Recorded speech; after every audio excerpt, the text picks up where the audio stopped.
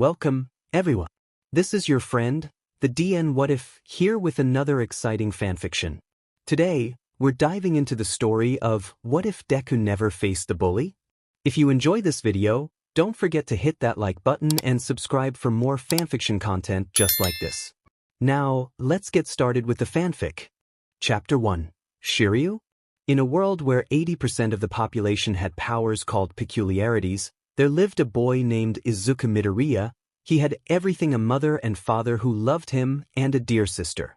The whole family was in the car, going to the hospital. They were going there because both Izuku and Izumi had turned 4 years old, and it was time to know about their individualities. Once there, the doctor takes some of the blood from the two and takes it to discover their individualities.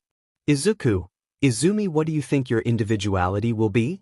Izumi, I don't know, brother, but for sure it will be the best there is, and you will also have a great one, and so we both will become great heroes. Inko, yes, my children, they will definitely be great. The doctor then comes back. Isashi, and then doctor? Doctor, well, Miss Izumi's individuality is a great individuality, by the way. She is called half electric and half water. With it you will be able to control water and electricity. Izumi is very excited to learn of her individuality. She had inherited the individuality of water from her grandmother and the individuality of electricity from her grandfather. Isashi and Izuku? What is his individuality? Doctor, well, before I answer your question, I would like to know something. What is your dream, boy? Izuku, I want to be a hero just like the All Might. Doctor, well, you better give up. You don't have individuality. As soon as the doctor said this, the world of Izuku fell. He couldn't be a hero anymore. He couldn't fulfill his dream anymore. Inko, thank you very much for the service, sir. Inko takes Izuku's cheek and takes him to the car. Izuku, mother, it stops hurting. Inko, don't say anything, freak. Izumi, exactly, don't try to say anything, you're just a useless individual. Hisashi didn't say anything. Just watched. Hisashi PS, I'm sorry, my son. After that, a total of 10 years had passed, and Izuku's life had become hell. He who cleaned the house, made food, and slept on a mattress as hard as rock. He was practically their employee. Hisashi was sorry for his son. He didn't want him to go through that. He had a brother who also lacked individuality and he had committed suicide. He didn't want his son to go through that either. Izuku was going to school full of bruises. He arrives in his room, but no one notices. He sits at his desk and waits for class to start. The class goes on and on and on.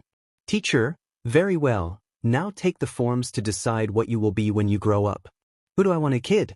He plays all roles at the top. Teacher, of course you all want to be heroes. The whole room starts to scream. Everyone starts to show their individuality. Izumi, don't compare me to these losers, teacher. I'll be the only hero in this class.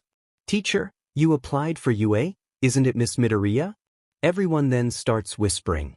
Extra one, but isn't this the hardest hero academy in the world? Showgirl 2, hearing that only 0.2% of candidates pass. Teacher, but it's not just she who did it.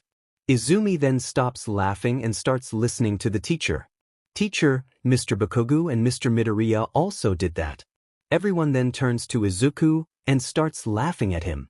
Showgirl 3, ha ha ha, seriously, Izuku? Bakugu, I understand he's strong and stuff. But you? Hashahaha, one without individuality, like you could never do that. Izuku just makes a sad sigh. Teacher, okay, now enough. Everyone is free, pack your things. Izuku was packing his things until he heard someone approaching him. Izumi, well, look what we have here. She sees Izuku holding something. He snatches it from his hand and reads what was written. Izuku, hey, give it back, this is mine. Izumi, handover of heroes N13? But what the F is this, Izuku? Izuku, it's just a notebook I used to write about heroes, that's all. Now give it back to me. Izumi, and if I don't return it? What will you do? She electrics the notebook, burning part of it, and throws it out the window. Izuku, why did you do that? Izumi, what's wrong? Will you cry now, brother? You're just a worthless piece of shit.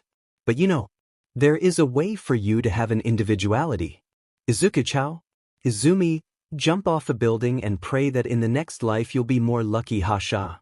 Izuku starts to get very depressed about what his sister is saying to him. You better stop. They hear someone, and Izuku is happy seeing who it was. Izuku Kaken. Izuku was very happy. Whoever was there was his best friend, and also the only one who hasn't made him hell in the last 10 years. Bakugan. I already told you to stop calling me that. Izumi, what do you want here? Bakugo, I just want you to stop pestering the Izuku. Because if you don't, you'll be in trouble. He shows you a recording of what she told him. Izumi, you wouldn't do that. Bakugo, I would. And if I post this, you know your future would be completely ruined, right? So make a choice, leave him alone, or I'll post it all on the internet. Izumi, finding himself out of options, just leaves the room dumbfounded. Bakugo then helps Izuku to get up. Izuku, thanks for the help, Kaken. Bakugo, no problem. Only next time try to get further away from her. Izuku, I'll try. Bakugo, are you going home already? Izuku, in a little while. I'll just get my notebook that she threw out the window down there. Bakugo, okay then. I'll see you tomorrow, okay? Izuku. Izuku then takes his notebook that was soaked with water, and he starts walking home, but he ends up in front of a tunnel. But he starts to hear a voice. Perfect, this weak and fragile shell will be a great hiding place. When Izuku becomes aware, a slime monster starts to take over his body, and his breathing starts to drop. Izuku, so everything ends here? Will I die here? Don't be afraid, dear citizen. Well, I'm here. Then Izuku sees someone throwing a punch in the monster and arresting him, but he ends up fainting. When he wakes up, he sees something he never thought to see in his life. All Might, the boy, I'm glad you woke up. I was already thinking about taking you to the hospital. Izuku, All Might. All Might, haha, exactly, boy, it's me. Izuku, my god, I have so many questions. Could you give me an autograph? He then realizes that his notebook was already signed. All Might, I would love to answer your questions, but I have to deliver the villain to the police. Goodbye, young man. All Might then jumps up and goes towards a building, but when he sees it, the boy was glued to his leg. All Might, boy, could you let me go? Izuku, but we're in the air. All Might, is true. It was bad boy. He then lands in a building. Izuku, before leaving, I have a question. All Might, what would it be? Izuku, a person without individuality, could he be a hero? All Might crashes with that question. He didn't know what to say to him, but after thinking he comes up with an answer. All Might, boy, I admire your longing to become a hero. But the world of heroes is very dangerous. Hundreds of heroes die every year. Imagine if someone without individuality became one? But you don't have to be like that. There is more than one way to save lives. You can become a policeman. They are not so well regarded these days, but they still save many lives. Izuki, so what to say that I can become a hero? All Might, I'm sorry, boy. He then jumps up and out of there like a flash. Izuku, seeing himself already without hope, leaves the building and starts walking home. He hears an explosion noise. He would ignore it, but his curiosity speaks louder. Once there he sees the slime monster releasing fire everywhere. Izuku, what? But how is this possible? The All Might had captured him. Izuku then realizes that the monster may have come loose when he held All Might. Izuku, him and it was all my fault. Showgirl, boy, if I were you I would get out of here. Izuku, extra. The villain is taking hostages, and he doesn't look very well. Izuku then turns to see the hostage, but his eyes don't believe what they're seeing. There was his father, dead at the hands of the villain. He wasn't believing what he was seeing, one of the only people who believed in him, one of the only ones who didn't mistreat him. He was dead there in his front. After a while, All Might appears and punches, which defeats the villain. But Izuku was very sad, so he just ran and ran until he came to an alley. There he stops and sits in a corner. But he hears 3 people approaching him. Thief, look, what do we have here? Such a young boy. Thief 2, what do you think of us stealing him and killing him? Thief 3, I think it's a great idea. They were about to kill him, and Izuku just accepted. He had no reason to live anymore. One of the only people who believed in him had died, and his favorite hero had destroyed his dream. What would he live for now? But another voice enters the alley. I think you'd better let go of the boy. Thief, and why would we do that? If you don't do this, all of you died here. You're kidding, right? We're not going anywhere. Well, you made your choice. They were about to attack the man, but he did something that left Izuku very impressed. Wrath of the Dragon. After he says that a green dragon appears and pierces the three thieves, taking them away. The axe glow then disappears, and Izuku sees that the man was also wearing green armor, with the dragon-shaped helmet. Izuku, already a little confused, decides to ask something. Izuku, who are you? Shiryu, my name is Shiryu, and we have a lot to talk about. Zero comment. Chapter 2, Explanation. Izuku was still amazed. He saw a guy use his power to save him, and he wore a very strange armor to his eyes, but very appealing too. Izuku, what do you mean talk to me? I do not know you. Shiryu, well I don't know you either. But I'm here to talk to you. It's about what? Shiryu, at first I wanted to know something. Why were you emanating such a big cosmos? Are you some kind of prodigy by any chance? Izuku didn't understand what he said. To him those words didn't make any sense. Izuku Cosmo? But what is this? Shiryu, don't you know? Izuku.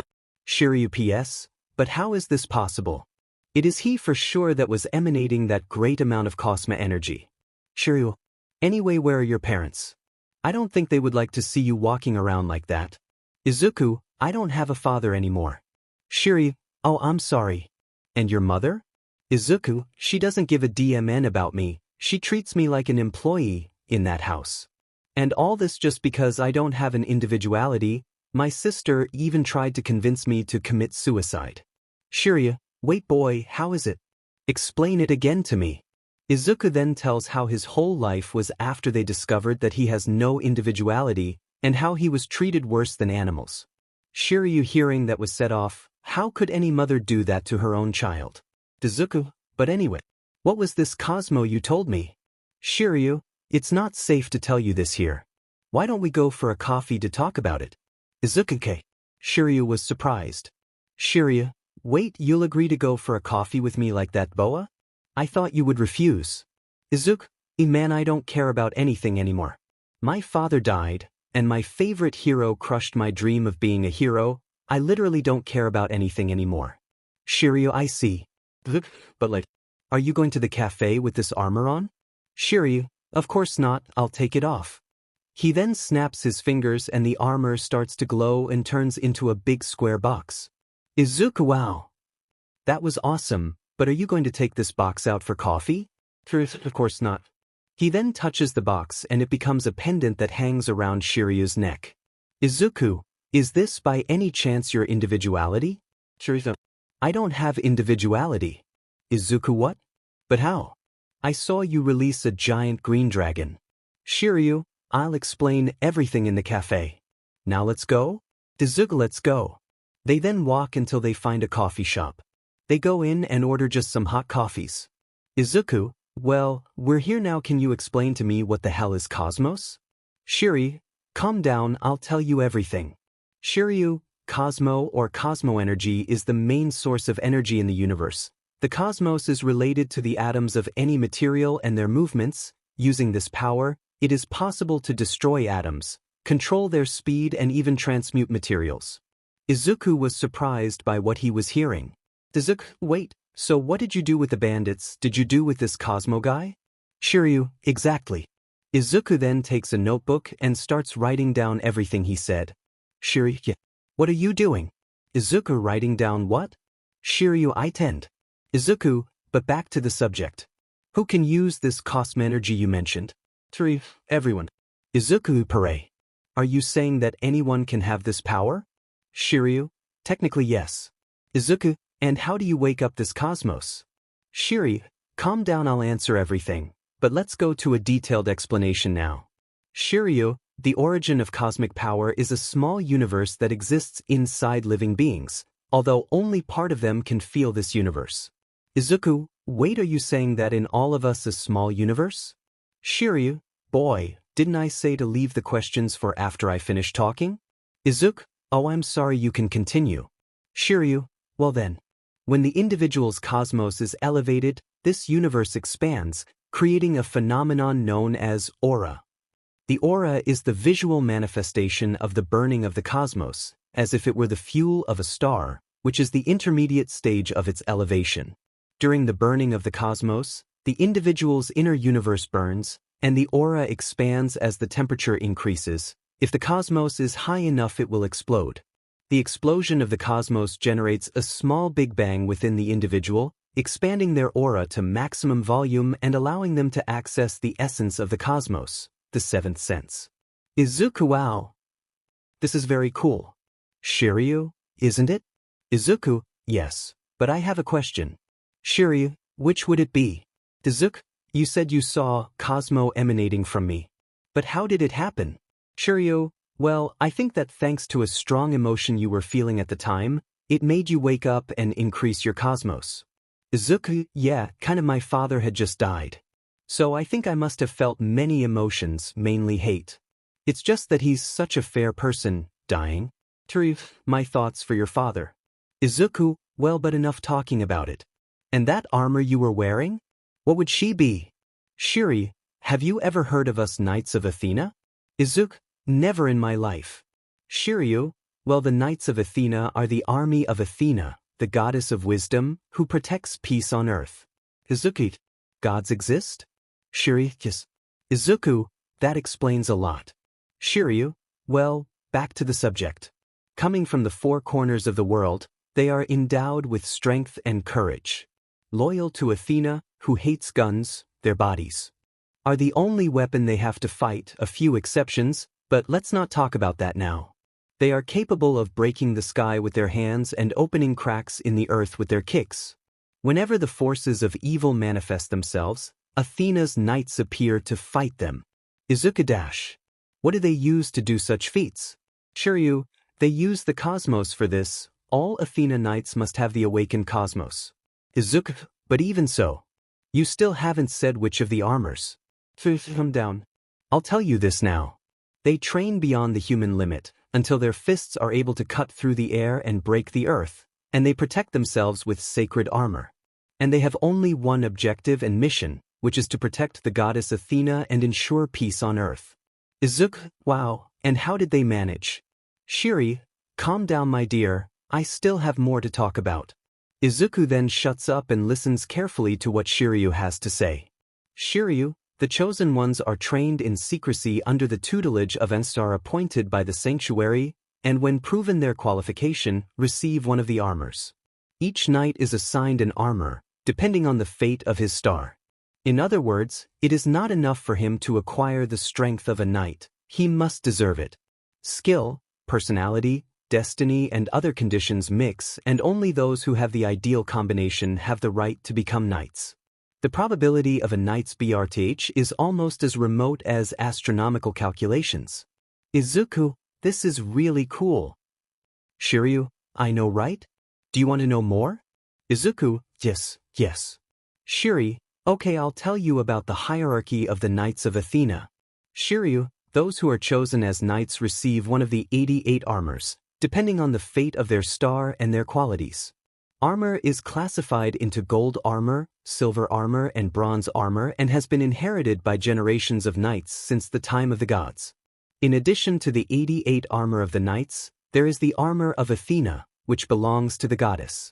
Izuku, how does this hierarchy work? Shiryu, well, bronze knights are the most numerous, their punches break the sound barrier, and individual combat skills are far superior to those of a normal human. Silver knights are those who have reached a higher level of fighting skills, equipped with 24 types of armor. In turn, the golden knights are beings that have reached the maximum level in fighting techniques, which makes them very important pieces for the sanctuary. As each of these gold saints has a specific role, the sanctuary rarely summons them, so they don't stray from their positions. That is, who perform most of the missions of the sanctuary, in reality, are the silver knights, and the bronze knights are called to help them. Besides that, to become a gold knight and have the right to wear the gold armor, the greatest proof of a knight's status, the candidate must acquire sufficient technique and skill through training, but above all, it must be predestined. Therefore, the title of Knight of Gold can often be given to knights when they are still children. Armor also stores the memory of the previous Golden Knight, which allows, if eventually the heart of the current Golden Knight is overcome by evil, the armor itself will reject it. Deku, this is a lot of mass, so what to say that these armors that give the powers that they use? Shiru, not quite. The absence of an armor does not interfere with the knight's strength, but only with the resistance. This is due to the fact that the constellation chooses the knight, and so, even before getting his armor, the knight can develop moves related to his constellation. This also indicates that an armor can have two users. Izuku, another question. When you wear the armor, is it yours forever? Shiru, if the armor doesn't accept its owner, it can abandon it, or become heavy for him, but the constellation still protects him as he belongs to his sign. Only whoever is chosen by it can use it correctly and master it. Izuku, another question. Is it possible to use blows from other contractions? Shiru, if a bronze knight wears gold or silver armor, he does not inherit constellation-related techniques. They must learn, and may even learn techniques from a constellation other than his own, otherwise, keep the same strokes. I myself inherited the Excalibur from Shura, a golden knight, because I witnessed it, and Shura passed it on to me, and even so, it took me a while to use it perfectly. Izuku, are you a knight? Shiru, yes. I am the Gold Knight of Libra, and also the Bronze Dragon Knight. Izuku, how many knights are there currently in the world? Shiru is sad after Izuku asks him such a question. Shiru, before I answer you, let me tell you a story. Izuku, Shiru, a long time ago, Athena's knights went to war with Hades, who was wanting to destroy the land. But logically Athena wouldn't allow it. She sent them all to face Hades' army. Nessa war, many died. Izuku, I'm sorry about that. What happened at the end of everything? Shiru, well, in the end Athena found herself with no chance of winning. So she designated that all armors were delivered to a knight. And I asked him to take care of them all with his own life, and told him to find people worthy enough to wear the armor. So one last blow, all the remaining knights together with her, sealed Hades and all his army, but they died together when they did that. Izuku, who is the knight who carries all the armor? Izuku asked, already knowing the answer. Izuku, well, I have one last question. Izuku, why are you telling me all this? I'm just a good-for-nothing sheet. A complete useless in the eyes of society. Shiru, I'm telling you this because I feel in you a cosmo energy that honestly even bronze knights don't have. Besides, when I look at you I don't see someone useless. I see a person who wants to do the impossible to bring justice to this land. Izuku starts to cry at Shiryu's words. No one but his father ever told him that. Shiru, boy, tell me, what is your dream? Izuku, to want to be a hero, sir. Shiru, so, I have a proposal for you. Izuku, what would she be? Shiru, I will train you, and make you worthy of having an armor. Izuku, but why would you do that for me? Shiru, boy, I'll be honest with you. I'm reaching my limit. Izuku, what do you mean? Shiru, I've been walking through this land for a long time, looking for someone who is worthy. But only now did I find that person. Izuku started to cry when he realized what he was talking about. Shiru, Izuku, do you accept to be my student? And in the future, carry all the armor with you? And find people who are worthy to wear them? Izuku, yes. I accept. Shiru, great, now tell me just one more thing. What day will be the exam of the Heroes Academy that you will take? Since you want to be a hero, you should have already signed up for one. Izuku, in about 12 months. Shiru, a year from now, right? This is much less time than I expected, but we'll just have to make your training more difficult and we'll at least get you, right, a bronze knight level and make you get 1 bronze armor. Izuku, but like how am I going to be able to find people worthy of the armor? Shiru, well, you'll go to a Heroes Academy, try to find there or anywhere else people worthy to carry the armor. Well, there's something else I'll tell you. Izuku, what? Shiru, well, the seal that Athena left on Hades. I feel it will break. You saying he will come back? Shiru, so you will also kind of fight for the future of humanity. Well, just remember that when you find someone worthy, you will have to provide the necessary training, And also all this information I told you. Izuku, Tendi. But tell me, what will we do now? Shiryu? Well, now we will go to my house to do your 1-year training. But you will have to leave this city behind during this time. Are you willing to do this? Izuku's. Shiryu, perfect. Now let's get out of here. I'll take you to my house soon. Izuku, but and my stuff? Shiryu, at my house I have training clothes that fit you. Shiryu, so yeah? Izuku was very happy listening to all that. Just the thought that he would become a hero, and also that he will be part of something bigger, made him very happy.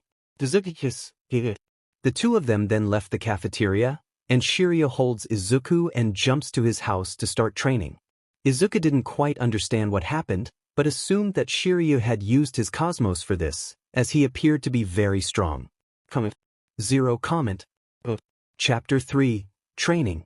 When Izuku arrives at Shiryu's house, he is slightly surprised by what he sees. Arriving there, he sees that the house was something simple. There weren't many things, just the basics to survive, and there was no TV there. There was several books too, all explaining how the cosmos works and explaining things about knights in general. Shiryu, before we start, I want to talk about how your training will start. Izuku, Shiryu, well, first, I want to tell you that we are going to skip a good part of basic knight training. Izuku, Shiryu, because you, unlike almost all people that exist, awaken the cosmos only with your emotions. And this is extremely rare. Naturally, for someone to awaken the cosmos, they would have to train childhood, and part of adolescence practically, and the most still couldn't. Izuku, that's good then, isn't it? Shiryu, yes. But you still have to learn to control her. Besides, I still have to say extra things about the cosmos.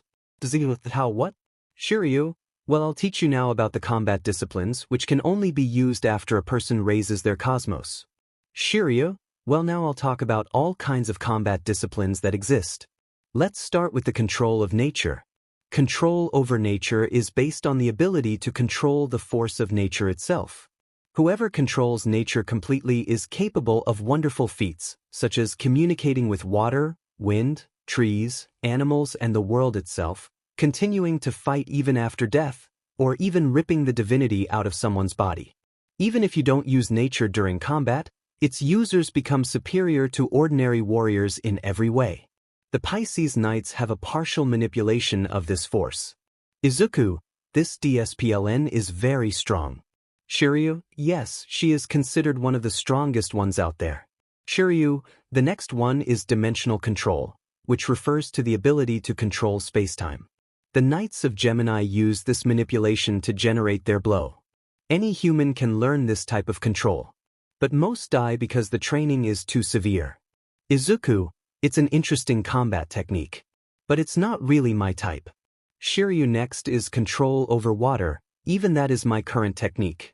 The technique allows the user to communicate with the water and even change the movements of rivers, even inverting them. I did it myself. Inverting a waterfall. Izuku, it would be a very useful technique, right? A battle? Shiryu, next is air control, which is the ability to control the movements of the air, whether it is to throw the opponent into the air, create air barriers, immobilizing air currents, or even generate lethal force hurricanes. Izuku, very useful to arrest villains, this one. Shiryu, the next one is electricity control, which allows the individual to generate and control electricity or electrons. Izuku, this one is very interesting. Shiryu, the next one is control over stars. It refers to the ability to control stars, differing from control over light. But only gods can do that. Izuku, it's a shame. He would be the strongest if it wasn't just for the gods. Shiryu, the next one is atomic control, which is the main technique of us knights, which refers to the ability to destroy atoms without breaking them, which causes them to disappear completely. So you can reach the destructive power of the knights, you must explode your cosmos, like this. He then goes to a gigantic rock and breaks it just by touching it. Izuku is very surprised. He knew his MSTR was strong, but he didn't know he was so strong. Shiryu, of course you won't be able to do this perfect form that I did without making many moves. You will probably start doing the imperfect form, which is with punches and kicks. But this will already be in advance. Shiryu, now let's talk about temperature control. which is one of the most useful types of atomic control. It refers to the ability to control the motion of atoms, accelerating them to increase the temperature, which generates heat, or slow them down to lower the temperature, which creates cold. Izuku was very interested in this temperature control, specifically the acceleration of atoms. Shiryu, well, I'll talk for now, just these for now. Do you have any questions? Izuku, actually yes. Shiryu, which would it be? Izuku, how the acceleration of atoms can be generated. Shiryu, so you want mesh with fire, is it? Izuku, maybe. Shiryu, alright, I say, it can be generated in two ways. In the first way, the user uses his cosmos in a psychic way, generating heat. In the second form, the user uses his cosmos in a physical way, using his speed to increase the temperature around him. Izuku, Tendi. It's good to know that. Shiryu, Izuku, I have a question. What day and month were you born? Izuku, August 15th. Shiryu, so you're from the lion sign. I think I already know which constellation protects you. Izuku, which would it be? Shiryu, well, based on your interest in temperature control, and also on that you felt a lot of hatred to see your father dead, I believe that the constellation Phoenix, the Phoenix protects you. Izuku, is this good? Like this hate talk and such aren't bad things? Shiryu, well yes, but it's like I said, it's just that you don't let yourself be contaminated by evil, that you'll be safe. And I see you won't let yourself get carried away by this. Shiryu, well first let's set a time to train. Izuku, do you have problems sleeping 5 or 4 hours a day? Izuku, no, sometimes I would only sleep for 3 hours and I would feel good. Shiryu, okay, so I think I have a good time with me, but I'll say that as we only have 1 year until your academy starts. Kind of training will be much more hellish than usual. Izuku, I understand. But if it's to conquer my dream and save the world, I'll do everything to make it happen. Shiryu, so you will train for 15 hours a day, sleep for 5 hours, and have a free time of 4 hours.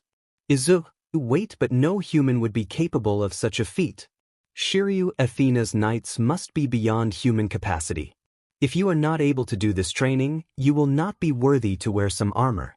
Shiryu, but then you are willing to do the training for 1 year? Izuku, even with some fear, knew that the walk to his dream would not be easy, and not normal at all, so full of determination and a little afraid he answered. Izuku. Shiryu, perfect, so now get ready to live hell on earth. Izuku shivered hearing this and then realized something. Izuku's, well, I'm screwed. Time skips 6 months. It's been 6 months since Izuku started his training, and during that time he learned to have even little control of the cosmos, plus he used all his free time just for one thing, reading about the different types of cosmos, knights, and about the gods. He was also able to use the cosmos to do little things. He already had a strength and speed far beyond normal. And he was already able to use the cosmos in a physical way, and use his speed to increase the temperature around him. But he still couldn't mold the cosmos into any attack. He could only generate fire with his hands. But he still couldn't make any kind of attack. In the 7th month, this was his main training. Izuku was training to shape the cosmos in some attack. Shiryu, Izuku, pay attention.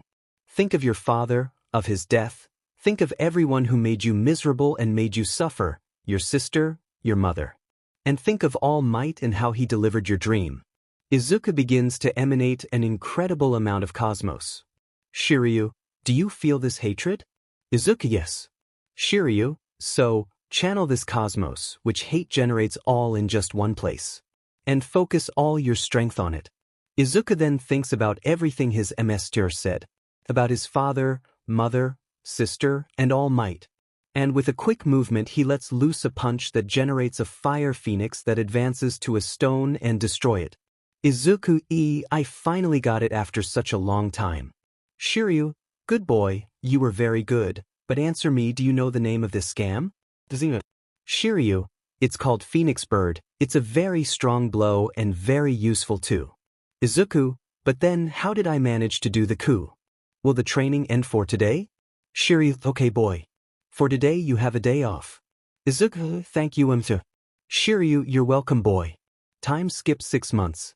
Another 6 months passed, and the AU test was just a few minutes away. In those other 6 months, Izuku focused on learning other Cosmo combat disciplines. He learned a lot about illusion creation and telekinesis, and also learned a little bit about controlling electricity. At that time he also formed other attacks. He for example now could use the Phonics Phantom move, which was a move that left the opponent in an illusion, and also could read the opponent's mind. He used this technique to torture his enemies through of his worst fears. He was able to use a little telekinesis, but he could only move small objects, and he was also able to release some rays, which were not many, but he plans to train but the ray control later. Right now, Shiru was taking him somewhere he didn't know what it was. Izuku, where are you taking me? Today is my last day of training. You said you would have something special to show me. Shiru, calm down, we are already coming. The two of them then arrive at a room full of different pendants. Izuku didn't understand, but he reasoned a little, and was happy when he reached his conclusion. Shiru, you know what we'll do here, right? Izuku, will I receive my armor? Shiru, yes, it's time, now close your eyes. He then closes and waits to receive his armor. Shiru takes a pendant and hands it to Izuku. Izuku opens his eyes and sees the image of the pendant. Is it a phoenix? Shiru, yes, this is the phoenix armor. Izuku, how do you make her appear? Shiru, throw the pendant on the floor. Izuku, he throws it to the ground and a glow starts to form, then a box appears, and it starts to fall apart and start to take on the shape of a phoenix. The phoenix then disassembles and goes to the body of Izuku. Shiru, well, I believe you are worthy of the armor, and by the way she thinks that too. Izuku doesn't answer him, he just makes a sad face. Shiru, what do you hear, boy? Izuku's life was such a sad, but at the same time so exciting. Shiru, you are receiving his memories. Izuku, I swear I will honor his memory. Shiru, I know you will do this. I have confidence in you. Izuku Mr. I am very grateful for what you have with me. For your training, your teachings, and for everything ever. Shiru, no need for that, boy. A thank you is already great. Now one last gift. Do you remember what I said about you one day having to take care of all the armor? Izuku, wait, are you saying that I'll have to take care of all this? Izuku, but where do I keep so much stuff? I have nowhere to take the armor. Shiru, you don't need to change their place. This whole place we are is protected. Izuku, what do you mean? Shiru, well, basically nobody can come to this place. To get to this place one needs to have already awakened the cosmos, and only those who awakened it can train or walk around here, so this place is basically impenetrable. Besides that, you can sleep here if you want, and if you want to know more about the armor or the cosmos, I just came here, since you can come here anytime you want. Izuku, Tendi. But how do you get out of here? Because it's kind of only about 30 minutes until the AU test starts. Shiru, take off your armor first. He takes it off. Shiru, good to get out of here. Just put your pendant on the floor and imagine the place you want to go, and you will leave there. To enter again, it's the same thing. You just have to imagine this place we are in, which by the way is called Sanctuary. Izuku, it's time? Do you think I'll pass? Shiru, you will pass for sure, but remember one thing. What is your goal there? Izuku, my goal is to find people worthy of receiving armor, and train them to awaken their cosmos. And bring justice to this world. Shiru, very well, and remember that you don't need to find people only in this hero's course. I myself know a lot of bad and corrupt heroes. Izuku, okay, Mr. Now I'm on my way, and thanks again for everything. Shiru, okay, now go there, bring justice to this land, boy. Izuku then leaves the sanctuary, and goes to the UA to take the test. Zero comment. Chapter 4, UA Test. Izuku was walking to the AU gate. He couldn't believe that he would finally enter the best hero academy in the world. He was very excited, so when he entered someone bumped into him. Izumi, or your teat animal, don't bump into me. Izuku then saw that it was his sister. He was very nervous at the time. He knew his appearance had changed. But he didn't think his sister wouldn't recognize him. Izuku, I'm sorry, I'm leaving. He then leaves her side and goes towards the place where he will take the written test. It was a long test, but very easy. He finished in less than 40 minutes. He then went to the area where they explained how the practical test will work. After everyone arrives at the place, A man appears and starts to explain everything. Mike, to everyone who arrived here, congratulations. Are you ready to know about the practice test? Say yo. Everyone is silent. Mike, I already noticed that you are more refined. Well, the test will work in the following way. You did the test in an urban area. Avera robots that will be classified from level 1 to 3, level 1 from a point, the level 2 of 2 points, and last level 3 of 3 points. Excuse me, sir. May I ask a question? Mike, yes, my dear. On the presentation poster it said that there would be 4 robots, but you said that there would be only 3. If this is a mistake, it is unacceptable for a university like the UA to have such carelessness. And you there, he points to Izuku. Izuku me? Yes, you're mumbling, and you're disturbing other people. Izuku. At 4 eyes. I'm not doing anything wrong. Who is really disturbing people here is you.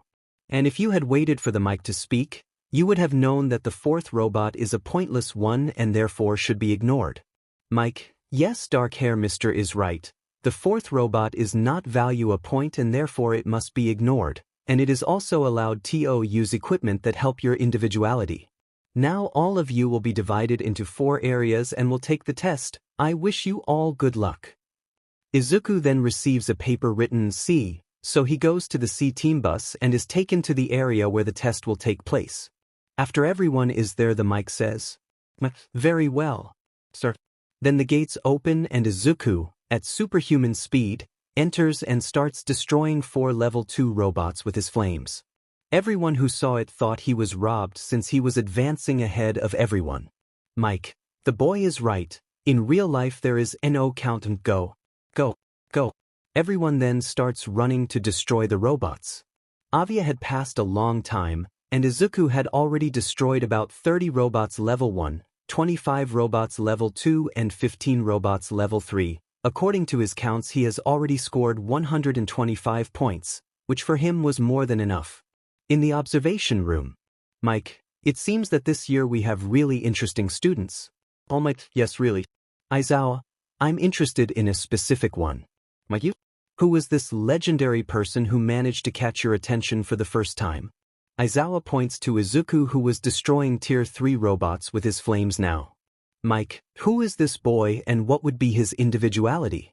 Nizu, his name is Izuku Midoriya. And he has no individuality.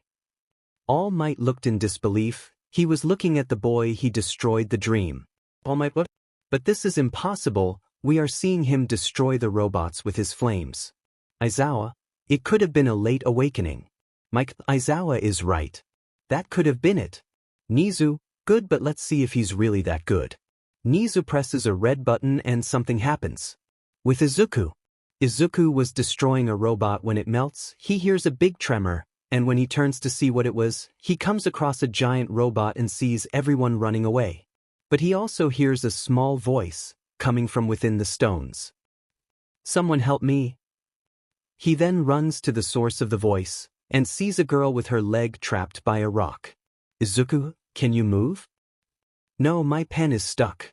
Izuku, calm down, I'll take the rock out of here. He then uses the cosmos and takes all the stones off her, takes her by the lap and leaves her there on the ground. You should run away, you won't hold up against ground zero. Izuku, you don't know me yet. I destroy this robot easy. He takes out a pendant and throws it on the ground, and a glow forms, and a phoenix-shaped armor appears. Both the teachers and the students didn't understand anything. Izuku then jumps up, that makes him face to face with the robot, and the entire armor snaps into him at that exact moment. Izuku, phoenix bird. Then a gigantic fiery phoenix appears and completely passes through the robot's body, finally destroying it completely. Izuku then lands on the ground and removes his armor, turning it back into the pendant, so the mic announces a warning. Mike, the test is over. For those who are hurt, the recovery girl is on the exit to heal them. Izuku then takes the girl by the foot and realizes that she had passed out. He then picks her up and takes the recovery girl. Izuku, recovery, this girl here is hurt. Can you cure her? Recovery. She then cures. Recovery, leave her here, she should wake up just now. Izuku, okay, I'll be going so. The one thing. Recovery, what? Izuku, I would like to talk about something with the NISA director. Could you schedule a meeting with him? Cavalry, well, I ask for 10. Nizu, you don't need to ask for that. I also have questions. The director then appears surprising recovery girl. Izuku was not surprised because he already knew he was there. He is able to feel the presence of the people around him. Izuku, so I could talk to you? Nizu, yes, but let's go to my room. There we can talk more privately. Izuku-ke. Izuku then follows Nizu until he reaches the director's office. Nizu then sits in his director's chair, and Izuku sits in the chair opposite the Nizu. Nizu, well, could I start by asking something? Izuku, make yourself at home. Nizu, I researched about you. You are currently missing, and besides you don't have an individuality. But you are right in front of me at that moment, and on top of that you used an individuality. Izuku, well, I awakened my individuality late. And after that happened, I disappeared to train. And I didn't tell my family anything because kind of like I didn't have individuality, we weren't very close so to speak. Nizu, I see. Izuku, well, I have a proposal for you. Nizu, what would it be? Izuku, when my name is going to appear somewhere, like lists or anything else, could you make it appear as Phoenix Izuku? Just so no one can find out about my past. And could you also tell me if I passed the test or not? It's because I kind of don't want you to send any letters about me to my house. Nizu, I can do the first one easily, and the second one too. Izuku, so where did I stay on the test? Nizu, well, you made a total of 125 points destroying robots, but you saved a girl by destroying point 0, thus earning 60 rescue points, getting 185 points and getting first place. Izuku, wow. That's enough. What day does the class start? Nizu, in 1 week, your room is A1. Welcome to your Heroes Academy, Mr. Phoenix. Izuku, thank you, now I'm coming, Mr. Director, I hope to see you again. Izuku then leaves the AU and goes to a small alley, and from there he goes to the shrine. Once there he walked and shouted for Shiru. He was excited to tell his Emir the news. Izuku looked at his star. Silence. Izuku doesn't hear anything. Izuku PS, he must have left. He usually does that from time to time. But he goes to the library and sees a paper on the table. He picks it up and is amazed at what he reads. Letter. I'm sorry to say this through this letter, but I won't be able to accompany you anymore. I'm going to die. I've been alive for about 280 years. You must have read about in the library how the cosmos affects our lifetime. I'm already at my limit. Now I leave this whole sanctuary with you. It's yours from now on. I have faith that you can find people worthy of wear the armor, and I have faith that you will also be able to fulfill your dream of being a hero along the way. Now you are definitely a knight of Athena, fight for justice and peace on earth. From his Shiru. Izuku, reading the letter, started to cry. He knew that his emissary would die sooner or later. After all, he was alive for a long time. But it was still something he couldn't understand. He only had one thought in that time. Izuku, I swear I will find people worthy of the armor, and I will become a hero. And I will fight for justice and peace on earth. I swear. That day Izuku went to sleep with the happiness of being accepted into the AU, but with the sadness of the death of his MSTR. He will then spend 1 week training his control over electricity as it was his current worst control. Time skip 1 week. A week passed, and Izuku was already going to the AU. In that time he had improved his control over electricity, and now he was also able to throw lightning at surreal speeds, from what he saw in the nights. History books this move was used by a golden knight named Ioria de Leo, which made even a little sense for him to use this blow since his sign was lion. Izuku, okay, it's time now. He's already dressed in university clothes and with all the necessary materials, goes to an alley, and starts walking towards the UA. Zero comment. Chapter 5. First day at UA. Izuku arrives at the UA and starts looking for his room. He was really lost. The halls of that university were too big. But after a while he finds his room and walks through the door, and when he comes in he sees something that was expected. Get out of here, I do what I want, you don't order me. You shouldn't talk like that to someone. How do you want to be a hero like that? Izuku PS, yeah, I already imagined that something like that would happen. Izuku realizes that the blue-haired boy was going to him. Lida, my name is Lida, and I ask you to apologize for my attitude in the exam. You, unlike all the other participants, realized the true meaning of the exam by saving that girl. He then bends towards Izuku. Izuku, dude, you don't need that. I forgave you, Boa. My name is Izuku, nice to meet you. Izumi and Bakuga, hearing the boy's name, were really surprised. Bakuga PS, wait, is he the Izuku Midoriya? He disappeared, it can't be him. Although he's similar. But he's different, so maybe it's just a coincidence.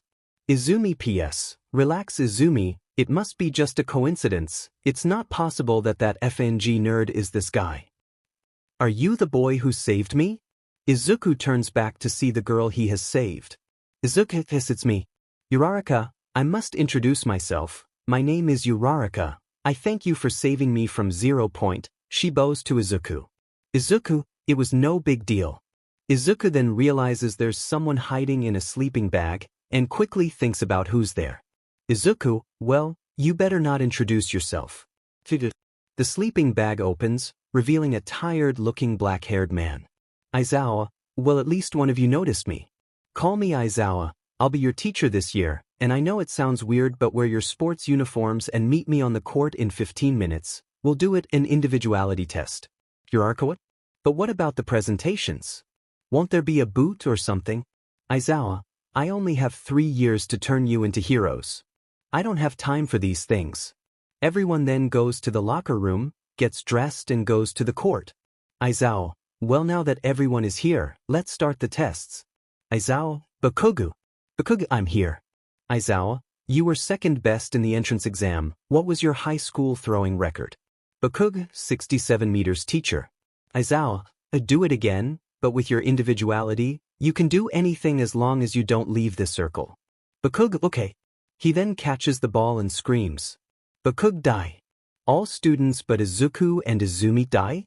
And on the device that Aizawa was holding, the number appears. Aizawa, 701 meters.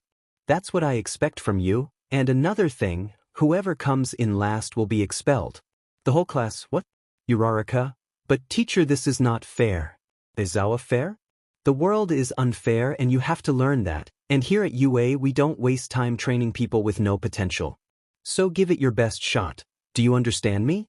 The whole class, yes teacher.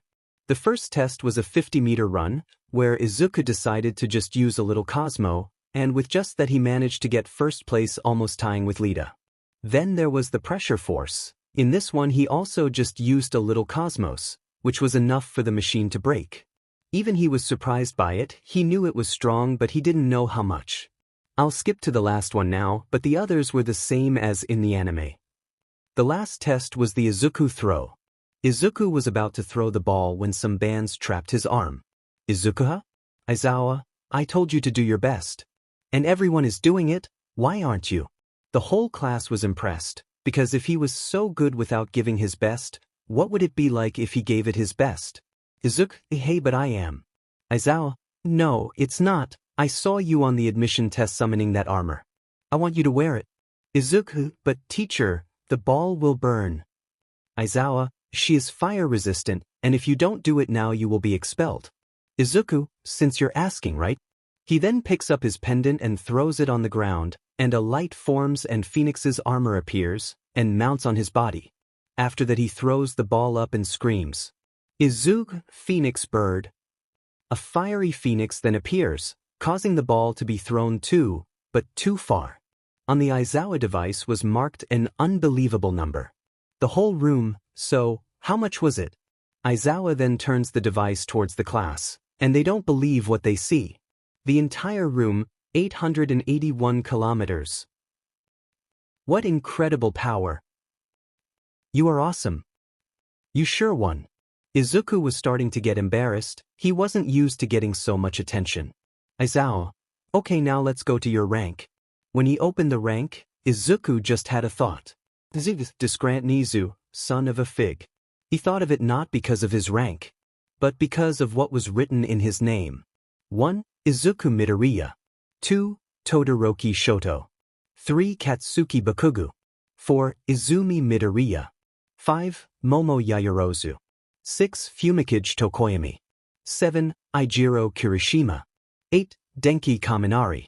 9. Vishido Mine. 10. Tsuyu Azui. 11. Tenya Red. 12. Achiko Uraraka. 13. Kyokujiro. 14. Yuga Oyama. 15. Mashireo Ojiro. 16. Koji Koda. 17. Rikido Sato. Fear Shoji. 19. Toru Hagakure. 20. Hanta Siro. Bakuga PS, it's not possible. So it's really him. But if it's really him, why didn't he say anything? And how did he get that individuality? Izumi PS, that nerd son of a beach. How did he get these powers? And where has he been all last year? It was possible to hear Siro start to tremble for being in last place. Aizawa, and that thing about the expulsion was a lie. Entire room ham? Momo guys, it was obvious that this was a lie. Izuku, he probably just said that for us all to give our best. Aizawa, yeah. Izuku, I want to have a word with you. The rest is free, go to the 1A dorms and pack your things in your rooms. So everyone leaves, leaving Izuku and Aizawa alone. Aizawa, well, is your quirk of the mutant class? Izuku was now slightly worried, because now he would have to invent details about his individuality that he doesn't have. He would have to invent many things now. Izuku, when I wear the armor, technically yes. Aizawa, do you know what my individuality is? Aizawa, it's called erasure. With it I can erase my opponent's quirk just by looking, but it leaves my eyes dry, and it doesn't work on mutant class individuals. Izuku, it makes sense. Aizawa, what would your individuality be? Izuku, I'm able to summon this armor that you saw yourself. With it I have my strength, speed, and all my attributes amplified, besides having a control over the flames. I can too wear this without the armor, but the armor does a certain buff on my individuality. Aizawa, I see. You are free now. You can go and pack your things in your room, in the dorms. Izuku, okay, I'm going. Izuku then leaves the room and goes towards the dorms. When he got there, he realized that he didn't know which was his room. Then he realized that there were people in the room gathered, so he decided to ask them if they know where the paper where they show each one's room is. Izuku, or do you guys know if there's a paper where you say where each room we're going to be? Momo, there is on the kitchen wall there is, and by the way, the bedrooms are double. Izuku, he goes there in the kitchen, and sees that he will be on the second floor in room 13 with a girl named Tsuyu Azui. So he goes to the stairs, and he goes up to the second floor, and he walks to his bedroom. He knocks on the door. Izuku, is there anyone there? Apparently his pair wasn't there, so he goes in, puts his pendant on the floor, goes to the sanctuary, takes a suitcase he left ready and comes back quickly so no one notices there was a fucking portal in the middle of the room, but someone knocks at the door. He then takes his pendant and puts it away, goes to the door and opens it. And he comes across none other than Katsuki Bakugu. Izuku, I already imagined that you would come here. I think I owe you some explanations. Bakugu, you must yes. A lot of explanations actually. Izuku, come on in there, let's come in. Zero comment. Chapter 6. Knowing everyone. Bakugu then enters Izuku's room and sits on a chair. Izuku then sits in front of him and speaks. Izuku, ask now what you so much to ask. Bakugu, firstly, where the fucks have you been all last year, and how did you get an individuality? Izuku, let's do one thing at a time. Do you remember when my father died? Bakugu, yes. I found out one day later from the newspaper what happened. Izuku, well, after this happened I kind of awakened my individuality. Maybe because of the feeling of anger and sadness I was feeling at the time. Bakugu, but that still doesn't explain his disappearance. Izuku, well, I disappeared to train, and also to get away from those two. You know very well that I lived hell in that house. Bakugu, but why didn't you talk to me then?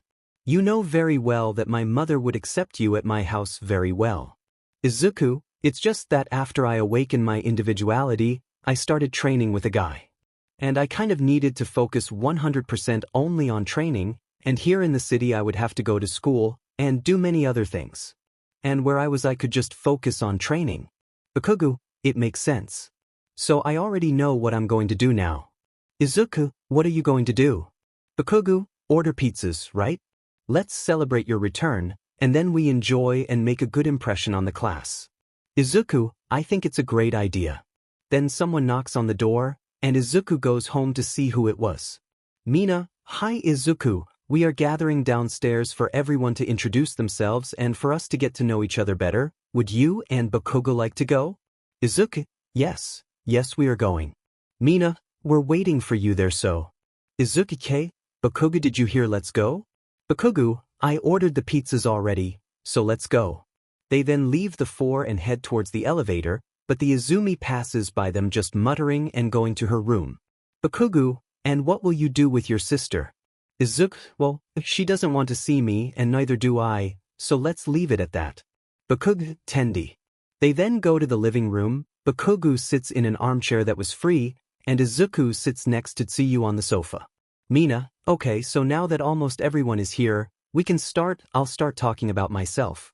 Mina, my name is Mina Ishido. I like to smile a lot, I love dancing, I hate people who bully each other, and I'm very romantic, so I will make a lot of couples in this room. My quirk is called acid. It allows me to produce a corrosive liquid from my body. I am able to control the solubility and viscosity of this corrosive liquid. Izuku PS, so she likes to smile a lot, doesn't like bullying, and is a fanficker. I've seen that she's going to make a lot of couples in this room. Yuga, my name is Yuga Aoyama. I'm someone very handsome, I'm of French origin, and I'm honestly the most elegant here. My quirk is called naval laser. With it I can release a naval laser, but if I shoot for more than 1 second I suffer intestinal problems. Lida, my name is Tenya Lida. I follow rules and I'm someone severe, and sometimes I'm even too sincere. My quirk is called engine. It manifests itself in the form of motors on my calves, giving me super speed. Izuku PS. It's a good individual, but I think this Lida is a little too serious. Tsuyu, my name is Tsuyu Ajui. I always speak what's on my mind and what I think about others. I hate cold climates, and my individuality is called frog. She allows me to do everything a frog can do, jump great distances, sticking to walls, sticking out your tongue, and obviously making part of my body look like a frog. Most people found this extremely disgusting, which ended up making Tsuyu a little sad, but Izuku found it extremely interesting. Izuku this, so she's sincere, appealing. She has a great natural beauty. Then he starts to think about her appearance, but he realizes what he was thinking. Stop thinking about it, Izuku, don't think in this kind of thing now. Ojiro, my name is Mashireo Ojiro. I don't like to receive credit for things I didn't get with my own abilities. My individuality is called tail. This individuality gives me this tail. It works as a third arm. It's strong enough to break objects made of metal. Uraraka, my name is Achiko Uraraka. I like to make friends, and I always try to help someone when I can. My individuality is called gravity zero. It makes everything I touch, I can leave this object or person floating. Izuku PS. A very useful individuality for rescue. Kirishima, my name is Ijiro Kirishima. I like manly things. I really like to work out and go to the gym. My individuality is called hardening. With it I can harden and sharpen any part of my body. Izuku PS. It's a good individuality. But the amount of joke you can do with hardening is not written. Kaminari, my name is Denki Kaminari. I like girls a lot, so whoever wants me I'm free. Nobody cared for him. Yeah, I know I'm handsome. My individuality is called electrification. It allows me to generate electricity all over my body, but if I go beyond that limit, my brain ends up short-circuiting. Jiro, my name is Kyoka Jiro. My individuality is called earphone jack. She makes me have a pair of headphone jacks in my ears. When they are plugged into something, I can channel the sound of my heartbeat in the form of a violent vibration attack. Izuku PS. She didn't say much about herself. She must be shy. Tokoyami, my name is Fumikage Tokoyami. My individuality is called Dark Shadow. She is a beast that can materialize and contract from my body freely. He itself is very versatile. However, the energy of Dark Shadow is limited and can be drained by daylight. Izuku PS. This Tokoyami guy seems to be a very serious person. Shoto, my name is Shoto Todoroki. My individuality is half cold, half hot. With that I can control fire and ice. Izuku was with curiosity at the limit now. because only at that moment he realized something. That boy emanated an incredible amount of cosmos. He was extremely sure that he had already awakened the cosmos. But he was letting it out. So he probably didn't know what the cosmos was, and he didn't even know he had it, and that means he woke up in the same way as Izuku, through a strong emotion. And that also means that this boy has gone through something. He decided that he would talk to him later about it. Maybe he can finally talk about the nights and the cosmos with someone else. My name is Toru Hagakure. I like shopping, plush, and anything cute. My individuality is called invisibility, which makes my body totally invisible. Momo, my name is Momo Yaoyorozu. My individuality is called creation. It gives me the ability to create any non-living material from my uncovered body, through my fat cells, and the more I eat, the more material I have to work. Bakugu, my name is Katsuki Bakugu, and I will be the next N1 hero. That's all I have to say. Mina, hey, aren't you going to talk about your individuality? Bakugu, I don't have to do this. Wow, thick. Izuku Okaken is like that. He has all this serious pose, but inside he's a good person. Mina, I'll believe you. For now. Izuku, okay, now it's my turn. My name is Izuku Midoriya. I like to talk about Greek mythology and about the gods. My favorite food is pizza. I like the color purple, and my individuality is called Phoenix. With her I'm able to summon an armor, and with it equipped I can generate flames, and have some control of electricity. I can use it without the armor too. But the armor buffs my powers. Mina, okay, I think we're done with you. Only 2 or 3 people were missing, but they don't want to come here, right? Then someone knocks on the dorm's door. Izuki finally arrived. Yurarka, what just arrived? Izuku, you'll see. Izuku then goes to the door and grabs something that no one could see. Izuku, I brought our dinner. He then turns and shows 5 medium-sized pizza boxes. Kirishima, oh yes, Izabrow, that's real food. Izuku, thank Bakugu, he came up with the idea. Kirishima, thank you very much, Bakubrow. Bakug, don't thank me. Then everyone starts eating and talking about random things, but Izuku notices Todoroki was no longer there, so he assumed he went to the bedroom. Izuku, everyone is very cool and stuff. But it's my time, okay? I'm going to the bedroom. Yurika, good evening Midoriya. Izuku, for you too. He then goes up to the 2nd floor and goes to Shoto's room. Izuku, can I come in? Shoto, who's there? Izuku, it's me. Izuku Midoriya here. Shoto then opens the door. Shoto, what do you want with me? Izuku, I just want to ask you a question, that's all, so can I come in? Shoto, come on in. Izuku then enters and sits on a chair that was nearby. Shoto, so what do you have to ask me? Izuku, well it's a simple question. Izuku, do you know what cosmos is? Comment. Zero comment. Chapter 7, New Friend. Shoto, I have no idea. Izuku thinks for a moment and decides to give Shoto a vote of confidence and tell him about the cosmos. Izuku, do you want me to tell you what the cosmos is? Shoto, tell me now that you mention it, I'm curious. Izuku, Cosmo or Cosmo energy is the main source of energy in the universe. It is related to the atoms of any material and their movements. Using this power it is possible to destroy atoms, control their speed and even transmute materials. Shoto makes a serious face and doesn't show any kind of expression on his face. Shoto, are you wanting to play with me? Are you trying to deceive me by any chance? Izuku, of course not. Everything I said is true. Shoto, okay, so, since you say you are telling the truth, prove it. Izuku, what do you mean? Shoto, use this Cosmo to do something. Izuku, okay, I'll do something then. Izuku then punches Shoto weakly in the head. Shoto, why did you do it? Izuku didn't answer, he just got an extremely surprised and shocked face. Izuku, I just used a move on you. This move allows me to read and manipulate my opponent's mind. And your life wasn't easy at all. No wonder you've already awakened the cosmos. Shoto, what do you mean? Have you ever read my mind? Izuku, basically yes. Shoto, I very much doubt that. Izuku, okay, so I'll tell you some facts about you. You suffered being trained since you were 4 years old by your father who forced you to do this, because you wanted to overcome Hero N1, who made this scar on you, It was your mother, but you don't blame her. You refuse to use your fire powers, because for you that power is your father's and not yours, and lastly your brother's death when you were little.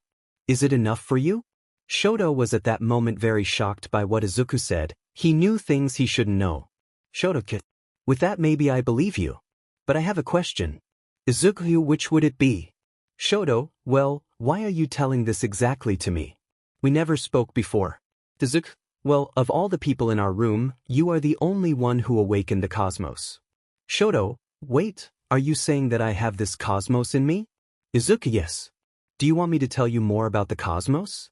Shoto, now that you've started, it's over. Izuku, okay, I'll tell you the origin of the cosmos in us. The origin of cosmic power is a small universe that exists inside living beings. When the individual's cosmos is elevated, this universe expands, creating a phenomenon known as an aura. The aura is the visual manifestation of the burning of the cosmos, which is the intermediate stage of cosmic elevation. During the burning of the cosmos, the individual's inner universe burns, and the aura expands as the temperature increases. If the cosmos is high enough, it will explode. The explosion of the cosmos generates a small Big Bang within the individual, expanding their aura to maximum volume and allowing them to access the essence of the cosmos, the seventh sense. Shoto, that's really quite a thing. But like, how did I wake up the cosmos? I don't remember seeing somewhere how to do this, to have done it. Izuku, well, there are two ways to awaken the cosmos, which is through training or through strong emotion, which was probably your case.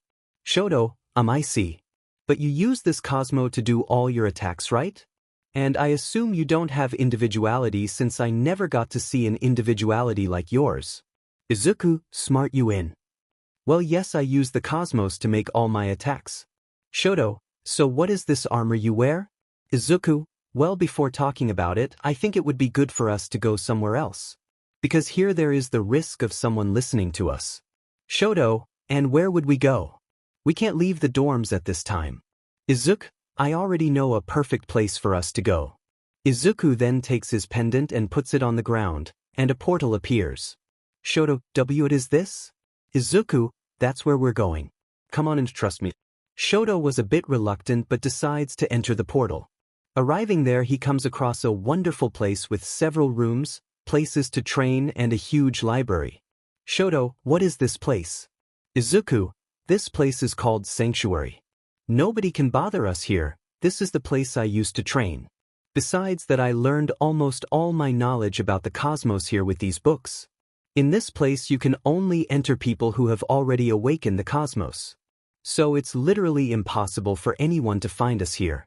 Shoto, but now you're going to explain to me what that armor of yours was? Izuku, I'll explain now. So Izuku explains everything about the armor, the cosmos, and the gods to Shoto. The explanation that Izuku gave Shoto was basically the same as Shiryu's, so whoever wants to see the explanation is in Chapter 2 of the FIC. Avia spent a total of 3 hours, and in that time Izuku explained everything to Shoto. Shoto, I must admit I'm a little impressed. Izuku, really? I thought you wouldn't be so long. Shoto, of course I would be. Who would have thought that there were gods, and that they had knights who fought for them, and they used a crazy energy, which allowed them to release some crazy powers and even take them to other dimensions. Izuku, speaking like that, you can? Stay really? Izuku, well, now that I've explained everything to you, I want to give you some things. Shoto, what would it be? Izuku, these books here. Izuku then gives Shoto the books. Learn about atomic control part 1, and learn about temperature control and deceleration of atoms part 1 and 2. These books helped you to have control over the cosmos. And also to make some attacks there. Shoto, thank you. Izuku, well, now I have a proposal for you. Shoto, which would it be? Izuku, well, you heard that my objective here is to find people worthy of becoming knights. Because according to my emissary, the seal that Athena made in Hades is coming apart. Shoto, yes, you told me that. Izuku, well, would you accept to become a knight with me? And help bring peace and justice to the land? Shoto, are you sure? Izuku, well, right now I'm probably the only knight there is. And I need to find people worthy of becoming knights soon, and prepare them. And at the moment you're the only person I've found that maybe it's worthy. Shoto, maybe? Izuku, who decides if you are worthy or not is the armor. Shoto, it makes sense. Well, except. Izuku, great, now about your armor. We'll do the following. I've given you the books you need to learn to control the cosmos. I want you to read all these books, and I'll also train you every day tonight, and if you manage to do before the sports festival at least 2 attacks related to decelerating atoms, I will give you an armor, and only then will we see if the armor will accept you. Shoto, okay, you will see, in a few weeks I will be better in Cosmo control than you. Izuku, haha, good joke. Izuku, well I think it's time for us to go back to the dorms. Izuku stopped talking mysteriously. Shoto, Izuku? What do you hear? Izuku, Shoto. What time was it when we came here? Shoto, around 2200 hours. Izuku, how many hours have passed since we arrived? Shoto, 3 hours. Shoto then realizes the problem. Shoto puts Gryla, we're screwed. Izuku, don't worry. I have a plan. Shoto, what would he be? Izuku, you'll see when we arrive. Izuku then leaves the shrine with Shoto, and they stop outside the dorms. Izuku-ke. I'm feeling the presence of all our classmates and Professor Aizawa there in the room. Shoto, I hope that this plan that you say works, because if it doesn't, we're screwed. Izuku, don't worry. My plans always work out. They then open the door and everyone in the dorm room starts asking where they were. Izao, hey, I'll be straight and rude, where the F were you? Izuku then, without giving them any time to react, starts running and punches weakly on the head, on all students and on the teacher, thus making everyone faint. Shoto, what do you think you're doing? Izuku, calm down, I just left everyone an illusion. And tomorrow when they wake up they'll all think that nothing happened, and that we never got out of here. Shoto, wow, this power is too appealing for my taste. But what are we going to do now? Izuku, first we'll take everyone to their rooms, and then we'll sleep. Shoto, so the two take everyone to their rooms, and finally go to sleep. Izuku and Shoko were tired after all. Today would have been a busy day for them. Izuku was happy. After all, now he could talk about the cosmos, the knights and the gods with someone finally after a long time. Zero comment. Chapter 8, Teams. Izuku wakes up and looks at his little watch and realizes that he was just late, he was mega ultra late. Izuku then starts to get ready as quickly as possible, and leaves his room to arrive soon in his classroom.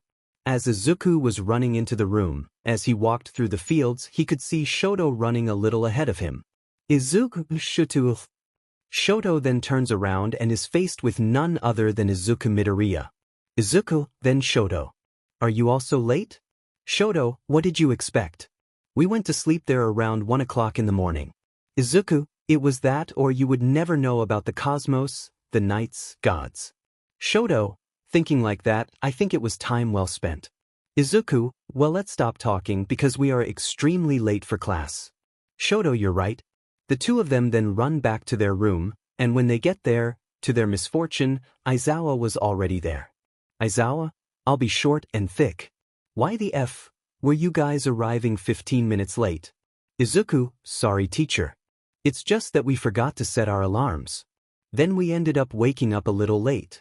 Aizawa, it's okay. As it's only the second day of class, I'll let this one go. But just this one, next time you made up your mind with the principal, did you understand? Izuku, Shoto, yes SIR. Aizawa, now, you two will sit down. The teacher for the next class is already coming. The two of them then sit down 2 free chairs at the back of the room. Aizawa, okay, now wait all of you, I'll call the next teacher. Then Aizawa leaves the room, leaving the students alone. Kirishima, wow, Midoriya and Todoroki. Izuku, Shoto, what? Kirishima, how did you wake up so late, if you were the first to sleep? Izuku, actually I have a better question for the whole class. The whole room, minus Izumi, turns around to see what he would say. Izuku, because nobody in this room woke up me and Shoto here? Didn't it cross your minds that we could get in trouble if we were late? Momo, I didn't wake up Shoto because it's his responsibility, not mine, that he wakes up early. Shoto and Momo are roommates. Shoto is what a daughter of Tsu, and Izuku, I didn't wake you up because you were so cute sleeping, And it seemed like you were at such peace that I was sorry to wake you up. After Tsuyu said this, Izuku was very embarrassed and no one said anything. After a long time of silence, Izuku says something. Izuku, yes, and then does anyone know who will be the next teacher? Uraraka, I have no idea. The whole view of the room goes to the door. And by the time Izuku heard that voice, he already knew who was coming. Izuku PS, puts Gryla. Don't tell me it's him. All Might, entering the room as a normal person. Izuku PS, if that's normal, I'm a priest. Kaminari, look it's All Might. See, isn't that the costume of the Silver Age? Kirishima, wow he is so manly. All Might, hello, I will be the teacher of your heroism class, and today we will. He then takes a board and writes something, and presents it to the class. Izuku, training. Izumi, combat. Shoto PS, they completed each other's sentences. All Might, exactly, combat training, but you should get a few things before. All Might then press a button, and a total of 19 suitcases appears on the wall. All Might, these are your hero's clothes. See, teacher, I have a question. All Might, ask young Azui. Tsuyu, we are at 20 but there are only 19 suitcases, does that mean one of us will be without our hero's clothes? All Might, no, it's just that Lord Midoriya didn't ask for any kind of clothes or anything like that. Kirishima, Izabrow, why didn't you ask for anything? Izuku, it's just that my hero outfit is my armor, so I don't need someone to make a hero outfit for me. Kirishima, yeah, it makes sense. All Might, okay, now go to the locker room to get dressed, I'll be waiting for you in our abandoned city simulation. All Might then runs off to the simulation. And all the students go to the locker room to get dressed, and Izuku waits for Shoto to leave because he said he wanted to talk to him. Izuku, Shoto, so what did you want to talk to me about? Shoto, well, I wanted to know about that girl over there. Izumi Midoriya, she's your sister, right? You have the same last name. Izuku, yes, she is my sister. Shoto, it's just that you don't even talk right.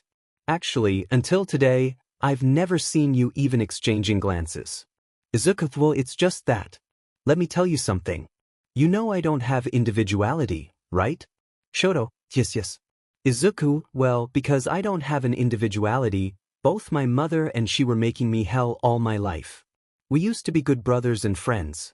But after the day we found out that I don't have it. Individuality, it has changed. Shoto, I'm sorry about that. Izuku, good man. Well, let's go to the simulator, everyone should be waiting for us. Shoto, meanwhile with All Might.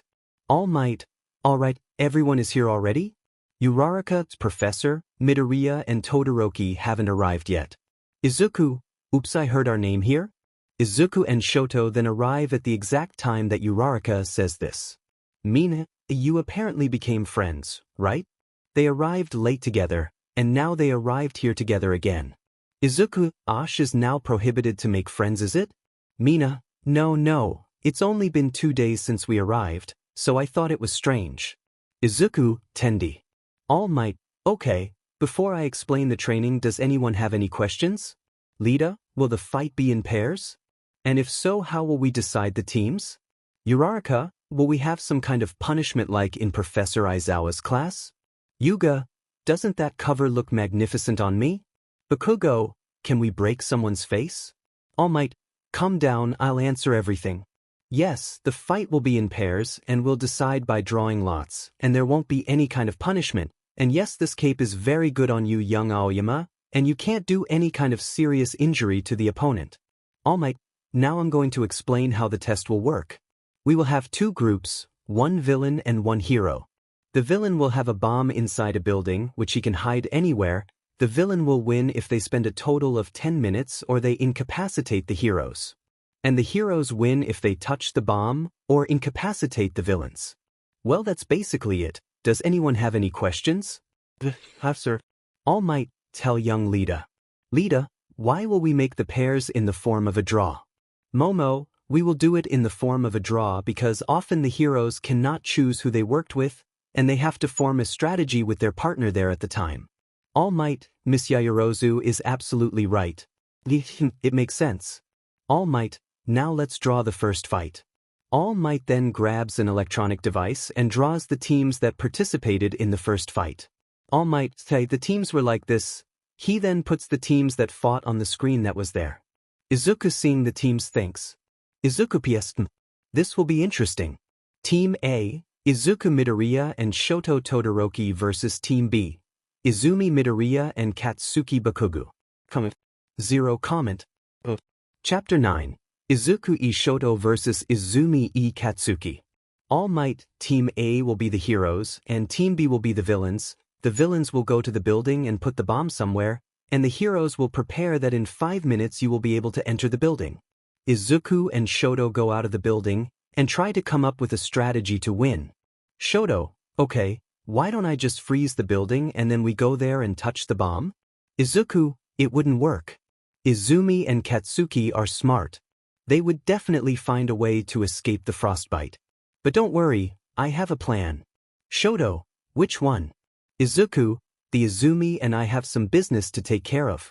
So she'll probably come running to face me, and the Bakugo knows these issues of ours to take care of, so she'll probably stay and protect the bomb. And while you go there and you'll try to attack him. But don't worry, when I'm done with the Izumi I'll go there to help you. Shoto, and how do you plan to beat Izumi? Because she is not weak. Izuku, I'll tell you later. But I'll just say that for me the fight will only last 3 minutes. For her it will be much longer. Shoto, okay then.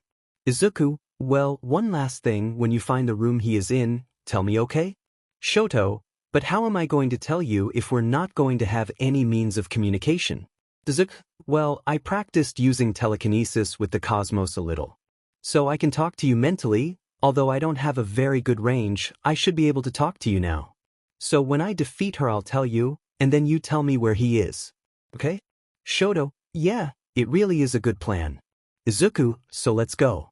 Izuku then throws his pendant on the ground and wears his armor.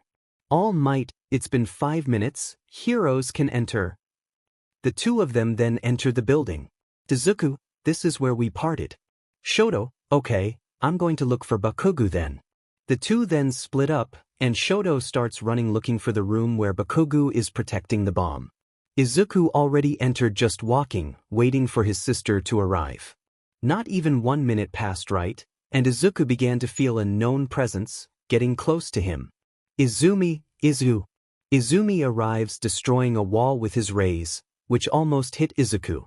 But Izuku didn't do anything, he just got a straight face and didn't even move right. Izumi, oichu sheet, you're not going to say anything? Izuku just makes a weird pose.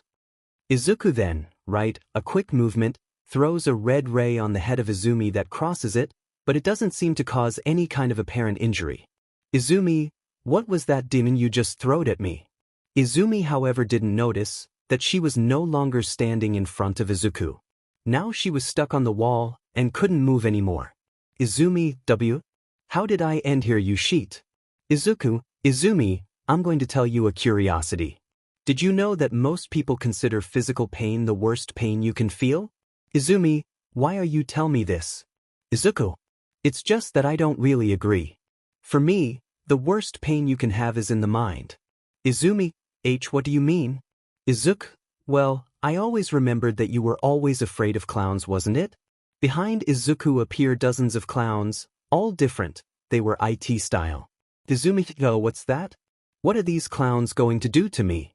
Izuku, they're just going to keep you company and a few more things. Izuku then leave the hallway they were in. Izumi, hey you idiot, don't leave me alone with them here and oh. Help. Meanwhile in the observation room. Kirishima, hey, does anyone know what just happened? Momo, after the Izuku released that red ray, she just fainted. Uraraka, true. That was kind of weird. Kaminari, I'm curious to know what was that ray he threw at her. Momo, well, all that matters is that the Izumi has been incapacitated, and now all that's left is the Bakugo standing up against the Izuku and the Shoto. Mina, I think Midoriya's team has already won. Kirishima, I agree with Momo. Uraraka, well, what's left now is to see who will win. So everyone in the room kept their eyes glued to the screen, waiting for what will happen. Back in the fight. Izuku then starts using his telekinesis to communicate with Shoto. Izuku, Shoto, Ready, I already defeated her. Where is the bomb? Shoto, wait, what do you mean you already defeated her? It's only been about 4 minutes since we parted. What did you do with her? Izuku, relax there, I just left her an illusion where she will see clowns, stabbing her over and over again. Basic and light thing. Shoto, how long will she stay in this illusion? Izuku, for us 30 minutes, but for her it will be 13 hours. Shoto, maybe you're a bit sadistic but that doesn't matter, come here to the 5th floor, the bomb is here with the Bakugo. Izuku, I'm going now. Izuku then starts running to the 5th floor. Shoto, I just wait for the Izuku to arrive and then we'll do a sir. Boo. With no reaction time, Bakugo explodes the wall that Shoto was leaning against, and luckily Shoto manages to create a small ice shield at the last second so he doesn't get hurt so bad. Shoto, TCS, TSC, DMN. Good thing at the last second I managed to save myself. Bakugo, haha, did you come alone, Todoroki? You know you don't fight me alone, right? Izuku, who said he's alone? Izuku then arrives giving Bakugo a flying shot, which makes him fly to the wall. Izuku, I arrived at the right time by the way. Shoto, he doesn't travel. I would defeat him alone. Izuku says that the guy who just almost passed out with his blow. Todoroki, go of yourself. Izuku, okay now, let's just defeat Bakugo, because I'm starving and I want to finish this soon. Shoto, Bakugo was then starting to get up when he was surprised with an attack of ice in his 2 arms, and when he least expected Izuku arrived and passed out. All might, the villains are disabled, the heroes win. Recovery girl is already going there to heal the wounded. Shoto, I think we overreacted a bit. Our battle only lasted about 6 minutes. Izuku right? I said the best thing to do is turn the whole room against me. Shoto, you would still win right? Izuku, of course, I would just make it an illusion and that's it, everyone would be defeated. Shoto, seriously. I still think that your power is stolen too. Izuku, okay, stop complaining now and let's get out of here. I'm starving. Shoto, me too. We haven't even had breakfast yet. Izuku, why don't we eat something now? Shoto, we're in class. Did you forget? Izuku, that's not a problem for me. The two of them then arrive in the observation room. Kirishima, eyebrow, as you did here. No reaction time. Izuku broke the observation room camera and gave weak punches to everyone who was there at that moment. Izuku, no need to worry, I just left everyone in an illusion, and now they will just continue the class as if we were here. Shoto, man, I'm starting to think you're the strongest person in the world. Izuku, it's not like that either. They're just falling into illusions because they don't know what my power is capable of, and also because they haven't awakened the cosmos to be able to react. Shoto, Tendi. Well, let's have some sandwiches? Izuku, comment. Zero comment. Chapter 10, Representative. All teams were finished fighting, and after a while, everyone was gathered in the room for an important announcement from Professor Aizawa. Except for Izumi Midoriya, who was still unconscious in the infirmary. Aizawa, okay, now that everyone is here, I want you to pay close attention to what I'm going to talk about now. Because it's extremely important. Aizawa, you will. The whole class was very nervous. They were afraid of having another combat training or something like that. Aizawa, choose a class representative. Entire room, finally a normal school activity. Then the whole room started asking to be representatives. Everyone was asking and making impossible promises. It even felt like an election to have so many promises being made. Izuku was already fed up with hearing so much noise, so he decided to fix it. Izuku, while mental relayed banned. Everyone then turns back to see Izuku at their table screaming. Izuku, great, it seems I managed to get your attention. Now I advise you to take a vote to decide who will be the room representative. Tsu, but how would we do that? We've only been together for a very short time, everyone would probably vote for themselves. Izuku, forbid people to vote for themselves, huh? And another thing. Izuku then gives a look that would scare even the bravest person in the world. Izuku, whoever votes for me I'll kill. Got it? Entire room, tsui. Then Lita takes 20 pieces of paper and passes it on each student's desk for him to write the name of the person she decided to vote for. Lita hands a paper to Izuku. Izuku wrote the Lito's name. He looked like the most responsible person he could see in that room. After about 10 minutes, Lita had already collected all the papers needed for voting. Aizawa's okay. Let me see who will be our representative and vice. Aizawa then takes all the papers and does the math for the names that were there. Aizawa, the representative will be Tenya Lita with a total of 6 votes, and the runner-up will be Momo Yaoyorozu with a total of 5 votes. Aizawa, very well, now that you have decided on the room representative and the vice, you are free for lunch. You can go eat, but come back in 30 minutes, understand? I have one more important warning to give you when you get back. Izuku and Shoto then quickly leave the room and go to the cafeteria. Izuku, this place is really quite big. Shoto, isn't it? Izuku, it looks like the food court of a mall.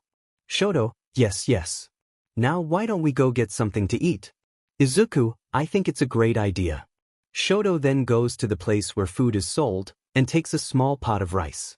But when he turns to the side, he sees something surprising. Shoto, Izuku. Izuku, what?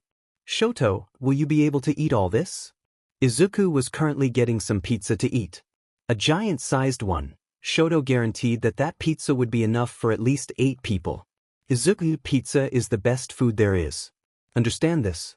Shoto, or, can we go eat there on the terrace? Izuku, hey, why? Shoto, it's just that I don't like being around other people very much. Izuku, okay, right? Sad boy. They then start walking towards the terrace. Shoto, I'm not sad boy. Izuku, yes it is. Shoto, I'm not. Izuku, of course it is, at least half of the girls at this school are fond of you. Shoto, and what the F does this have to do with being sad boy? Izuku, it's just that sad boy are those coldest and most calculating guys, you know? Shoto, but I still don't understand where girls fit into this.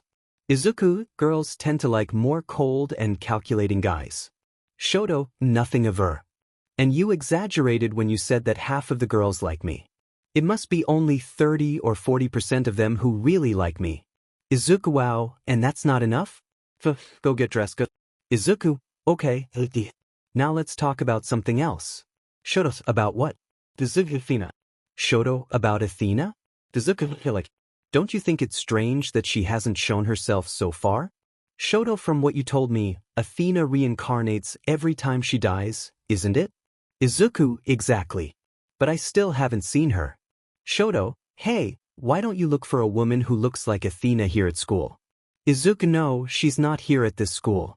Shoto, how can you be so sure? Izuku, according to the books, Athena has an incredibly large cosmos, which even the worst of knights could feel.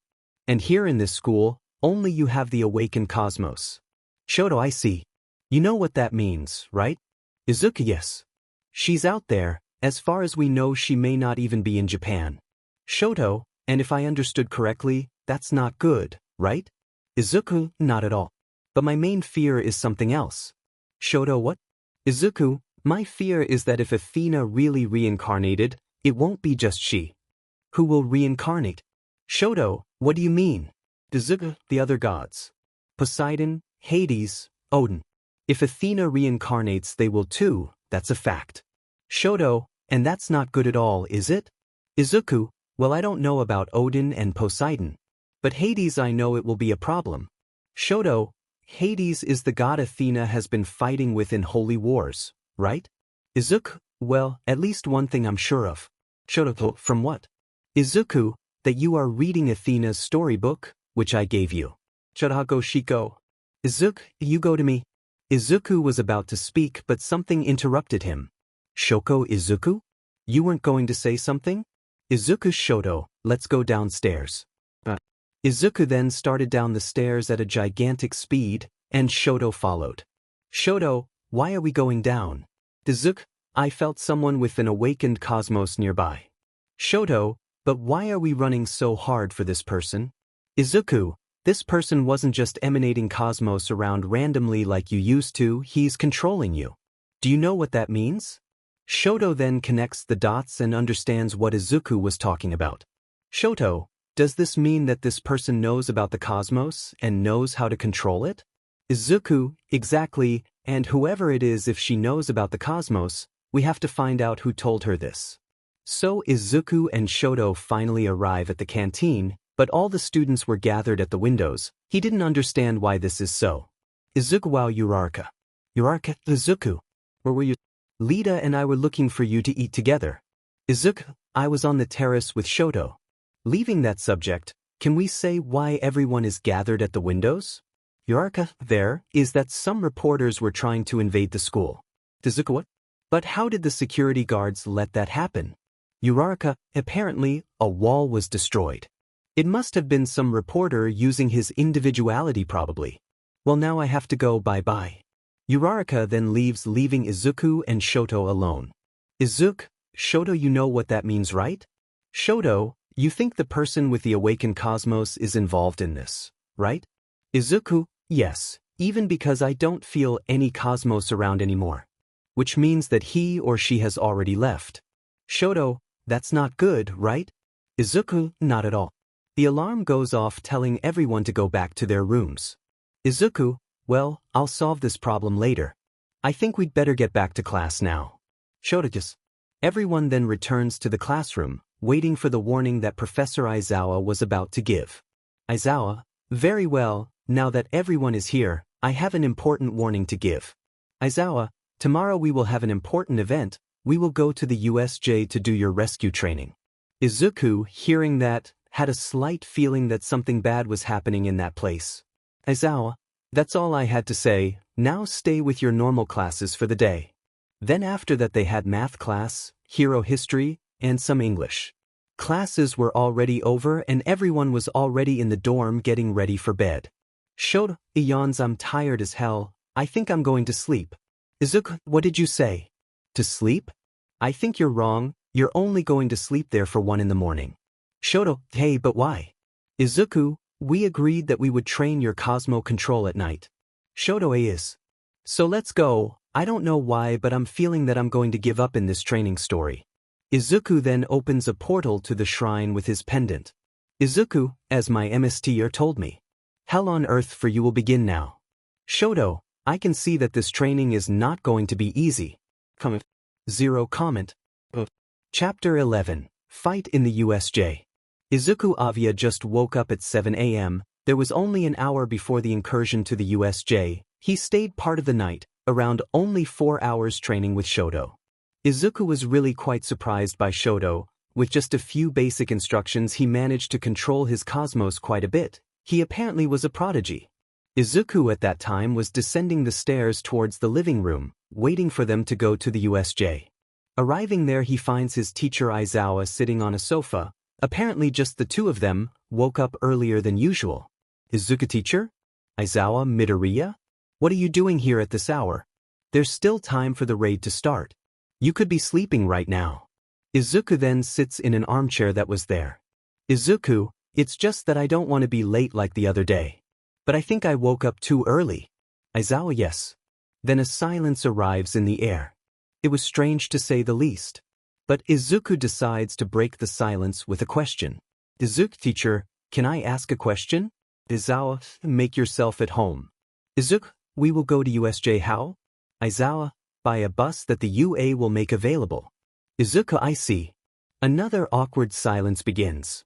But this time Aizawa that breaks it. Aizawa, Midoriya, I also have a question for you. Izuku, feel free to ask a question then. Aizawa, well, I think you know that this school is full of cameras everywhere, right? Izuku, yes, I know that. Izuku didn't like the beginning of this conversation at all. Aizawa, but you don't know about one thing. All the cameras in this school have microphones. Izuku, and what about it? Aizawa, well, my friend works watching the cameras here at school, and we agreed that I would be watching the cameras for him at lunch, and he would take advantage of this time to eat something. But I saw something strange on the cameras that are on the stairs. And when I went to see the recording, I heard the following phrase coming from you and Shoto coming down the stairs. Shoto, why are we going down? Izuku, I felt someone with an awakened cosmos nearby. Shoto, but why are we running so hard for this person? Izuku, this person wasn't just emanating cosmos around randomly like you used to, he's controlling you. Do you know what that means? Shoto, Does this mean that this person knows about the cosmos and knows how to control it? Izuku, exactly, and whoever it is, if she knows about the cosmos, we have to find out who told her that. Aizawa, could you explain to me what this is? Izuku was completely surprised. He knew the AU had multiple cameras everywhere, but he didn't know they also had microphones along with the cameras. He was wondering if he used his move and left the teacher an illusion, but he knew that the teacher was smart, and that if he probably erased his memory, he would find this recording on his computer again, and start all over again. So he couldn't see any option but the truth. Izuku, Professor, I can explain what these things I said are. Aizawa, so please explain. Izuku, I'll explain everything. After our raid. Aizawa, why only after the incursion? Izuku, I'll have to explain a lot of things, and here someone can interrupt us, or even listen to our conversation. Aizawa, I understand. Anyway, I think you'd better go wear your AU clothes, because it's only half an hour before the incursion starts. Izuku-ke. Aizawa goes to the kitchen, and Izuku goes to his room to get ready to go to USJ. On the way he sees that everyone is starting to leave their rooms to go soon for breakfast. A while passed and everyone was already dressed and ready to go to the USJ. Aizawa, very well, now that you are all ready, let's go to the bus. Lida, come on guys, form a straight line and get on the bus. Everyone starts to get on the bus, completely ignoring Lida's order. Lida, we don't need that queue. The bus must have seats numbered for us. Sorry.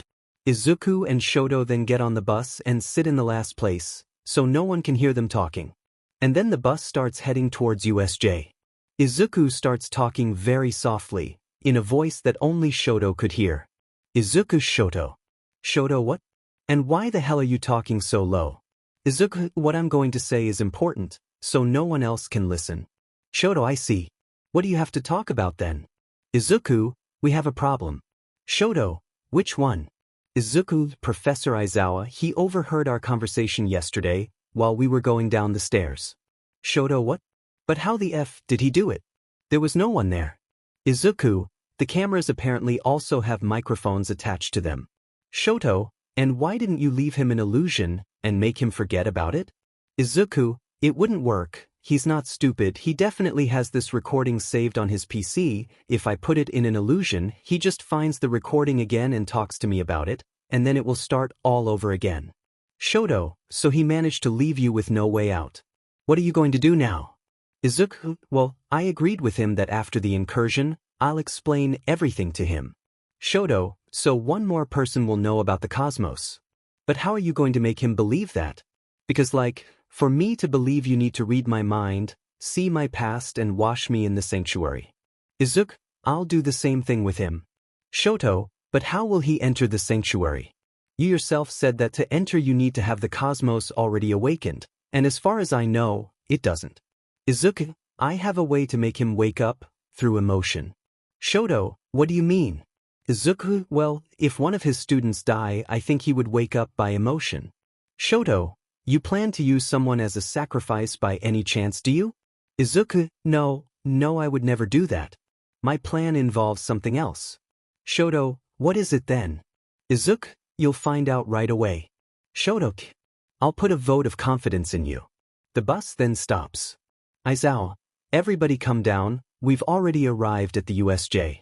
Aizawa introduces Hero 13 to the students, and he starts to explain how the rescue training will be. But Izuku was feeling a very strange feeling, so he decides to talk to Shoto about it. Izuku, Shoto. Shoto, what?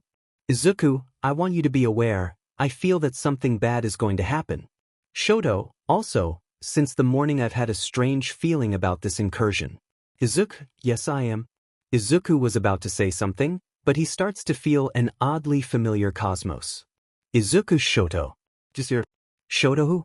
Izuku, the cosmos of the guy I felt yesterday at school, he's here. Then suddenly a purple hole opens in the middle of the USJ, and from there comes a man with several hands all over his body, a being with a completely purple body, and a being with a gigantic physique and with his brain out. And hundreds more villains appeared around the entire USJ. Shigaraki, my name is Shigaraki, and we are the League of Villains. We came here to kill All Might. What? All Might? How do they think they will do it? Kirishima, are they like fake villains? Aizawa, they are not fakes, these are real velos, all of you get on the bus now. Shigaraki, not so fast, Kurogiri do it. The purple being then begins to emanate a strange purple mass that teleports all students to different parts of the USJ. Only Aizawa, Izuku and Shoto remained in the middle. Aizawa, oh DMN. You two there, get out of here, go to the bus. Izuku, no way, do you think I'll let you have all the fun? Shoto, I agree with Izuku, and besides you know well that we would be of great help here. Aizawa seeing that they weren't going to give up, he just accepted. Aizawa's okay. If you are going to stay then help me defeat the weaker villains. Izuku Shoto, okay. Izuku was about to go face some villains, only he sees something that left him paralyzed. He sees a purple armor-like pendant around Shigaraki's neck. Izuku. He yells towards the villain. Shoto, stop yelling at the villain, are you crazy by any chance? Calm down, I have a plan. Shigaraki then notices the scream that Izuku gave, and decides to ask what it was. Shigaraki, what? Izuku, that on your neck, what is it? Shigaraki, it's my secret. Izuku, well, I think we share the same secret so. Izuku then takes his pendant and wears his armor. Shigaraki, wow, so you also have one. Well, I was surprised that one of you had a cosmos beyond normal. Izuku, why don't we see which one of us is the best then? Shigaraki, I would love it, but my goal here is to kill the All Might. Shigaraki looks at Izuku and at his armor. Shigaraki, well, I came here to kill the All Might, but a Knight of Athena would be much better actually. Aizawa, what does he mean by that Izuku? Izuku, I'll explain to you later, teacher. For now let's just win this fight. Shigaraki, Nomu. He screams towards the monster with giant physique and brain out. Shiga, kill the boy in armor now.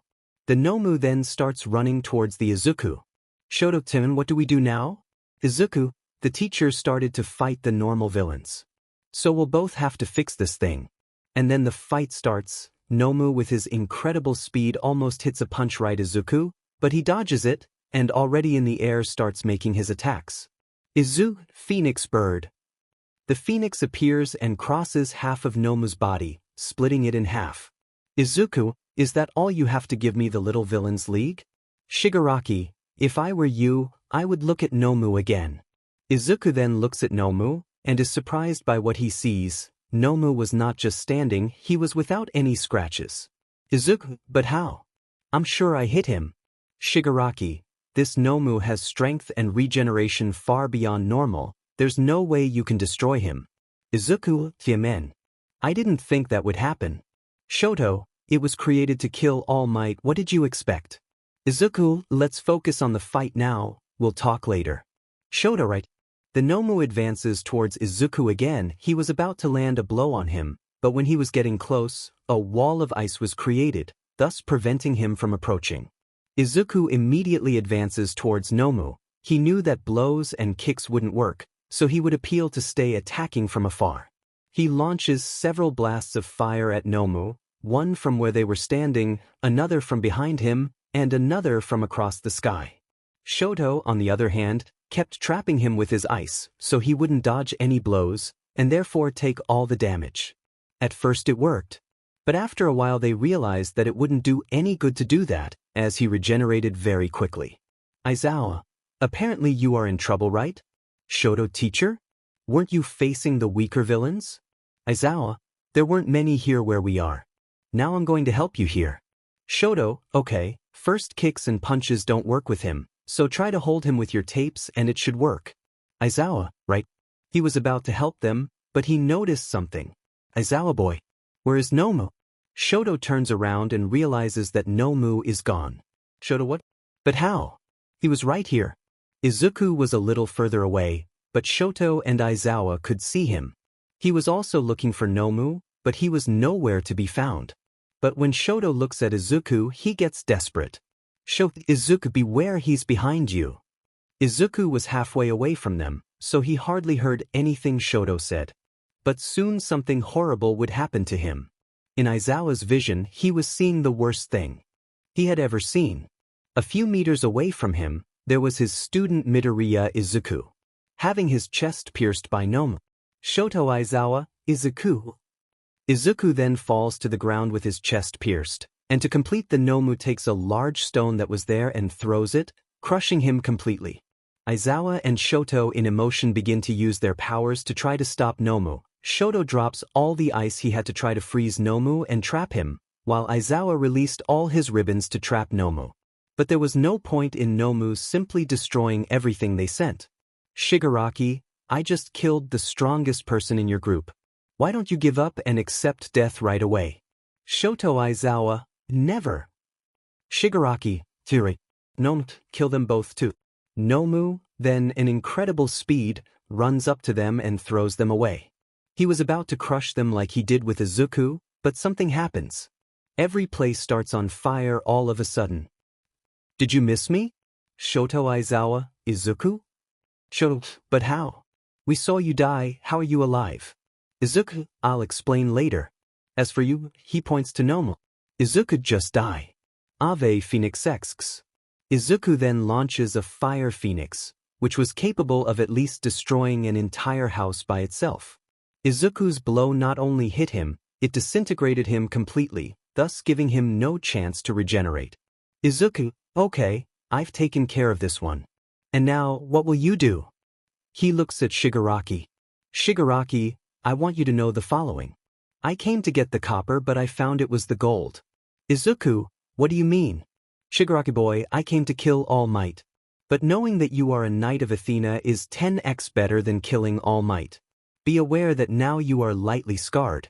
Izuku didn't understand anything Shigaraki was saying, but he knew it wasn't a good thing. Shigaraki, Kurogiri, let's go. Kurogiri, alright boss. He then teleports the two of them somewhere. Right after that, Izuku hears an ambulance noise, and police arriving. Izuku, by the way someone managed to warn the heroes that we were here. Shoto, Aizawa, boy, don't think you ran away from me not in. After all this is over, you'll have to explain a lot of things to me. Izuku, I know. Now let's get out of here soon. He then takes off his armor. Izuku, Shoto, you're less injured. Can you help me take the teacher there to the ambulance? Shoto, yes. The two of them then put the teacher in their arms. Aizawa, I didn't need that. Izuku, yes, I needed it. You can barely move. Aizawa tries to move but can't. Aizawa, maybe you're right. Izuku then spots some ambulances, and leaves his teacher one of them. He also realizes that his friends were there too, and from what it looked like no one had been seriously hurt, which is great. Entire room Izuku, Shoto. Momo, where were you? We've been looking for you here but we can't find. Izuku, we were with the teacher. Tsu, are you okay Izuku? Izuku better than the teacher at least. But not so much either. But going to another subject, where were you? Momo, we were all divided among the entire USJ, we even had to defeat some villains. Uraraka, and you? What do you do in the meantime? Shoto, nothing much. Just defeating the giant monster that came to kill the All Might. Entire room, Izuku, we'll talk about it later. Now if you can you leave? We kind of have to take care of our injuries. Momo, we understand. We'll go then, we'll see you there at the AUOK. Izuku, all students then leave. Shoto, okay now can you explain what the F happened? You were dead but appeared 5 minutes later alive in front of us. Izuku, kind of a special effect of my armor so to speak. Shoto, what do you mean? Izuku, well, we can say that Phoenix's armor has a differential, which makes it different from any other armor. Shoto, which would it be? Izuku, well, we can say that my armor can completely regenerate, even if it will be reduced to ashes. But that's not all. Shoto then starts connecting the dots, and realizes what he's going to say. Izuku, you already know what I'm going to say, right? Shoto, don't tell me. Are you immortal? Izuku, that's about it. Shoto, when I say that you have some appealing techniques, you still said I was wrong. Izuku, being jealous is ugly Shoto. Go of yourself. Izuku, okay, now I think we'd better go to school soon, the bus should be about to return soon.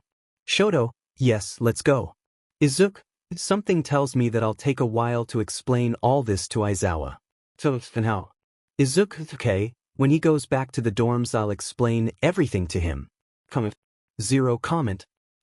Chapter 12. One more for the gang. As soon as Izuku returned to school, it was communicated that they would be without classes for 2 days because of what happened. Izuku was at that moment in his room, thinking about how things would be from now on with this villain league, and also having Aizawa know everything. But someone knocks on his door and he gets up and goes to see who it is. Izuku, who is it? Read, it's me, Read the class representative. Izuku, what do you want with me? Lita, well, I came to tell you that Professor Aizawa just got back from the hospital and wants to talk to you. Izuku, okay. Tell him I'm going. Lita, okay, and don't be long, he made it seem urgent. Izuku, right. Izuku then reviewed everything again, that he would speak the Aizawa, and went down to talk to him. Once there he realized that the teacher had really healed from most of the wounds, although he had 1 or 2 that were not completely healed. Izuku, what's up, teacher? Aizawa, let's go to my room. Now, I think you should know that we have matters to deal with. Izuku, yeah, I know. Let's go then. So they both go to Aizawa's room, where Izuku sits on a chair, and Aizawa, right there, an armchair. Izuku, okay. Now that we're here, you can ask what you want to know. Aizawa, first. How the F did you died and back to life? Izuku, size okay, I'll answer your question, but first I'll ask you something. Izuku, do you know what cosmos is? As I can't stand to explain anymore how the cosmos, armors, etc. work in this FIC, I'll make a brief summary. Izuku explained everything he had to explain about the cosmos, the gods, armor, and also how he managed to get back to life. Aizawa, I think I believe in you. Izuku, I think? Aizawa, don't get me wrong, but believing in all of this isn't very easy. Izuku, I had an idea, how about I prove to you that I'm not lying? Aizawa, how would you do that? Izuku just punches Aizawa weakly on the head. Aizawa, why did you do that? Izuku, I used a blow on you that allows me to read my opponent's mind. And now I know everything you've lived in your life. Aizawa, I doubt it a bit. I'm not feeling anything. Izuku, okay, so this will make you believe. You had a relatively normal childhood, but there is an interesting fact about your best friend. You had a friend named Oboro Shirakumo, you were best friends. But a fight with a villain, things got complicated and he ended up dying, right? A landslide caused by the villain. Is that enough for you to believe? Aizawa was in shock, no one knew about it. Not even Nizu, so it was impossible for Izuku to have found this information anywhere. Aizawa, I think so. Izuku, perfect. Now another thing, I want you to see something. Izuku then takes his pendant and puts it on the ground, opening a portal to the shrine. Aizawa, what is this? Izuku, it's a portal to go to a certain place. Just enter, there's nothing dangerous there. Aizawa was slightly reluctant, but decides to deposit a vote of confidence, right? Izuku. Arriving there, Aizawa sees several training sites, dozens of rooms, and a giant library. Aizawa, what is this place? Izuku, it's called Sanctuary, it's here where the knights train, sleep, and receive their armor. Besides being almost impenetrable. Aizawa, what do you mean, almost impenetrable? Izuku, well, in order to reach this place, you first need to have your cosmos awakened. Which is not easy at all. Aizawa, wait, if that's it then how am I here? Because I don't remember awakening cosmos. Izuku, well, actually you woke up already. Apparently you woke up through a strong emotion. I think seeing me die like that was a very big shock for you. Aizawa, do you think? I'm sure. Izuku, okay. Now can you wait sitting there in the library? I kind of have to call one more person here. Aizawa, Todoroki I imagine, right? Izuku, exactly. Izuku then makes another portal, this time to Shoto's room. Shoto, or what do you want? I thought the training was only at night. Izuku, it's the night. But now I need you to enter here and come to the sanctuary. Shoto. Izuku, Aizawa. I've already told him everything. Shoto. Yeah, this really is something complicated. But I still don't understand why you need me in this situation. Izuku, now I'm going to tell you something you need to know, and it's very important. Shoto, okay, right? Shoto then enters the portal and arrives at the shrine. Izuku, let's go to the library, he's there for us. Shoto.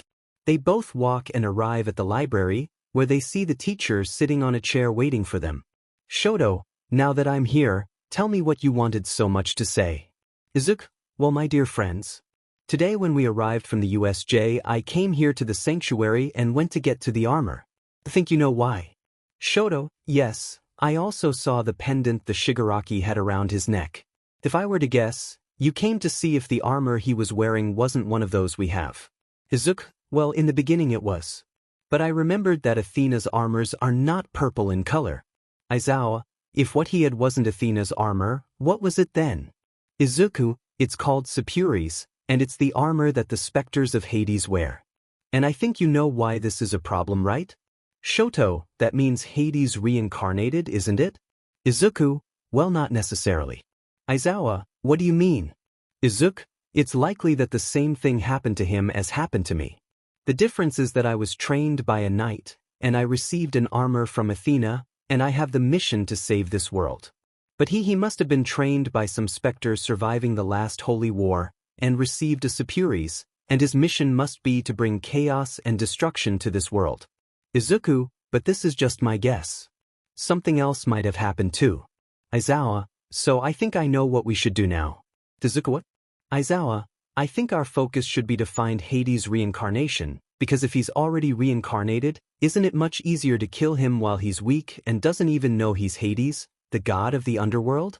Izuku, well, you would be right if it wasn't for a factor. Aizawa, which one? Izuku, Hades will always be reincarnated in the kindest, most pure-hearted person there is. And you should know that it's not easy to find someone like that. Not to mention that we could kill an innocent by accident. So this is not an option. Shoto, perfect, how wonderful, we have one more problem that has no solution. It's getting worse and worse. Izuku, and this is not the worst of the problems. Shoto, don't tell me there's more? Izuku, remember I said I would see the armor here in the shrine? Shoto, Aizawa, yes. Izuku, well, I was going to give up. But I decided to see the armors just in case, and guess my surprise when I found out that there was a missing armor. The twins' gold armor isn't here. Shoto, what? But how? Izuku, and worst of all the gold armors have a golden pendant, which shines a lot. So the option of her being with Shigaraki doesn't exist. Since he probably uses a Sapuris. Aizawa, minute, that means we're pretty screwed, right? Izuku, maybe not, actually. Shoto, Izuku, if the armor so far hasn't abandoned this person who wears it, it means that it follows Athena's ideas. Then this person may not necessarily be bad. Shoto, well, at least one good thing. Izuku, but let's stop talking about it. Let's talk about you, Aizawa. Aizawa, me? Izuku, yes, based on what I saw but your memories and your way of being. I think you are worthy enough to become a knight. Aizawa, let me get this straight. Are you offering me the opportunity to become a knight? Izuku, yes. Aizawa, do you accept to become a knight of Athena and fight for justice and peace on earth? Aizawa thinks for a moment and arrives at an answer. Aizawa, yes, I accept. Izuku, great, if so, congratulations, Shoto, you just got a new training partner. Aizawa, what do you mean training? Izuku, hey, you may have already awakened the cosmos. But you still don't know how to control it, just like Shoto here. So, from today on, you'll take 4 hours of your night to come train with me. Aizawa, well, that won't be a problem. I practically change the night for the day. I sleep during the day and stay awake at night. Izuku, perfect. Now take this for you to read in your spare time. Izuku delivers books on how the cosmos works, the basics only, and also delivers books that explain all the cosmos disciplines that exist. Izuku, read these 2 books before our training session tonight. I want you to tell me which Cosmos DSPLN you want to follow. And then we'll focus on that. Got it? Aizawa, I think so. Izuku, great. Izuku then opens a door in Aizawa's room. Izuku, now you can go back to your 4th teacher. Don't forget to read the books in. Aizawa, teacher. Izuku then closes the portal and opens another one to Shoto's room. Shoto, did you notice how funny this is? Izuku, what? Shoto, the student will be his teacher's MSTR. Shoto, That's weird to say the least. Izuku nonsense. Well, now I have to go. I'll practice some things there. Shoto, may I know what these things you are practicing are? Izuku, surprise. Yeah, but watch out for electricity. Shoto, okay then. Well, now I'm going by. Izuku, bye. Comment. Zero comment. Chapter 13. Cannon Island Demon. It had been 2 days since the accident at the USJ and all the students were already in the classroom, waiting for class to start. Aizawa. Very well, students. It's great to see that all of you are relaxed and have calmed down more since the USJ, but it's not time to rest. It's not over yet. All students looked apprehensively at the teacher. After all, they were afraid of what would come next. Aizawa, everyone better get ready. The sports festival will start soon. Entire room, WE. Kirishima, but Professor, we had an attack of villains not even 2 days ago. Wouldn't it be risky to start the festival right away? Izuku, no need to worry about Kirishima. From what I've heard, they will fortify the security of the event much more. Aizawa, exactly. Besides that, at the festival, we will have hundreds of different heroes gathered. So I don't even think they would be crazy to try to invade such an event. Kirishima will attend it. Aizawa, well, you will have 1 month to prepare for the festival. During this time you can choose between staying at your house or in the dorms, and you will all be free to use the court for training if you want. Momo, 1 month would not be too much, not a teacher? Izuku, not really, Momo. Remember that several UA groups participated in this festival, and it is based on the result of this festival that we will decide which hero agency we go to. Aizawa, exactly. At the end of the festival, the heroes will be able to send you proposals from agencies. So I recommend that you train a lot, so that in 1 month you can try to get the best possible placement. Entire room, yes, sir. Aizawa, well, now you can go to your lunch. Then everyone in the room starts to leave towards the canteen. Uraraka, Izuku, Shoto, can't you see? Shoto, we'll just go. We're just going to solve one thing here. Uraraka, so okay. Then all the students would have left, and there would have been only Izuku, Shoto, and Aizawa left in the classroom. Izuku, what do you plan to do in this 1 month that we have free? Aizawa, I will spend nights awake trying to control this disgrace of the cosmos. From what I've seen and tried to do, it won't be easy. Izuku, I wish you luck. And you, Shoto? Shoto, same thing. Izuku, Tendi. Shoto, but what are you going to do? Izuku, well, I'll solve the situation with the missing gold armor. Aizawa, Pare, did you find who is with her? Izuku, I'm not sure yet, but I have a hunch. There's an island here in Japan, called Island of the Demon Cannon. Rumors are circulating on the internet. Aizawa, what rumors? Izuku, as they say, there was an island where villains were hiding. But one day, they say a Vigilante appeared and defeated everyone alone. Shoto, I see. But what does this have to do with the armor? Izuku, and that some villains who were arrested said that he wore an incredible and shining golden armor. Shoto, that's a good clue, but as no heroes went to do an investigation on this island? Since although he has done a good deed, he is a vigilante. Izuku, it turns out that they tried, but everyone who went came back saying they had nothing. However, one day when a hero was trying to find this Vigilante, a figure appeared to him, one with golden armor, which he claimed to have in the helmet 2 different faces, one of happiness on one side, and on the other one of sadness. And he said this to the hero. If you send someone else over here, I swear I'll kill you all and make you all turn to ashes. Hero, do you think you can do this? You are not above the law. So that was your choice, right? I think this will solve the problem. Then the mysterious figure gave a weak punch to the hero's head. Hero, what did you do? I just gave you a way to believe in me. Aizawa, what happened after? Izuku, they say that when this hero came back, he was no longer the same. He said that he spent a long time watching his family being tortured and killed several times, but none of this was an illusion, he said. And he also said the name of the person with armor. He was called Cannon. Shoto.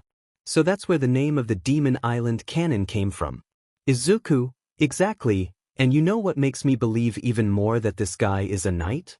Aizawa, would it be what?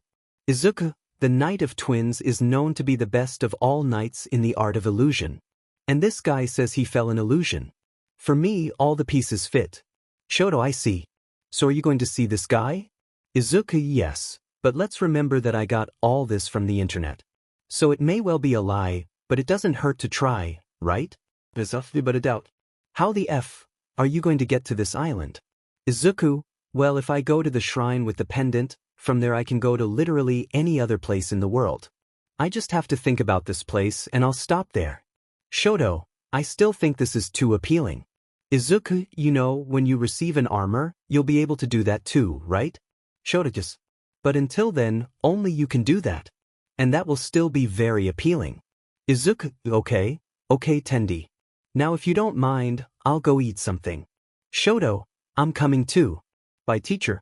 Aizawa, bye. And good luck with your Midoriya trip. Izuku, okay, you don't have to worry. Nothing will happen there. Izuku and Shoto go to lunch. Again on the terrace. Shoto, dude, I have a question. Izuku, Shoto, how will we know who Hades is? Izuku, well, it's not that hard to know that. Shoto, what do you mean? Izuku, well, the reincarnation of Hades, like Athena, already has an incredibly gigantic natural cosmos, so when we find it, we'll recognize it. Shoto, but if they both have such a big cosmos, how would we know who is Hades and who is Athena? Izuku, well, first of all, Athena always reincarnates, right, women with pink hair, and usually has a natural gift of healing wounds and people just using a little bit of her cosmos. Hades reincarnates in men and women. A man we already know will be Hades, besides, that person will be the purest person that exists on Earth. Shoto, yeah, speaking like that doesn't seem so difficult. Izuku, but it's not so much. Shoto, well, at least one good thing. Izuku, what? Shoto, you yourself said that in our school there isn't anyone with an awakened cosmos but me, you, and now Aizawa. So it can't be anyone here at the UA anymore. Izuku, that's good at least. Shoto, well, I think it's time to go back to class, right? In a little while the alarm goes off. Izuku, yes, let's go. So they go back to their classroom and wait for the class to end. Classes were over, and Izuku was now at that exact moment in the sanctuary, preparing for the trip he was going to take. Izuku, okay, it's time.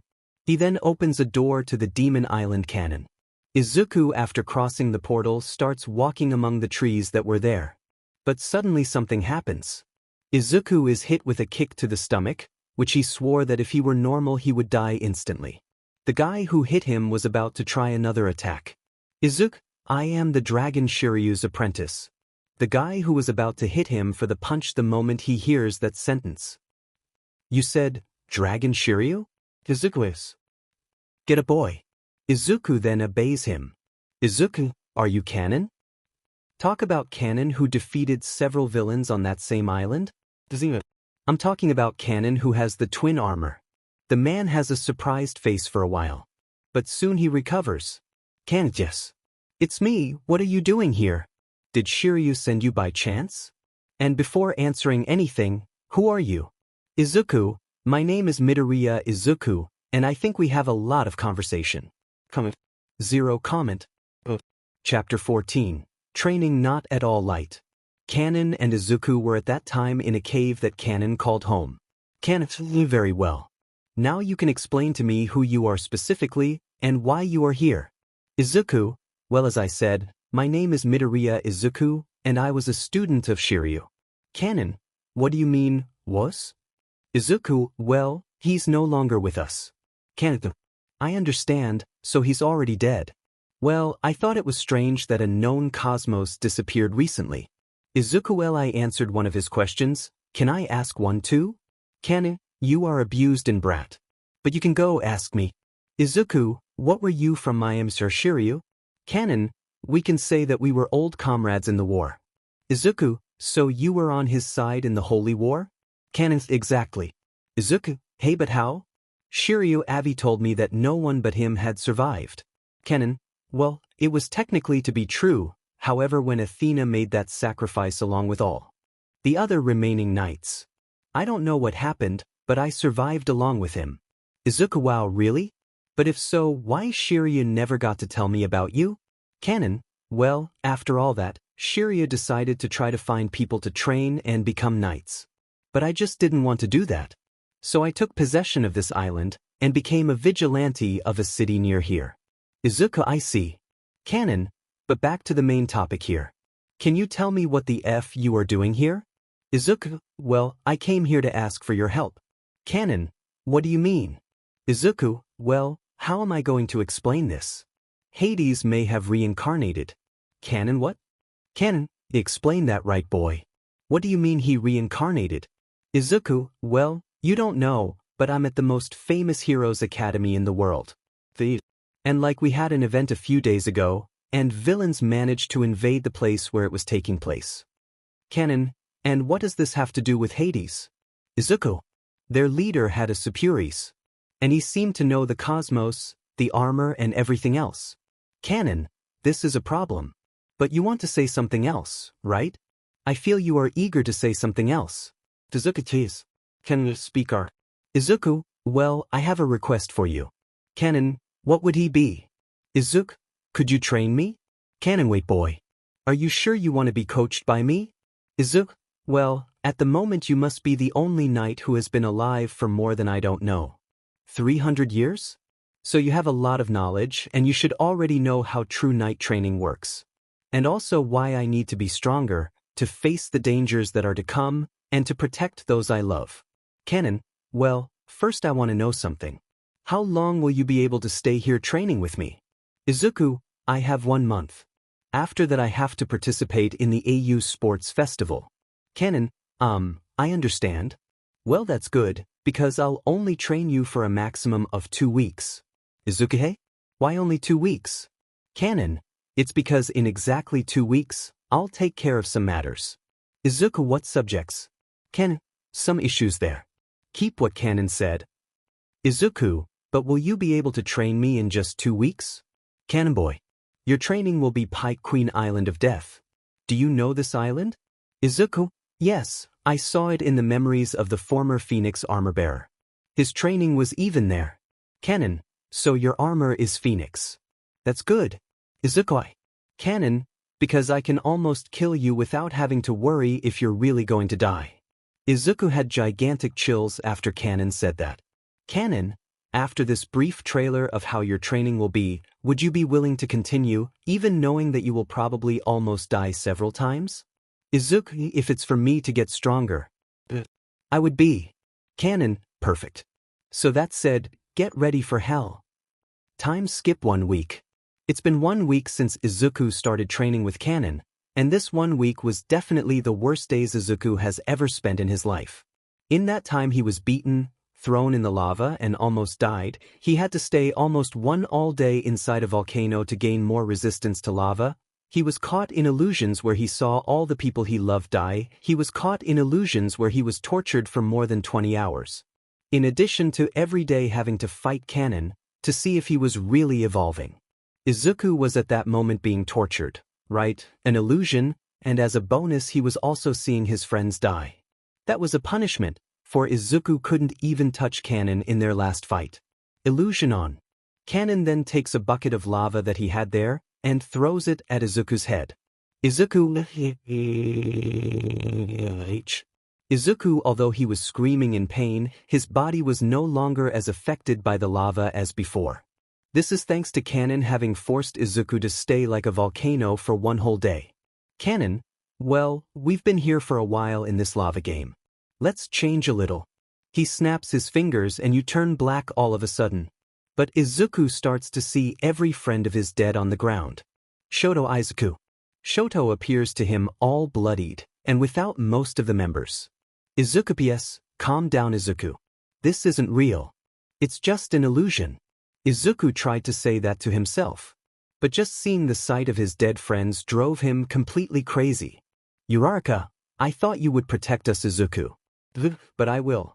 Kirishima, you let all of us die. Izabrow, that can't be done. Izuku, but I won't let you. Izumi, you're just a useless person who has an armor. Today I'm even grateful that his father died. If he were alive he would have to see you being the useless person ever ha. It's to be expected that you don't have strength and not ability to save anyone hashas. Izuku couldn't say anything else. He just listened to his friends and some enemies, some kept cursing him, and others were killed in front of him. Izuku could easily say that until today, this would have been the worst moment in his life, because of so much pain he felt. Illusion off. Izuku wakes up, but all sore, and almost crying from so much pain he felt. Izuku then goes outside the cave, and finds Kanon, observing nature. Izuku, or Kanon. Kanon, what do you want, boy? Izuku, are you crazy?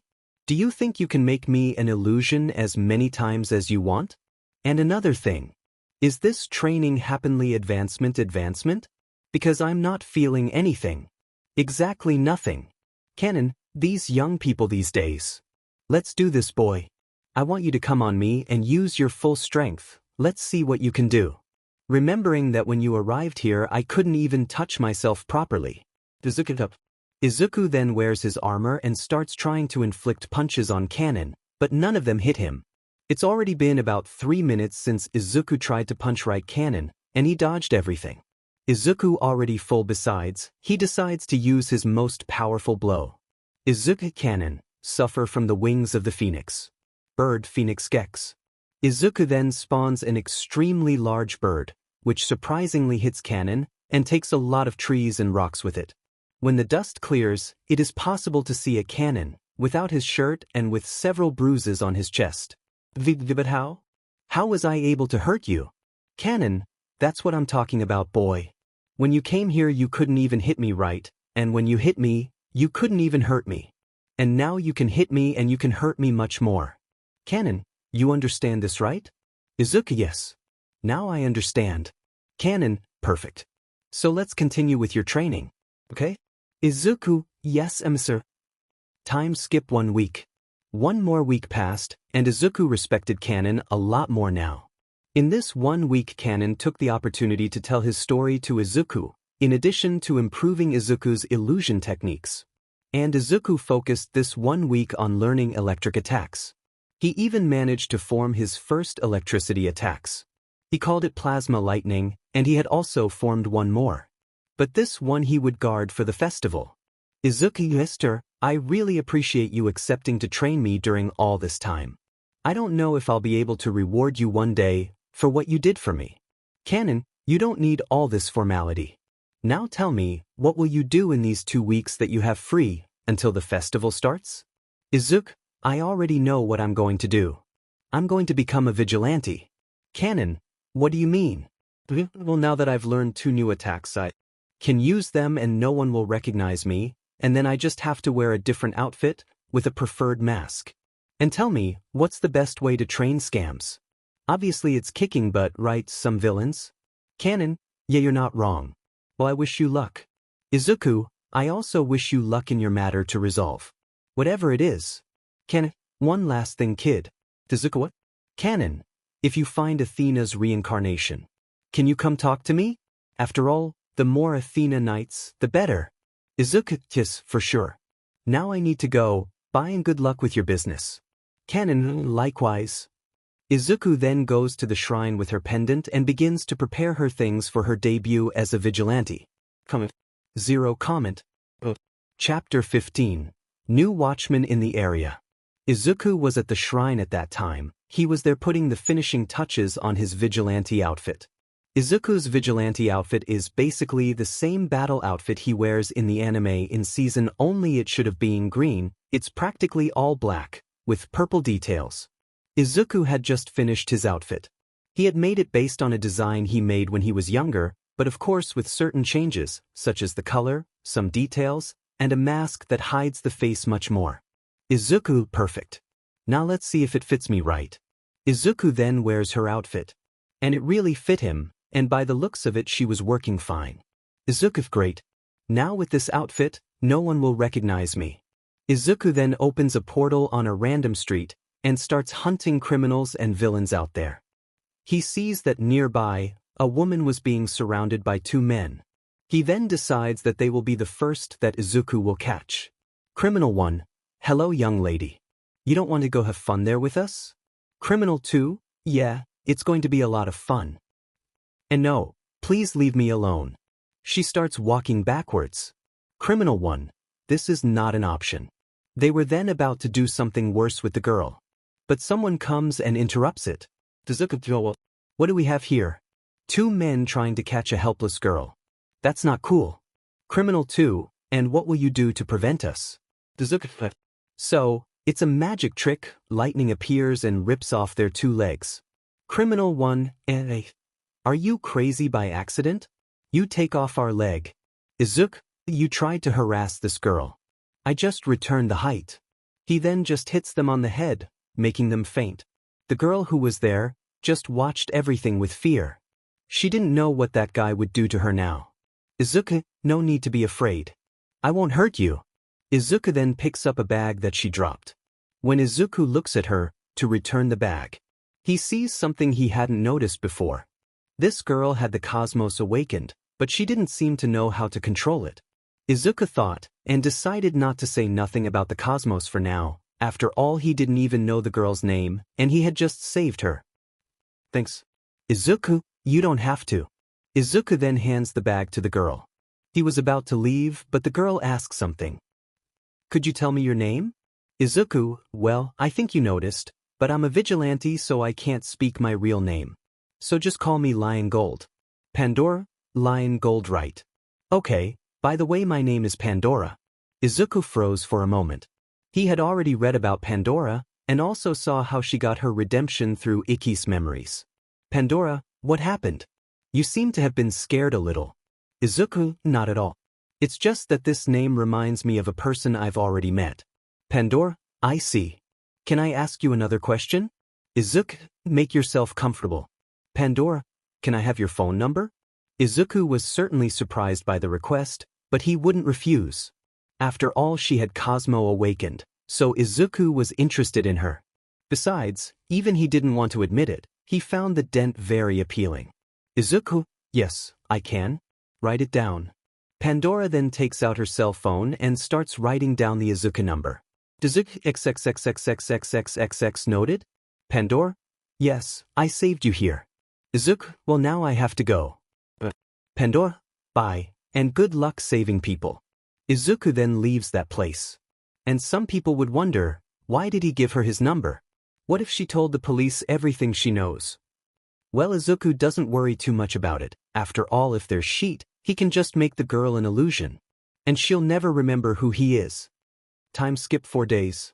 Izuku had become a vigilante. It had been exactly 4 days ago. And it was an easier job than it looked. Good for Izuku, it was quite a lot, since only in that time Izuku managed to defeat about 78 villains. Thing that some heroes never have came to succeed. The police and the heroes were crazy after this new vigilante who named himself Lion Gold. They even put about 20 heroes behind him, but it was almost impossible to find him. And when they did, he simply erased the heroes with extreme ease. One thing that also happened in these 4 days was that Izuku and Pandora's friendship grew until a lot. They both even saw each other in person again. Of course, Izuku always wore her mask, so she wouldn't find out her identity.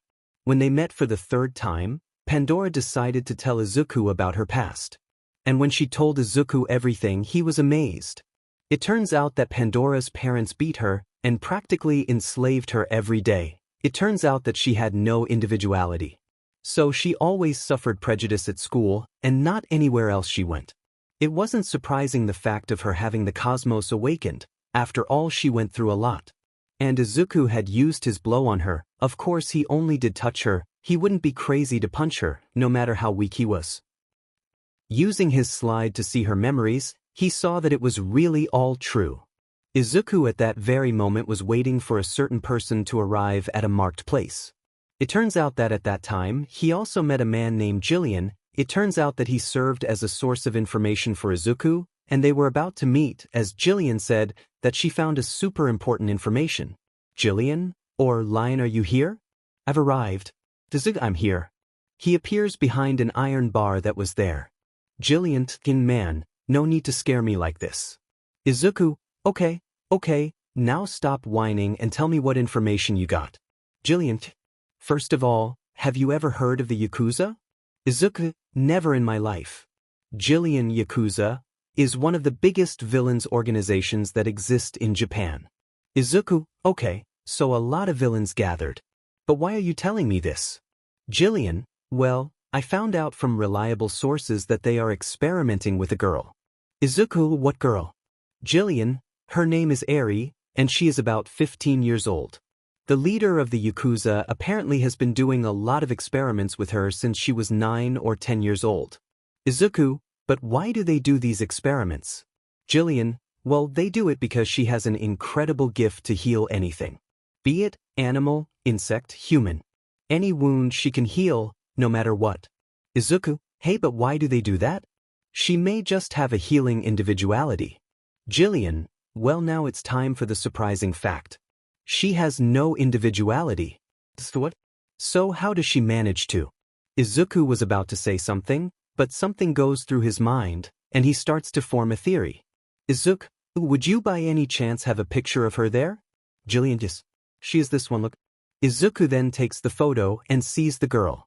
She had a very grown-up appearance to be only 15 years old. She looked like she was about 17 from the photo.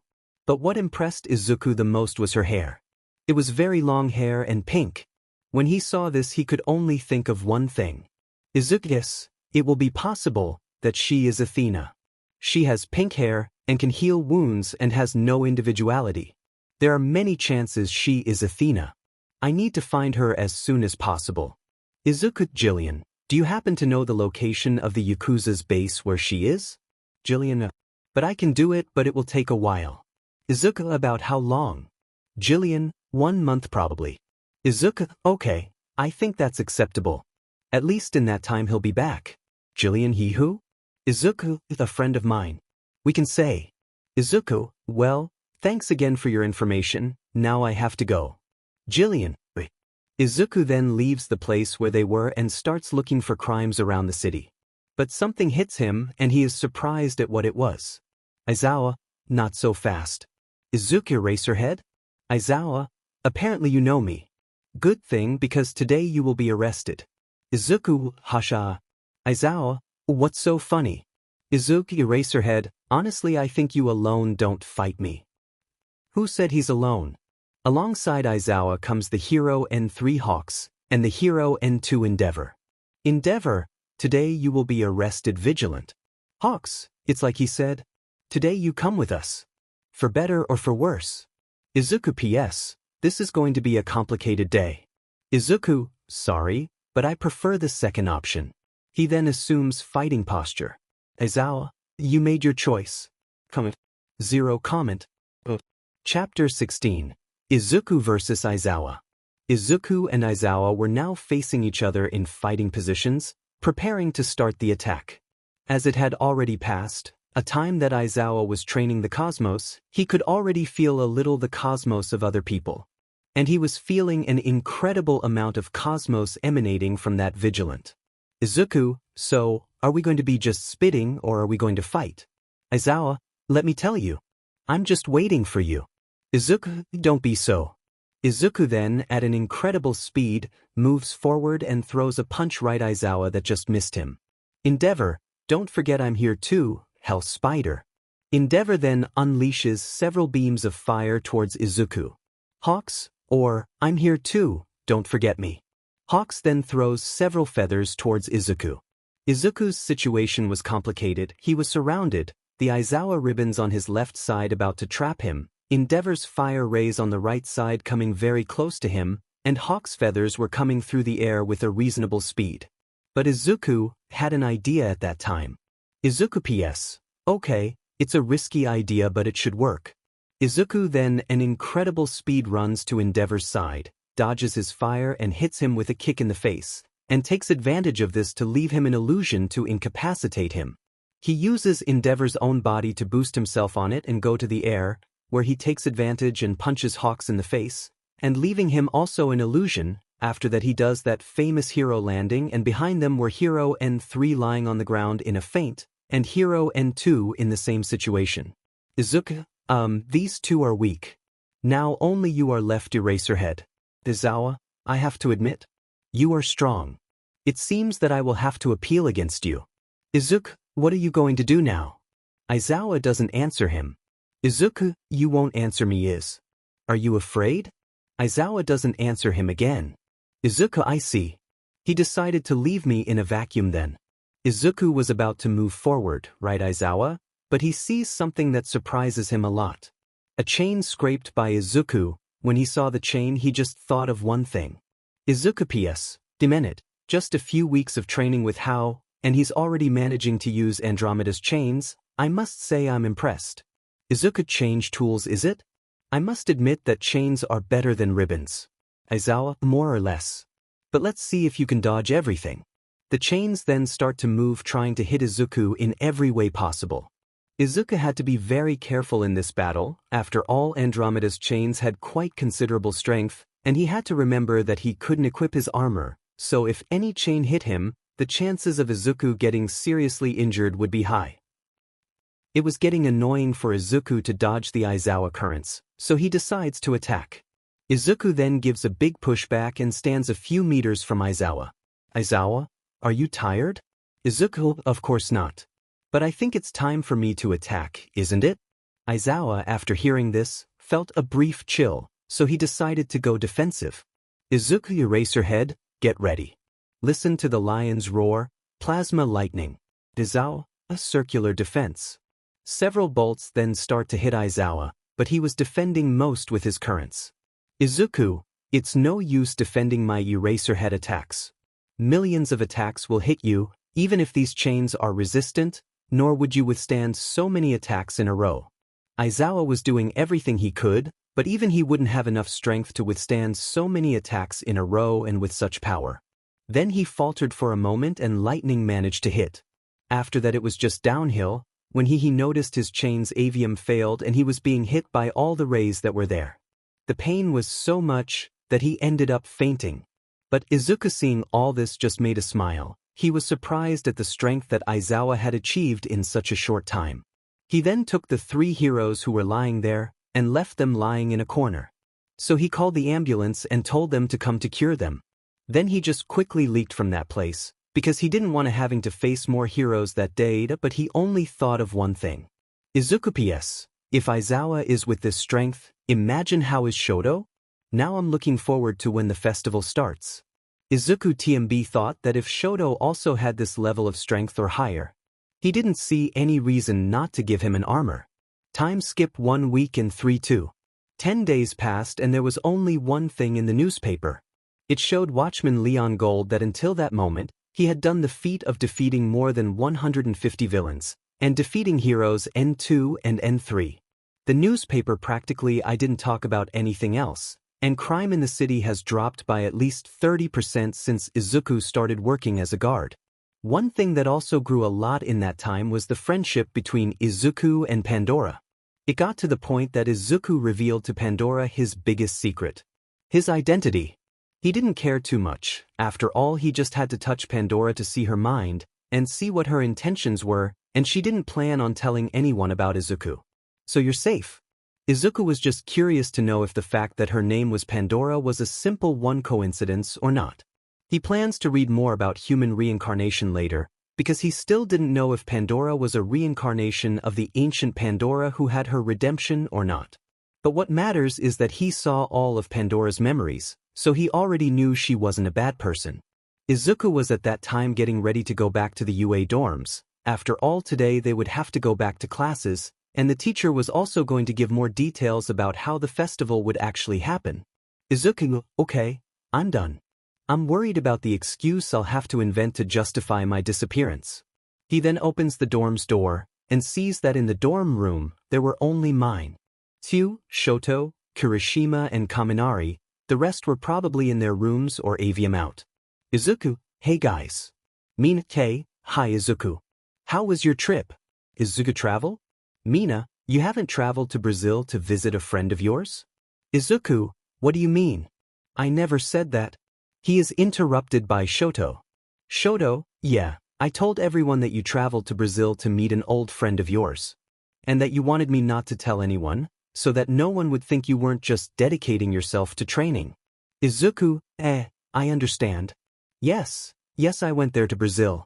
Tsu, did you by any chance visit the Amazon? I've read a little about that country, and they say that this is the biggest rainforest in the world and that it is very famous for its biodiversity. I always wanted to know it, but unfortunately I don't know Portuguese to go to Brazil. Izuku, maybe one day I'll teach you, then you can go there. See, Caro, really? Thank you very much. Izuku, you don't have to. Now if you'll excuse me, I have to pack my things in the room. Tsite bye-bye. Izuku and Shoto then go up to Izuku's room. Izuku dude, you're very lucky that I really know how to speak Portuguese. Because if it were any other country, I'd be screwed. Shoto, yes. Now could you tell if you managed to solve the problem of the missing gold armor? Before I say that, let's go to the sanctuary. It will be safer to talk about the news there. Shoto. Izuku then opens a portal to the shrine, and they enter. Izuku takes Shoto to a table he had there, and prepares to tell the news he had to share. Zero comment. Chapter 17. 2 New Knights of Athena. Izuku and Shoto were at that moment sitting at a table in the shrine. Izuku was about to explain what he did and found out during this 1 month that he was away.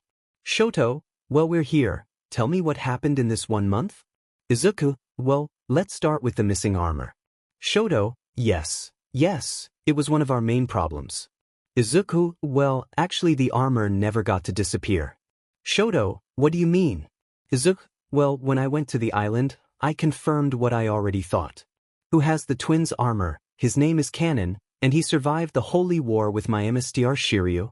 Shoto, wait, how did he survive? Wasn't Shiru supposed to be the only survivor of the war? Izuku, in theory yes, but apparently he ended up surviving, but even he doesn't know how. Shoto, I understand. But it only happened in this 1 month? Calm down, there's more story out there. After I heard about it, I had an idea. I asked him to train me. Shoto, train you? Izuku, exactly, because we still don't know how strong the wraiths are. So we have to try to get as strong as possible quickly. Shoto, yeah, it makes sense. Izuku, well, he ended up accepting me as his disciple. And after that I continued training with him for 2 weeks. After that time he said he had to resolve some issues. Before he asks, I don't know what these issues are either. Shoto, Tendi. And what did you do after these 2 weeks? Because something you did that I'm sure. Izuku, well, after that I decided to become a vigilante. Shoto crashed when he said that. Shoto, what do you mean? Did you by any chance give up being a hero? Izuku, no, of course not. I just wanted to train a little more, and also because it was a great distraction. Shoto, I understand. Well, what vigilante are you then? Izuku, I'll let you guess. I'll just give you a hint. Hero N2 and N3. Shoto didn't understand right away what Izuku was talking about. But after a while, he remembered a news he saw in the newspaper recently of a vigilante who managed to defeat his father, the hero N3, and also the Eraserhead. Shoto, it doesn't say you are him. Izuku, well, are we talking about the same person? Shoto, I'm talking about Vigilante Lion Gold, who defeated my father, Hero N3, and our teacher Aizawa. Izuku, well, so we're talking about the same person. Shoto, you can only be messing with me. Do you by any chance know the fame you got? Izuku, well, no. It's just that I haven't seen the newspaper that much. Shoto, man, people on the internet are saying that you are doing the work of all the heroes, and even so, doing the job better than them. They are even elaborating theories on how you attack the villains that pass your way. There are people who say that you are being more efficient than the All Might. Izuku, are they lying? Shoto, yeah, they're not. Right now you're really much better than All Might. Izuku, I'm the guy. Shoto, is there anything else I should know? Izuku, yes, I think I found Athena's reincarnation. Shoto crashes once more upon hearing this. Shoto, how did you find her? Where is she anyway? Izuku, calm down, I'll tell you everything. Izuku, well, I don't know if you know it, but there is a criminal organization called Yakuza, and they are experimenting with a girl. Shoto, which girl? Izuku, her name is Eri, she's about 15, the same age as us, and the leader of the Yakuza has been experimenting with her since she was 9 or 10 years old. Shoto, but why does he experiment with her? Izuku, well, he does it because she has the incredible gift of healing anything. Be it animal, insect, human.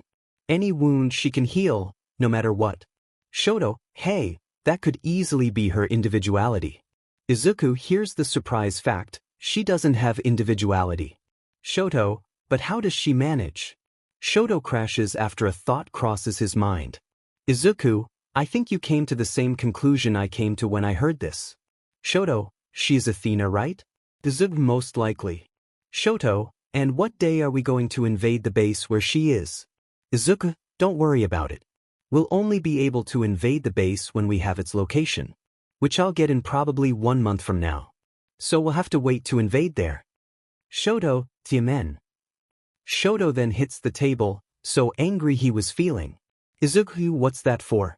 Shoto, it's just that I don't like to think that while we're here, Athena might be there in that base, serving as a laboratory rat for experiments. Izuku, I don't like this feeling either. But don't be worried, in 1 month we will invade the Yakuza with everything. Shoto, I hope you are right. Izuku, well now tell me, what about you? What have you been able to learn in this last month? Shoto, well, I learned 3 special moves which I'll only perform at the festival. Besides, now I can also feel the cosmos of the people around me. And I can also do what you do, of including the cosmos in the things you do. So my speed, stamina and strength have increased a lot now too. Izuku, now I'm going to get Aizawa. I have a news for you, and don't talk about me being the vigilante for him. I plan for him to find out another way. Shoto. Izuku then goes and opens a portal to Aizawa's room. Aizawa, Izuku? Are you back? I didn't know you were back already. Izuku, how would you know? You live holed up in this room of yours. Well, anyway, enter the portal and come here to the sanctuary. Aizawa, I have one surprise for you and Shoto. Just go in there. Aizawa then enters the portal and goes to the shrine. Izuku, great, now that you two here, follow me, I have something to show you. The two of them then start following Izuku to a room full of pendants. Aizawa, what did we come here to do? Shoto, don't tell me. Izuku, yes Shoto. You came here to receive your armor. Shoto, where are they then? Izuku, calm down. First close your eyes. Give the armor in your hands. The two of them then close their eyes, and Izuku takes out 2 pendants, one with the image of a swan, and the other with a woman in chains. He hands the swan to Shoto, and the chained woman to Aizawa. Izuku, open your eyes. The two of them then open their eyes and see the pendants in their hands. Aizawa, and now? How do we dress her? Izuku, just throw the pendant on the floor, and the armor will appear. The two of them then do what Izuku says, and suddenly 2 incredible glows appear, revealing to be their armor. Andromeda's armor then disassembles and goes to Aizawa's body. Just remembering that I changed the color of Andromeda's armor, because I can't imagine Aizawa wearing something flashy color. So here the armor from Andromeda will be gray pulled to very dark black. Answan's armor disassembles too, and goes into Shoto's body. The two of them then stand there, seeing their armor. Izuku, did you like it? Shoto, Aizawa, yes. Aizawa, well now I would like to know how we got it? Because the festival starts in a little while. So we have to hurry soon. Izuku, it's very easy. Just relax, and think about the pendant, it's not so difficult. They then do as Izuku orders, and turn the armor into pendants again. Izuku, well, as you said yourself, soon the festival starts, so we have to hurry. Izuku, and another thing, to leave the shrine, just think about your destination and put the pendant on the ground, and a portal will open. Same thing to come to the shrine, just think about the shrine and that's it. Shoto, I think I understand. Now I think we'd better get going, it's only 30 minutes before the festival starts, and we can't be late. Izuku, Aizawa, okay. They then leave the sanctuary and go straight to the festival after all it was about to start. At the base of the League of Villains. Shigaraki, how are you sure that we will defeat the heroes? After all now, they have a knight of Athena beside them. He's right. This knight won't be a problem? Shigaraki, stop whining. We have 3 facts that lead me to believe that we will easily beat them. Which? Shigaraki first. We've been training for years for this moment. And he started either last year or this year at most.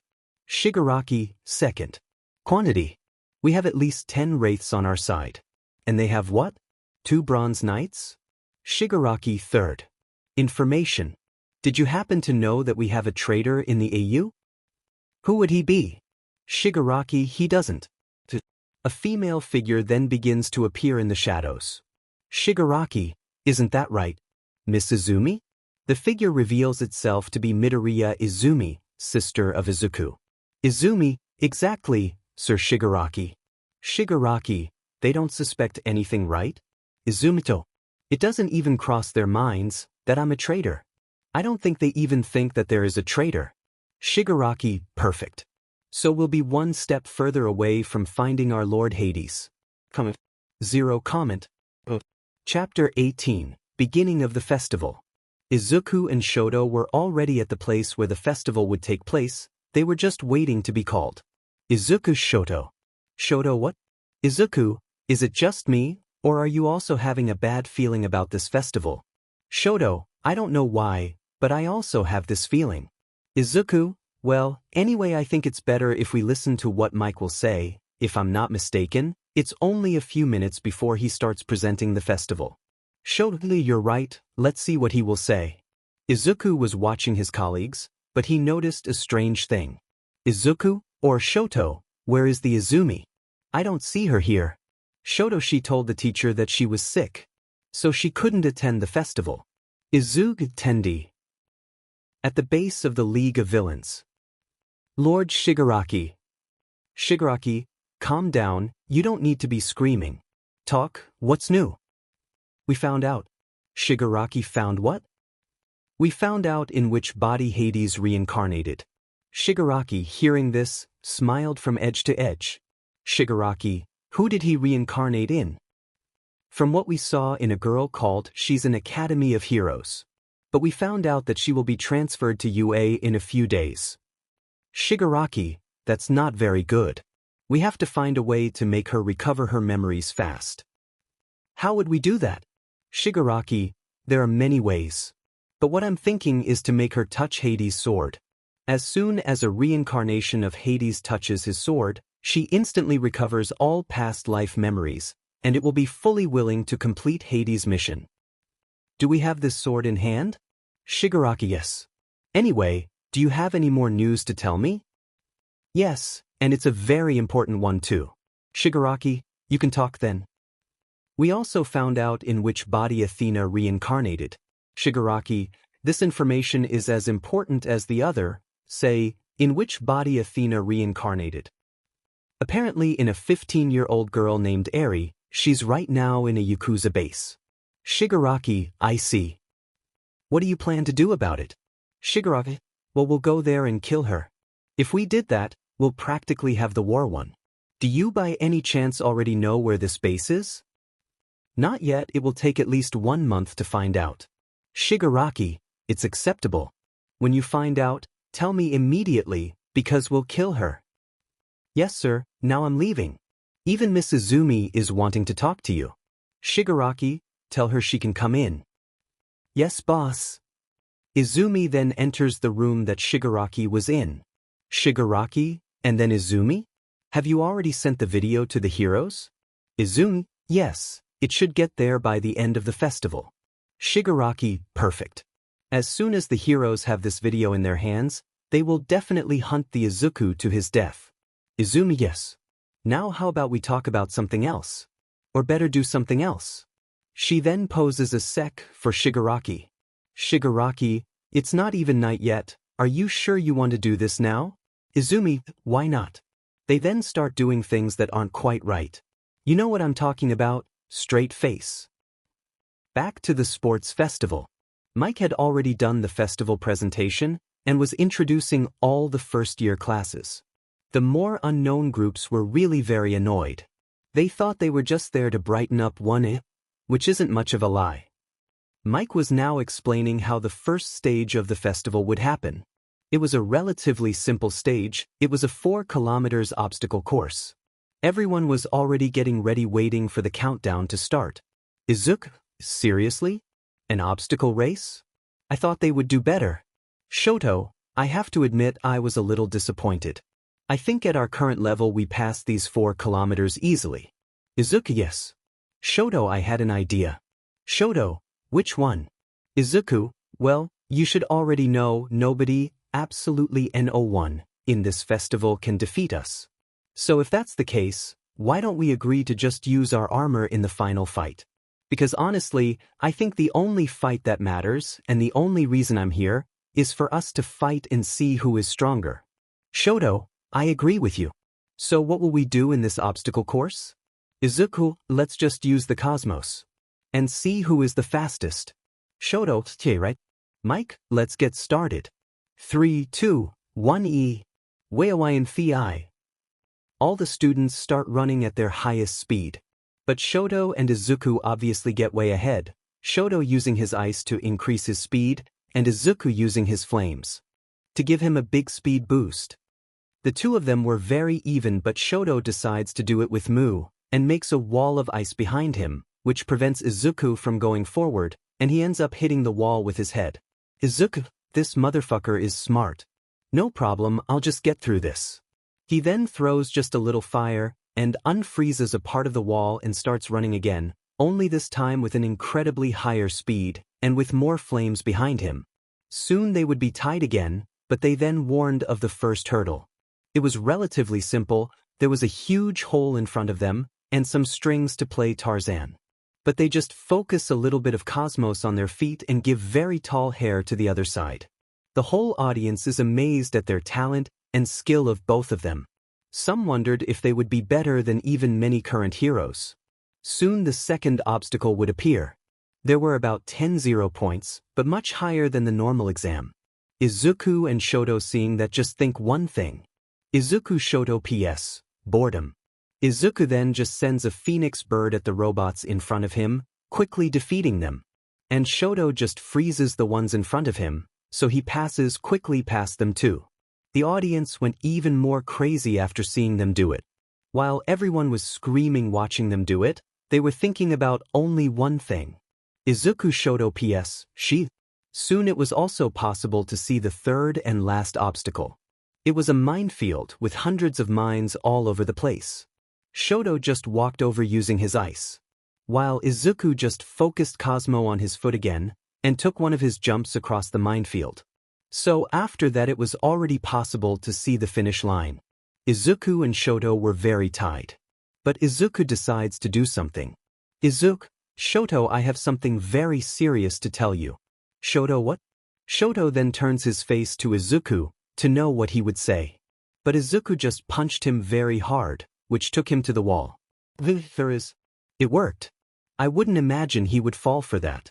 Izuku then passes the finish line, thus taking first place.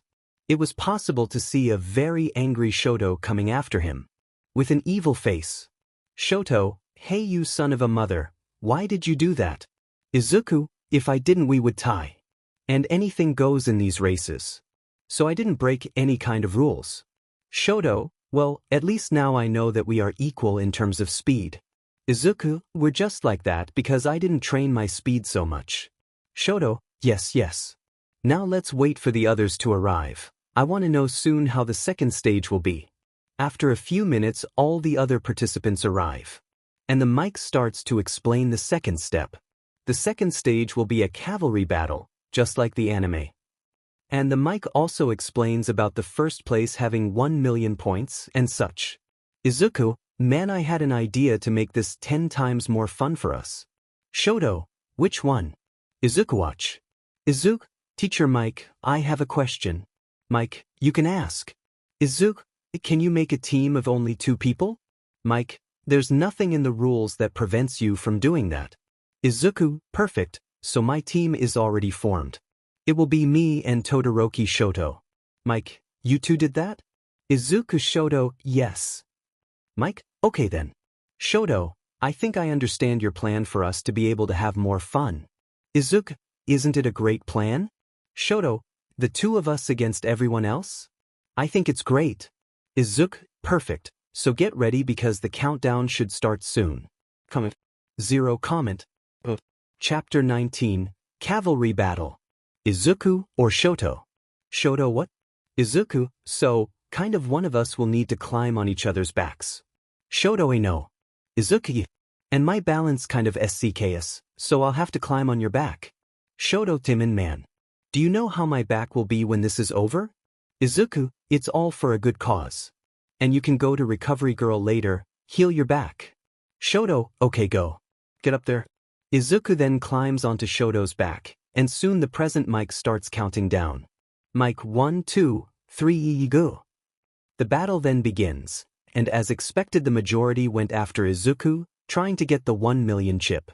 Shoto, they fell like lovebirds into our trap. Izuku isn't it? I didn't know they would be so dumb. Shoto, they are already getting close. Izuku, let them get closer. And then you start passing by all very quickly, got it? Shoto is. When the other opponents were about to touch right Izuku, Shoto just starts running towards each other. And mysteriously, every person Shoto passed close to fell to the ground and passed out. Mike, look. Shoto Todoroki's double is simply ending everyone. What I would call a good team. The audience was going crazy as Izuku was defeating all the opponents around him. Shoto, didn't it work? Izuku, I said it would be possible. Shoto, I have to admit, your idea of putting everyone in illusion was a great idea. Izuku, I'm a genius, right? Shoto, yes. Now let's continue, I saw a team right there. Izuku, okay. Izuku and Shoto were heading towards a team of a boy with purple or lilac hair. But he says something to Izuku. Shinszo, give me your chips. Izuku, no thanks. Izuku has a huge longing to hand over the token, but he soon realizes what it was, and then just takes the boy's tokens. Shinszo, what? But how was it not affected? Izuku, Shoto, let's go. Shoto, Izuku and Shoto then move away from that place. Shoto, why do we move away? Izuku, that guy. He has a power to probably control people's minds. Shoto, why do you think that? Izuku, because when he told me to hand over the chips, I almost did, but halfway through I realized what was happening. Shoto, and how did you get out of his mind's control then? Izuku, dude, one of my main moves involves controlling people's minds and making illusions. Do you really think my mind is not prepared for this kind of thing? It's not so easy to control my mind. Shoto, yeah, it makes sense. But now I think we'd better be careful. Izuku, Shoto, because Lita's team is coming with a gigantic speed towards us. Izuku then sees it, and realizes that they were quickly approaching them. Izuku, hey, let's just wait for them to get closer. And then I put them in, isn't it an illusion? Lita's team was very close to Izuku, but he hurries up and makes the four stay, right, an illusion. Shoto, dude, I'm starting to think that this is all a joke for you. Izuku, but technically it's not a lie. Because you realize that we're going to fight Hades in the future, don't you? And if we lose the Earth and humanity, it's going to be literally destruidos. So this here is simple bullshit compared to what we'll do in the future. Shoto, on that side, you're not wrong. Izuku, exactly. Now let's roll up another team. Shoto, how about the Bakugu? Izuku, I like the idea. They then start heading towards the Bakugu team. Shoto, I saw them, they are on the left further ahead. Izuku, Izuku then, with incredible speed, makes everyone on Katsuki's team an illusion. Shoto, dude, I had an idea. Izuku, which one? Shoto, why don't we go through the entire arena and put everyone in illusion? Because it's getting boring to do this. And there's also the fact that I can't take it anymore, I'm the disgrace of my back. Izuku, okay? It's also getting boring for me, let's get it over with. Shoto. Soon, Izuku and Shoto start to pass at an immense speed for all the teams, and leave them all in illusion. After a while there was only the two of them standing in the arena, so they were declared the winners of that part.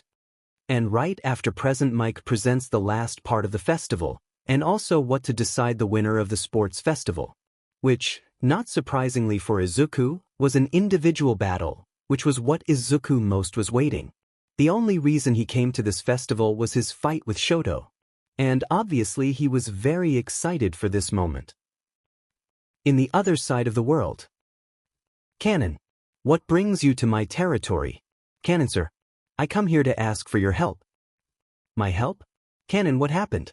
Canon, I don't know how I'm going to say this, but Hades' specters have returned, and Hades has probably already reincarnated. Soon a tremendous silence echoes throughout the place. Are you saying that Hades reincarnated? And are you asking for my help to defeat him? Yes. I hope you accept. I agree to help you. Canon is surprised at how quickly he accepted the deal. Wait, is it serious? I thought you wouldn't accept. Well, it's simple. If Hades comes back, he will want to dominate and destroy the world and humanity. And I don't want the world to be destroyed. I get it. You're going to do the old thing, my enemy's enemy is my friend, right? Exactly, but when it's all over, I'll go to my side, and you to yours. Canon, I'm okay with it. Well, if that's the case, I'll be going. There are people who need training now. Canon, look, the great Poseidon is training people? Poseidon, I think you should already know, but I have no generals at the moment. So I need to train people to take on these posts, don't you think? Canon, it's true. We Knights of Athena are not in a good situation either. Poseidon, I see. Well, now I have to go. Good luck in your search for Athena's reincarnation. Bye. Soon Poseidon goes somewhere that Canon doesn't know where. Canon was about to leave, however he feels something strange. Show up, I know there's someone there. Soon a big man comes out of a rock revealing himself. Canon, I knew there was someone watching me. I was feeling a strange cosmos around here. Very cunning. I didn't expect less from Gemini Canon. Very well, talk. Why are you here? All for one. Very well, my name is All for One, and I came here to kill you. Canon, do you really think that a specter could kill me? All for One, who said I came alone? Behind him appear two more specters. Canon 1 versus 3? I think this is not very fair. All for One, I'm not known for being fair, so it doesn't matter. Canon, very well, come all at once, because you didn't beat me. All for One, that's what we'll see. Zero comment. Chapter 20. Was Izuku arrested? Canon versus All for One? Izuku was at that moment waiting to be called for the first fight. It turns out he will fight a boy named Shinszo. He was the same one who had tried to control Izuku's mind. Izuku then, knowing that, decided that he would finish this fight quickly. After all, Shinszo didn't seem to know much about fighting techniques. But he would soon stop thinking about these things, because the present Mike was starting to introduce the competitors. Mike, on the one side we have the guy from Yun, who counted up with amazing velos at Yi with his immense firepower, and which has so far passed in first place in every stage of the festival. Midoriya Izuku. The whole audience started to go crazy when Izuku entered. After all, he was very calm about this fight until now, and walked in a way that he already knew he would win. In addition to having remained in first place in all steps until that moment.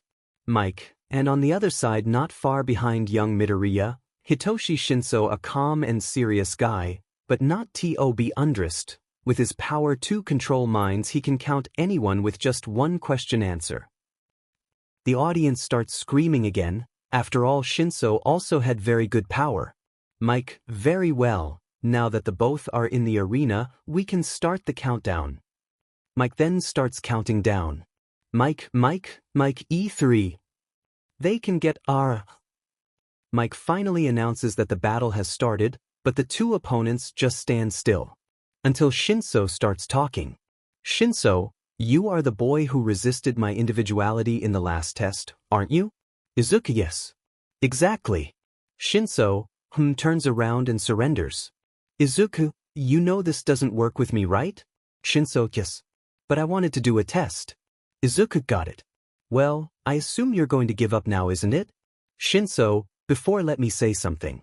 Do you think the current system of forming heroes in the AU is good? What Izuku would say would surprise Shinszo. Shinszo, what do you mean, no? Izuku, nowadays the AU and most hero academies only care about who has the best individuality. They practically completely ignore the question of technique and skill, for example, hand-to-hand combat. One thing few heroes nowadays have. Most simply just use their powers. It seems they just have that. Another thing they ignore a lot is people who have no individuality. They say that because they don't have individuality they will die, get hurt more, and not be useful in this hero business. But it seems they forgot that even before individualities emerged, there were heroes. For example, when the individualities appeared, two vigilantes appeared, one was called Batman and the other Green Archer. Both had no individuality, but even so they defeat hundreds and maybe more villains around the world. They even help the government. But over time, it seems that they forgot that sounds like that existed. Jiro, who was watching everything from the stands, heard everything that Izuku said because of his hearing, which was much better than most that were there. Izuku. That's what I think of the current AU system and other hero academies. Shinszo couldn't say a tweet. He finally, after a long time, found someone who thought like him, who had the same thoughts as his. Shinszo, I agree with you. I have to say that I also suffered with my individuality to enter here at the UA. I wasn't so unlucky because I at least have an individuality. I wonder who doesn't have it. But most of the people around me always said that I wouldn't be able to enter because my individuality doesn't serve to attack anyone. But I trained. A lot. And I only passed the test thanks to my training. I didn't even use my individuality on it, I just used my fists and some old techniques, and with a lot of effort I passed it. The audience that was watching the fight simply didn't understand anything. Because the competitors weren't attacking each other. Were they just talking? Random extra one, what are these idiots doing? Shouldn't they be fighting, not talking? Random extra two, he's right. They should be fighting. Fight. Entire audience, light 'em. Izuku, it seems that the idiots around us want us to start fighting. Shinszo, yeah. Izuku, good Shinszo, I must tell you that I haven't had a conversation as good as this for a long time. Shinszo, me too.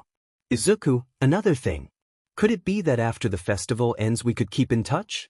I enjoyed talking to you. You seem to be a guy who would be my friend. Shinszo, okay. I think it's good that we keep in touch. Izuku, well, now could you leave the arena and surrender? I think you saw my powers. So without wanting to be boring, you know you couldn't handle them. Shinszo, kinda. Bye there, man. I hope you win the festival. Izuku, see you later then. Shinszo then simply turns his back and starts walking out of the arena, and I give up the battle. The audience then went into shock. They couldn't believe what they saw. That was unexpected. Looks like Midoriya Izuku won the fight, because Hitoshi Shinszo gave up the battle. So right after Shinszo leaves the battle, Izuku then goes to the waiting area to see the upcoming fights, but he runs into a certain half and half on the way. Shoto, dude, what do you hear? For the Shinszo there to give up the fight? Izuku, well, I just had a conversation with him. And I saw that he is even a good person and really hardworking in fact. He told me that he always suffered because people around him said he would never be one hero because of his individuality not suitable for attack. And even so he trained, and in the end he managed to pass the test to enter the 1B. Shoto, it's really an interesting story. But knowing you, I already know what you're going to do about it. Izuku, what am I going to do with him then? Shoto, you're going to teach him about the cosmos, and you're going to turn him into a knight? Izuku, yes, you got it right, my dear friend. Shoto, yes. Now let's go to the stands and see the next fights? Izuku, yes, let's go. Izuku and Shoto then went to the stands and started watching the next fight. Meanwhile with Kanon, All for One and Kanon were having an intense battle that boiled down to kicks and punches. Only their fight was shaking the place where they were. Small earthquakes were created when their punches collided. Kanon had the advantage and punching hard in All for One, when suddenly the other two wraiths that accompanied him tried to kick behind him. But failing miserably. Kanon, I'll ask one last time. Why the f are you after me? Spectrum 1, isn't it obvious? Spectre 2, we are here to kill you. And if possible I got information about your current situation. Kanon, current situation? All for One, the situation of the Knights of Athena. After all, it's not a war, the winner will be whoever has more information. And at the moment we have the advantage. Well, you what? He came to ask for help from a god. But that doesn't matter, Hades is much stronger than Poseidon, so we're still at an advantage. Kanon, but have you already discovered who Hades is? All for One, Do you really think I'm going to say that? Canon. I expected. But what you are going to say now doesn't matter, since the three of you will practically no longer have a life. Spectrum 2, what do you mean by that? Canon, nothing. Canon, but if I were you I would run. Spectrum 1, we will never run away. Canon, you made your choice. Canon, evil beings that corrode the earth. Listen well. Listen to the explosion of stars in the galaxy collide. Spectrum 1-2, are you by any chance making fun of us? Right then the two specters start running forward to try to hit Canon. Canon, galactic explosion. Soon a huge meteor formed over Canon. He had an immeasurable height, he passed even to the clouds themselves. And he started to descend towards the specters with an immeasurable speed. When he collided with the wraiths, he destroyed everything that was around him. Even the forest they were in, which was the size of an entire city, was destroyed together. When the dust settles down, it is possible to see that the specters that were there died. But All for One was still surprisingly alive. However badly hurt, he couldn't even move properly. Look, you survived. It's been a long time since a person survives my explosion. All for One, so I was the first in a long time. Yes. But now comes the second attack. And this one you won't like at all. All for One, what would it be? Canon, as you said. Whoever has more information wins the war. Canon, Satan. Imperial. Then around All for One a glow appears and then disappears. Canon, whoever is hit by this blow of mine becomes my puppet and is forced to comply with any rule I say. And you will only be released when I die. Which will never happen.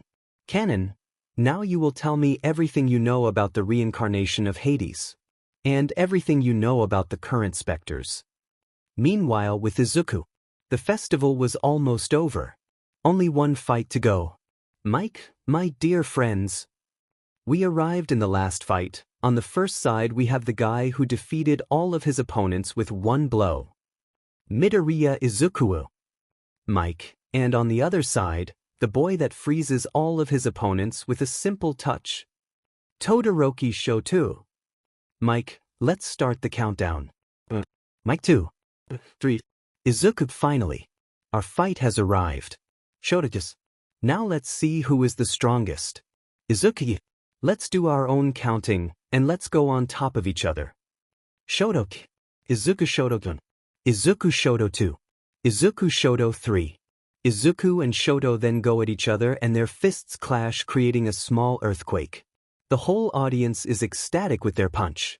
And then the brawl started to roll loose. They threw punches and kicks all the time. With each blow a small earthquake started. Izuku, let's stop being just punching. I want to see if you really are worthy of the armor. Put it on, I'll do the same. Shoto, I liked what you said. The two then throw their pendants on the ground and the armor appears. Everyone is extremely surprised, especially the students from Class A1 who have seen Izuku's armor, but have never seen Shoto wearing it. Another person who was extremely surprised was Endeavor, who never saw his son wearing anything like it. Izuku, apparently everyone is looking at you. Shoto, now let's see if you can withstand my attack. Izuku, I say the same. Shoto, Thunder Aurora. Izuku Avenue. Shoto, attack. Izuku Phoenix. So Izuku launches a fire phoenix right Shoto. And Shoto launches a gigantic blast of crystals at Izuku. The attacks then collide, creating an incredible wave of smoke. But something strange happened next. Suddenly the Endeavor, Mike, All Might and a bunch of other heroes present go to the center of the arena. Endeavor, Lord Midoriya, you are trapped. Izuku, what? Mike, we discovered your little brat's secret. Izuku, like this? Shoto, yeah, how did you discover his secret? Endeavor, don't get involved in it, Shoto. Shoto, I will. I won't just let you arrest my friend for something he didn't do. Mike, the point is that he is secretly helping the group of villains that attacked us in the USJ. Besides, he is the Vigilante who has given us so much trouble in the last few weeks. Izuku, I don't help group of FNG villains. Endeavor, say that for the videos we didn't receive. Izuku was finding himself with no choice of what to do. But after a while he came to a conclusion. Izuku too will surrender. But I didn't do anything, I'll just do it to prove that I didn't do anything. Shoto, what? Are you crazy, Izuku? Izuku, it doesn't do anything, Shoto. I'll get out of this without running away. Mike chose the right path. Right then the heroes arrest Izuku and take him somewhere. Comment. Zero comment. Chapter 21. Stain? Izuku was at that very moment in a room, imprisoned with HNDCFFs that blocked individualities so he wouldn't run away. Even though he didn't have individuality, he just pretended that he couldn't use his powers at that moment. Izuku was waiting for the detective who was going to interrogate him to arrive. Until a man opened the door and sat down in the chair in front of him. Tsukachi, hello, my name is Tsukachi Naomasa and I will be responsible for interrogating you. Izuku-ke. Look, why don't we skip the boring part? And you ask me the questions right away? Tsukachi-ke. I'll be blunt with you. Are you the informer of the villains who invaded the USJ? Tsukachi makes a surprised face after Izuku's response, but soon recovers and starts asking other questions. Tsukachi, are you the vigilante who has been arresting several villains these last 2 weeks? And who also fought the heroes Endeavor, Hawks, and Eraserhead? Tsukachi is not surprised by this answer. Izuku, look, I don't see any sense in these questions you are asking, because if I wanted I could just lie and you would never know if I would be lying or not. Tsukachi, Lord Midoriya. Do you know my individuality? Izuku, I have no idea. My individuality allows me to know when someone is lying or telling the truth. Soon Izuku when he heard that paralyzed. Tsukachi, and you may not be an informer of the villains. But you are a vigilante. Izuku, that means I'm screwed, doesn't it? Tsukachi, maybe, maybe not. Izuku, what do you mean? Tsukachi, I'm not going to say that now. At the moment I have to talk to some people. Tsukachi then leaves the room. And outside was the hero top 1 All Might, Aizawa and Nizu. All Might, and then friend, what did you discover? He's not an informer of the villains. This relieved Aizawa, who even let out a sigh knowing that one of his students was not an informant. Aizawa, I told you that Izuku would never betray us. All Might, since he's not the informant, he can now go back to the gym? Tsukachi, it's not that simple. Aizawa, what do you mean? Tsukachi, it turns out that he is the vigilante who has been giving us so much work these past few weeks. Hearing this, Aizawa hangs. He didn't think that one of his students, and especially Midoriya, was a vigilante. And on top of that one who fought him and defeated him. All Might is this serious? Tsukachi, unfortunately, yes. Aizawa, but even though he is a vigilante, that alone is not enough to send him to Tartaros. Tsukachi, however, it is enough to send him to an average prison or even a better one. Nizu, the detective, is right. Although we can try to make a deal. We know that it would involve a lot of bureaucracy, and it would take at least a few weeks for us to talk the heroes into making this deal. Tsukachi, Nizu is right about that. You can even make a deal, but until then Izuku will have to stay in a prison of at least medium security. Oh my god. This is better than Tartarus at least, right? Aizawa, at least he'll get out of there. He'll just have to hang on for a while. With Canon Avia discovered many things with All for One. He found out that the current Hades reincarnation is a woman. He didn't discover the name or the appearance, but he knew that she will be transferred to the UA Hero Academy from here on a few days. Besides that she plans to stay in the AU for a while before she finally announces the war and goes to the Wraith base. And also found out that the Wraiths have an informant inside the AU. Her name was Izumi Midoriya. This surprised him a little. Even because she was the sister of his new pupil, and it wouldn't be easy at all to tell him that. Another thing he found out is that Athena's reincarnation is stuck at this current moment in a base of villains called Yakuza. He would also tell this to Izuku, for them to attack the place soon. He also knew that the specters would not only try to capture Athena, but would also capture other children. They planned to train them and convince them to join the army of Wraiths since as they are being practically laboratory experiments, they must have already awakened the cosmos. After discovering all this, he sent All for One back to the base of the Wraiths, which he alias now knew the location, and stay there for a while. And every day now he would make a report and send it to Canon about what they're doing and planning.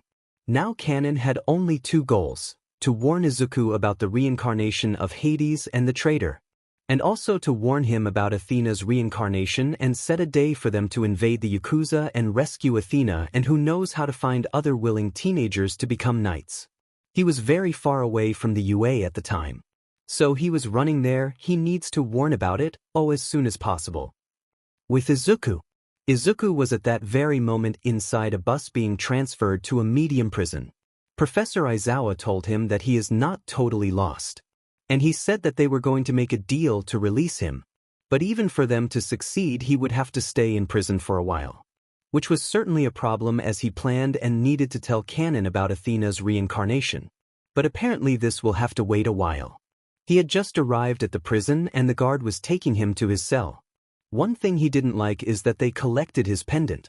But at least the one who had stayed with him now would be Aizawa, which it was already great since Aizawa would keep him well until Izuku came back.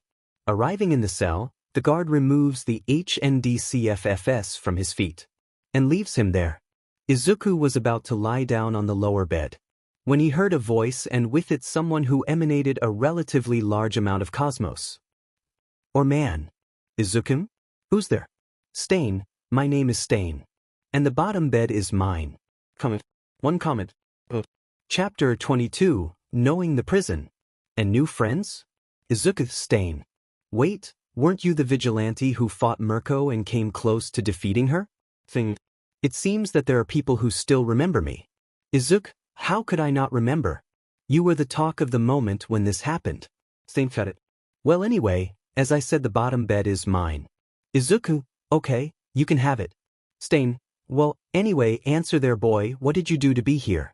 Izuku, I am a vigilante. Thing. It seems that we are both in similar situations, so.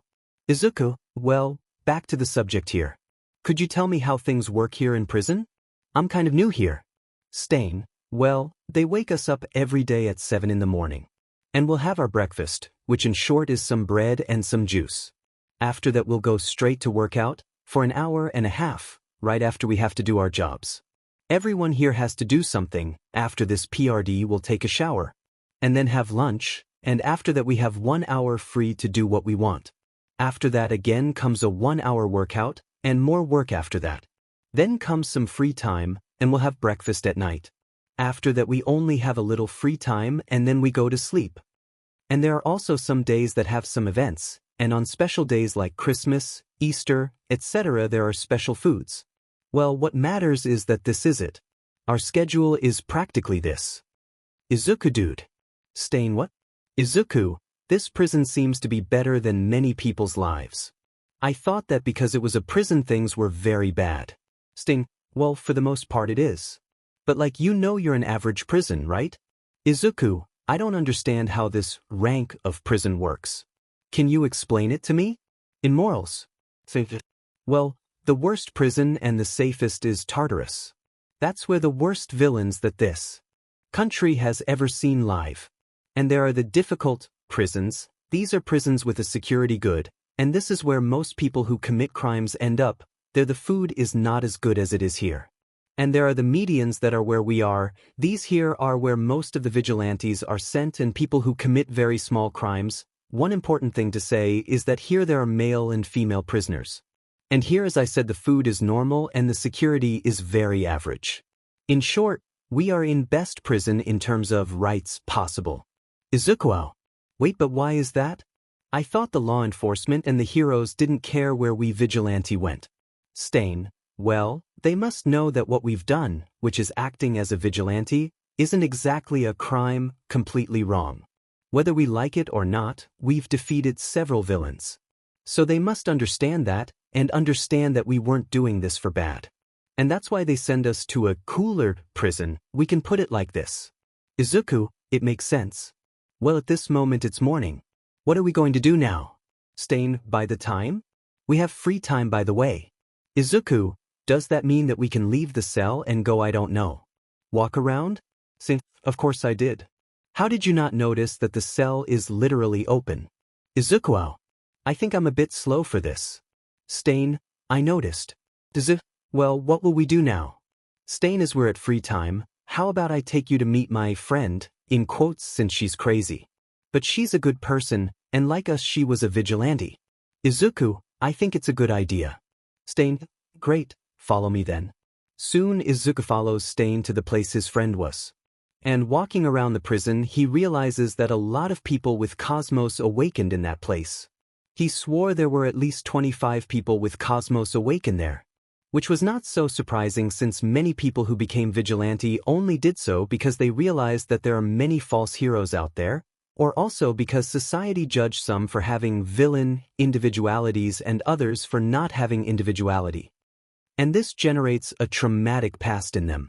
So it was no surprise that there were so many people with the cosmos awakened in that place. After Izuku has this little thought, he realizes that they have reached Stain's friend. Looks like we've arrived. Soon a blonde girl reveals herself with Stain's speech. Stain, who is this kitten here? Izuku PS, kitten? Stain, Izuku, this is Toga Himiko. Toga Himiko, this is Izuku Midoriya. He's my new cell partner. Toga, look. Finally after so long someone cute comes here. Izuku then turns all red with this comment. Toga, he's also shy hee. I understand that you liked him. Now without wasting time, you have some idea of what to do. Because we're kind of on free time. Toga, how about my dear Izuku tell how he got here? And then we told each other how we ended up here.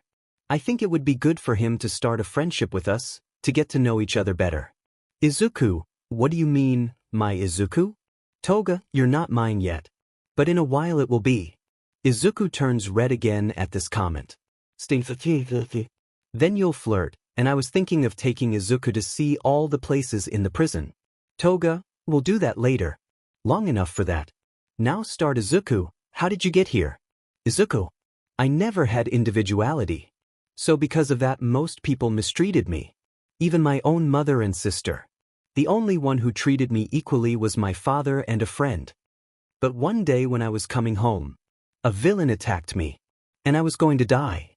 But the All Might saved me, and when I asked him if it was possible to become a hero, he said it wasn't, and that broke me, and after that came an even bigger bomb. Minutes later I saw my father, killed by a villain. And that same day I awakened my individuality, and I trained. I trained a lot, and after a lot of effort I managed to get into the AU, but after a while I also became vigilant. But it turns out that most likely someone found out I was vigilant and told the heroes. And I ended up here. After Izuku finished his story, Toga and Stain became serious and with a serious look. Izuku, what is it? Did I said something wrong? It's just that we didn't think there was another person who suffered something like that. Toga. But back to the subject, it's Stain's turn. Tell your Stain. I, unlike Izuku, had a perfect life. Until the day I discovered my individuality. And unfortunately my individuality was seen by society as a villain individuality, so after discovering this people started to around me started treating me badly, bullying me every single day, hitting me, and they reached the level of almost killing me. But I didn't care, I just wanted to grow up and become a hero to prove to them that they were wrong. But one day, that changed and I saw how many heroes really were. One day I was on my way to school when all of a sudden I saw a group of villains attacking a simple 5-year-old child years. I couldn't stand still, so I went to help her, but when I arrived I didn't believe what I saw. I saw 3 heroes taking money from villains. And the worst, one of the heroes said, well, if the payments continue like this, make sure you will never be arrested or found. And then I saw that not everyone the heroes were good. So after that I became a vigilante and swore to put an end to every villain and false hero there is. Izuku, you really didn't have an easy life either. Toga, now it's my turn. Well, my story is very similar to Stain's. I was a normal little girl. Until the day I discovered my individuality. It turns out she was too in individuality considered villain by society. Then everyone around me started to treat me very badly, and not even my own relatives wanted to see me around after that. And because of that they started to say no about me, to do bullying me, and it got to the point of almost raping me. And it was like that for long years. Until the day I and Stain saw a hero making deals with villains in exchange for money. So after this I swore I would never let this happen again. And I became a vigilante with the purpose of defeating all the villains and false heroes of this land. After everyone had told 2 stories, that room got a vibe. Heavy. As we still have time, how about we present the prison to Izuku? He's new here, so he should know how to find his way. Toga, I think it's a great idea. Izuku, me too. Stain, great, so let's start our little incursion. Soon they start walking around the prison. And they introduce Izuku everywhere. The kitchen, the place where they get work, Izuku even took a job as a chef and will start tomorrow. Oh, place where weight training is practiced. And the places are presented. Until Izuku asks something. Izuku, wow guys. Toga, Stain, what? Izuku, what is the place called private rooms? Toga, it's a place I'll take you when I get you for me. Izukuin? Stain, what? You kind of know that the vast majority of people here are 16 to 18 years old, right? Izuku, yes. You can see it by their faces. Stain, well, then you must know that our hormones are on fire at this time, right? Izuku, yes. Knowing that they made these rooms with purposes. Not very sure, let's put it this way. Toga, enough of so much melancholy, in short it's a room made for a... Izuku really didn't expect Toga to be so direct about that. Izuku. What? But how will they know if women are going to get PR gin and tea? Stain, everyone who enters there is forced to take a pill that prevents them from getting PR gin and tea. Izuku, but what about sexually transmitted diseases? Stain, they have a pill that leaves you unable to gain or transfer this type of disease. And it is mandatory to take it. And don't ask me how it works, because I have no idea. Soon an alarm starts ringing all over the place. Toga, well, it looks like it's time for lunch. Shall we go? Izuku, yes. Comment. Zero comment. Chapter 23, Strange Visit. Izuku was at that very moment having lunch with Stain and Toga. Lunch was quite normal actually, beans, rice and meat, which was great for Izuku, but there was something that was at least strange. The juice they delivered to Izuku had a horrible taste. It didn't even seem like it was juice. But he was talking at that time with Stain and Toga trivial things about how the AU was, as they were curious to know how things worked behind the camera. Izuku was feeling strangely too much like going to sleep at that very moment. But a guard came to the table where they were and went towards Izuku. Izuku, what was the guard? I did something? Guard, you have a visitor. Follow me. Izuku then says goodbye to his friends and follows the policeman to a room that apparently was a room for prisoners to talk to visitors or something. When the guard opened the door for Izuku to enter, he saw a peeling girl. But that wasn't what interested him. What intrigued him is that that girl emanated a gigantic amount of cosmos. He thought that even canon didn't have that whole cosmos. That cosmos didn't seem human. It looked like a god. Izuku then sits in the chair normally. But Izuku was almost asleep from so much sleep that he was feeling. He didn't understand why that was. He was so sleepy that he almost fell out of it. Chair, and the policeman seeing that just left the room, leaving them alone with the girl. Izuku, why did you come to visit me? Before actually tell me, who are you? You don't need to know who I am. You just need to know one thing. Izuku then falls off his chair. He could no longer move and was almost fainting from so much sleep. Izuku, what do one need to know? That police are so easy to bribe. It only gives a little money and they do what you want. Soon Izuku became aware of what was happening and who this person was. But it was too late. He only managed to speak a few words before he passed out from sleep. Izuku, are you Hades? Don't say anything else. Just sleep. Izuku then erases. 1 hour later. Izuku wakes up in the same place as before, only this time the girl was no longer there with him. Izuku, Diamen. I was sure that girl was Hades. She must have bribed these demon cops to do something to make me sleepy and faint at that moment. But soon Izuku thinks for a while and comes to the conclusion of what made him faint. Izuku, of course. As I was stupid. That bad juice, they must have put some medicine to make me sleep. Izuku, now how am I going to find out what she did while I was sleeping? Izuku then gets up and looks at the clock in the room and realizes that it had only been 1 hour. Izuku, 1 hour, right? Okay, what could she have done while I was passed out in that 1 hour?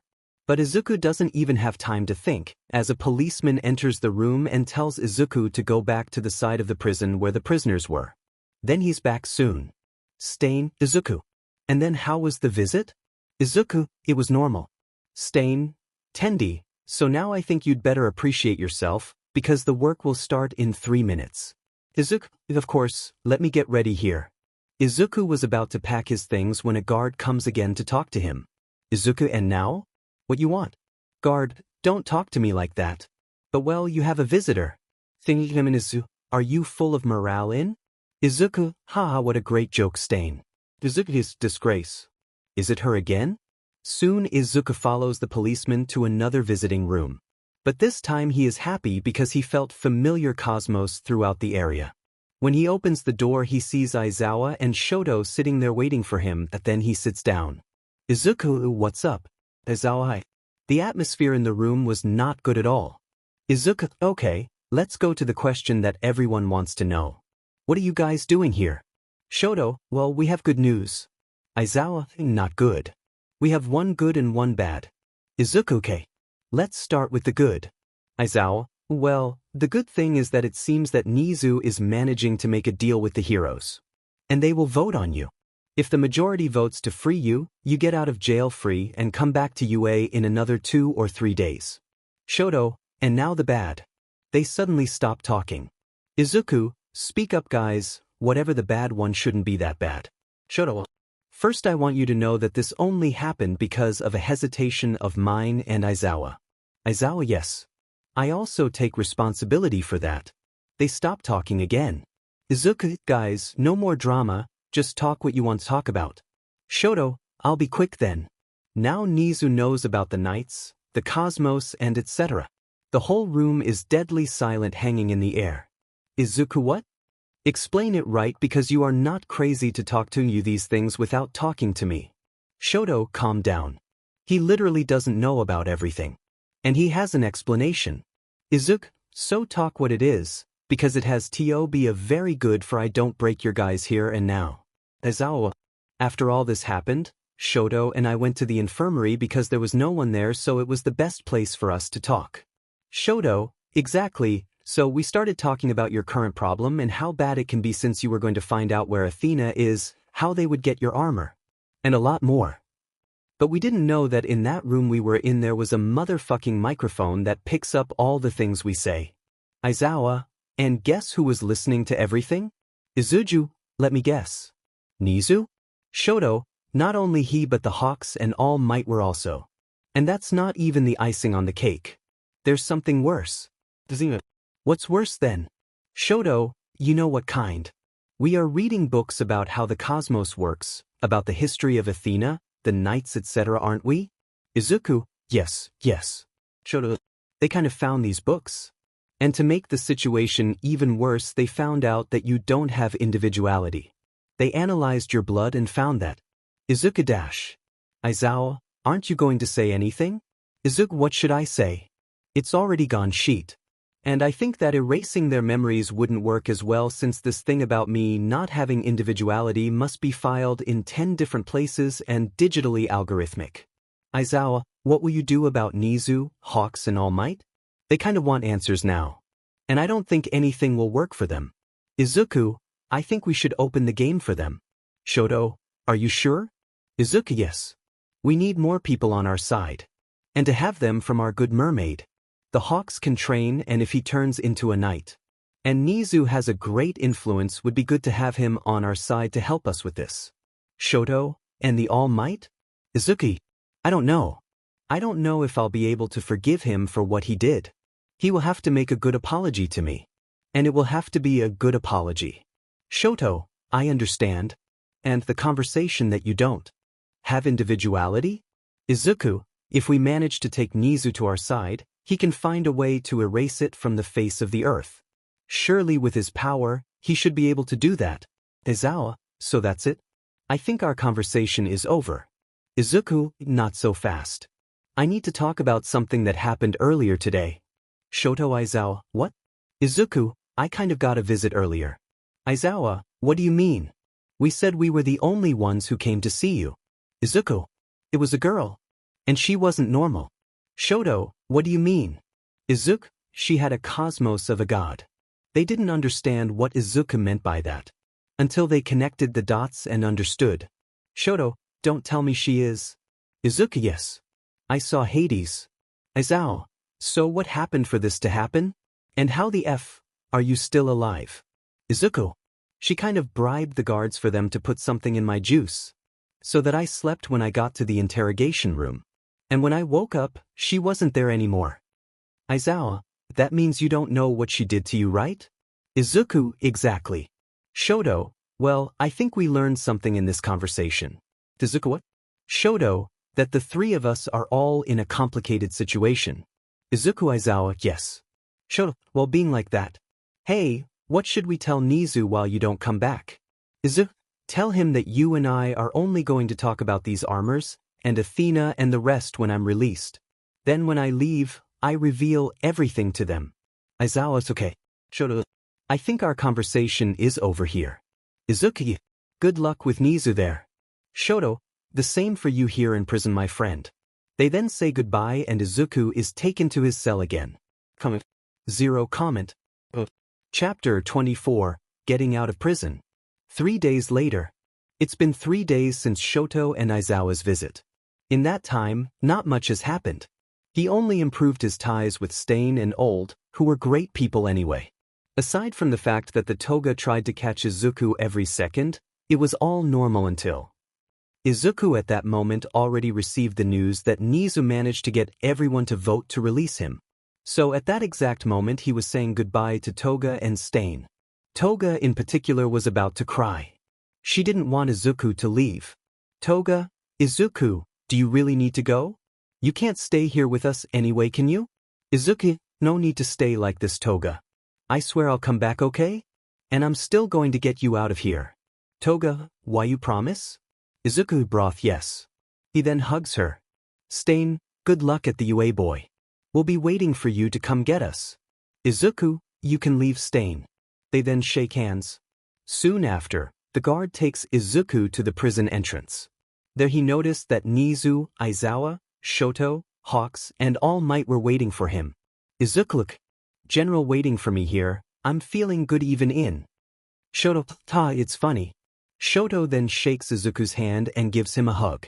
Shoto, I'm glad you came out, man. Izuku, I missed you too.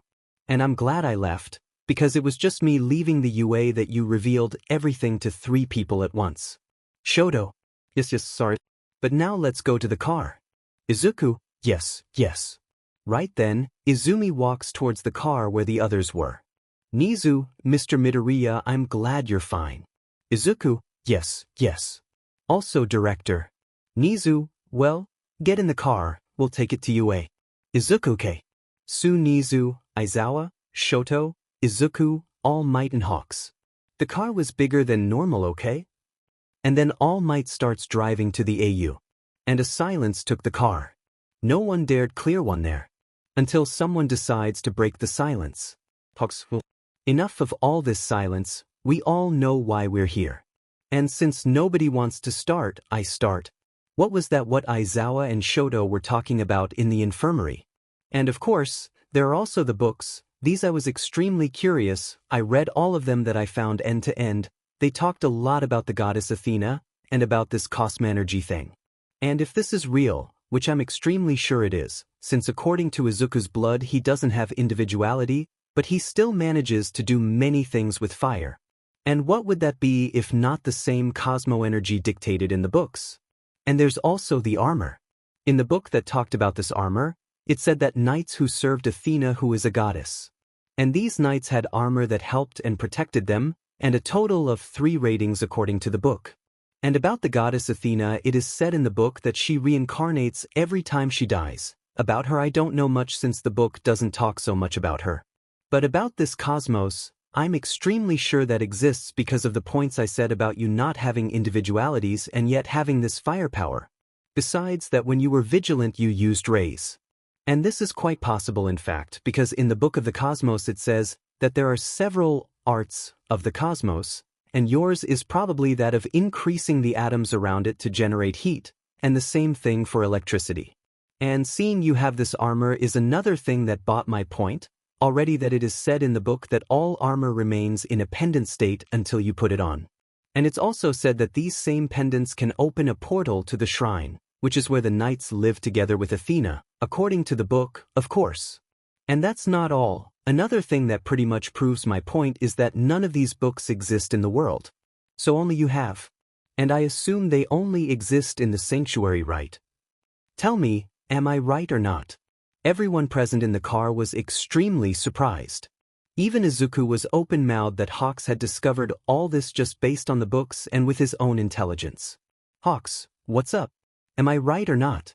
Izuku, WL first of all, congratulations, you managed to understand everything just by reading the books, and practically you didn't make a mistake. And yes, you're right. Hawks, I knew. I'm a moral genius. Nizu, but it turns out that me and the All Might still aren't 100% sure of that. Izuku, you can test my blood again, and you will see that I don't have individuality. And I have control over fire, electricity, and I also have a certain control of minds. Nizuke, I think I can swallow it, but I'll only believe 100% if I see this sanctuary. Show me that I totally believe in you. Hawks, another thing. Aizawa and Shoto know about and are probably also knights like you are not, Izuku? Shoto dude, did they ever tell you how smart you are? Hawks, always my dear. Aizawa, Nizu what? Aizawa, there is only one problem. Only people who have already awakened the cosmos can enter the shrine. And you haven't awakened. All Might, what do you mean wake up? Hawks, I saw that in the book too. Everyone has cosm energy but few people wake up. It is possible to wake up with super heavy training or with emotions. Nizu, I see. Izuku, or Aizawa, it's not like the sanctuary works, I think. Aizawa, what do you mean? But didn't you say it was like that? Izuku, and it was. But the only person who said that was my first MSTR. I've seen the vast majority of those sanctuary books. And literally none says that you need to have the cosmos awakened to enter the sanctuary. So maybe it will be possible to take you there. Nizu, I feel relieved about it. Izuku, well, Hawks, you practically said everything I was going to say. There's still more. But this one I'll tell you later in the sanctuary if you manage to get. By the way, I wanted to know something. Is there anything I should know about UA? Something I don't know. Has it changed? Yes. The daughter of a friend of mine was transferred to 1A, so now you kind of have a new friend. Izuku, I tend. Aizawa, wait, how did I not know that? Shoto, I think we're so busy these days that we don't even notice. All Might, and she must have also arrived today. None of you must have seen her. So it's the first time you'll all see her. It's been a while since All Might says that. And they arrive in the AU. Izuku then gets out of the car, but when Izuku, Shoto and Aizawa open the dorm doors, they feel something horrifying. A gigantic cosmos that with extreme certainty is of a god. When Izuku opens the door, he sees. He wasn't believing what he saw. Melissa, hi, my name is Melissa, nice to meet you. Hades was right in front of him. Zero comment. Chapter 25, Sun. And Lucan? Izuku was still transfixed by what he saw. He couldn't believe that Hades was now in front of him, and that if he wanted to he could kill Izuku and everyone there easily. Smart Izuku as he is, uses some of his telekinesis ability to talk to Shoto and Aizawa. Izuku, Shoto, Aizawa, are you listening to me? Aizawa, PS, yes we are. But how the hell are you managing to talk to us through the mind? Shoto, PS, he trained his telekinesis to a certain level. So he can do that? Izuku, exactly, and you must already know who this is in front of us, right? Shoto, PS, let me guess. She's Hades, isn't she? To have such a cosmos level, it can only be Hades. Izuku, PS, exactly, I don't know what she's planning on staying here in the UA, but whatever it is, it shouldn't be a good thing. Izuku, nice to meet you, my name is Izuku. And those next to me are Aizawa, our teacher, and Shoto, a friend of mine and our classmate. Melissa, pleasure all of you. Come on in, everyone is there. As soon as Izuku enters, he is greeted with a question bomb. Mina, Izuku, you left. Kurishin, man, were you really the vigilante? If you are that, it's so manly, man. Kamina. Hey, Izuku, I'm glad you're back. Bakugo, it's true, you disappeared for a long time. So soon everyone starts filling Izuku with questions. Shoto, okay guys. I know you are curious and stuff. But Izuku is tired now. So could you guys let him rest a little? Shoto then, after saying that, takes Izuku to his room. Izuku, thanks there man, I don't know how I would answer their question now. Shoto, no need to say thanks bro. Well, take it here. Shoto then throws the pendant with his armor on. Shoto, I think you were missing your armor, right? Izuku, and how? Thanks there. Shoto, you don't have to, now I'm going to the sanctuary, I have to train some stops and… Izuku, okay, come on. Soon Shoto goes to the shrine, leaving Izuku alone. He was about to go to sleep when someone knocks on his door. He opens it already knowing who would be on the other side. And he was right. Hades was there. Melissa, can I come in? Izuku, come in soon. Soon she enters and Izuku closes the door. She sits down on the other bed she had in the bedroom, and a silence surrounds the room. Nobody says anything. Izuku, well then. Let's stop all this silence. I'll be rude and quick. Hades, what the F did you do to me that day you visited me in prison? Melissa, well, it seems that Midoriya Izuku is scared is. Izuku then scowls at her and makes a pose looking like he was going to punch her. Melissa, if I were you I wouldn't try to hit myself, not only because I'm Hades, the god of hell, but also the fact that you don't want to hit a PR Jin and T woman, right? Izumi froze at that. Izuki PR Jin and T? Melissa, well, when I visited you that day in prison. Let's say things were not quite right. Izuku, are you saying that in addition to having SEC with me without my consent, you are also using this child that you now carry as a reason for no one to hit you? Izuku's cosmos was boiling now, not because of his having a child. It was because of Hades using this child as a form of human shield, and that left Izuku burning in flames. He was very sick. Anger at her now. He swore that never in his life had he seen her cosmos flow so much into him. Melissa, look at this. Looks like someone got mad. But you know something. I didn't make this son so I could have a form of shield. I wouldn't be such a coward. I made him because I want an heir so that I can finally win this war against Athena. Izuku, what do you mean? Melissa, well, if I haven't been able to defeat Athena for all these years, now I'll be able to.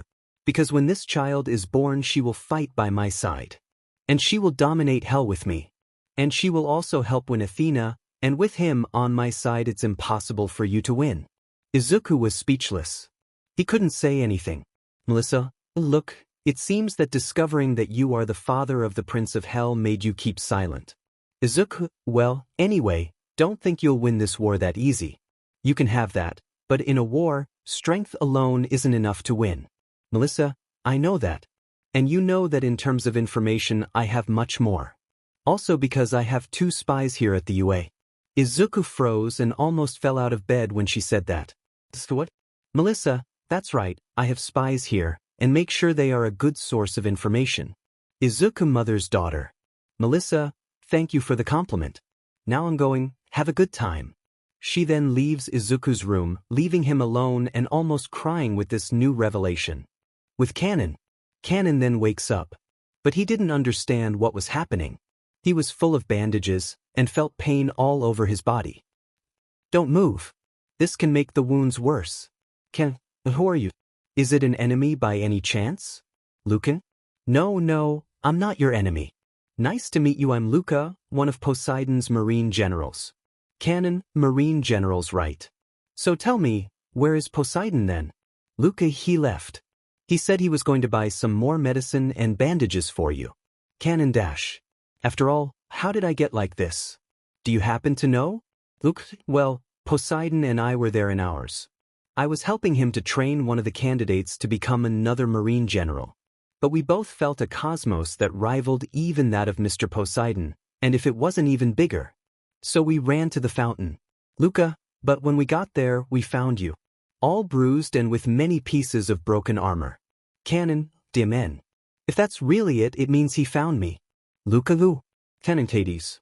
Luca, so it's true. The Emperor of Hell has really reincarnated. That's not going to be good. Canon, will you fight him too? Luca, of course I do. I follow orders from Poseidon, and only from him. And as he wants to defeat Hades, I want to too. Canon, you seem to be quite loyal to Poseidon. Luca, of course I am. He saved me. Canon, what do you mean?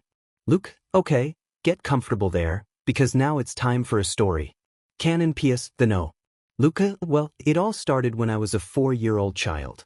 I was with my family at the doctor to know my individuality. But that day I found out that I didn't have individuality. And that made me sad, because my dream was always to be a hero. But unfortunately that can't happen. But my parents didn't care that I didn't have individuality, they continued to love me. And that was good, until one day when I was about 11 to 12 years old, I went to reveal that I was liking a boy in my class to my mother. And that day the worst thing in the world happened. My mother said that my liking another boy was wrong. And that tore me apart. She didn't accept her name as I was, and worst of all, it wasn't just her that was like that. It was all my family that was like that. And I also had to hide it from the few friends I had, since if I told I was sure they would tell the rest of the guys, and that would be just one more reason for them to mess with me. They were more than usual. Because I was already teased and they bullied me for not having individuality, and they would do it because I liked boys too. And that was sad, because I couldn't be who I was. I had to lie that I liked women. I couldn't be. True.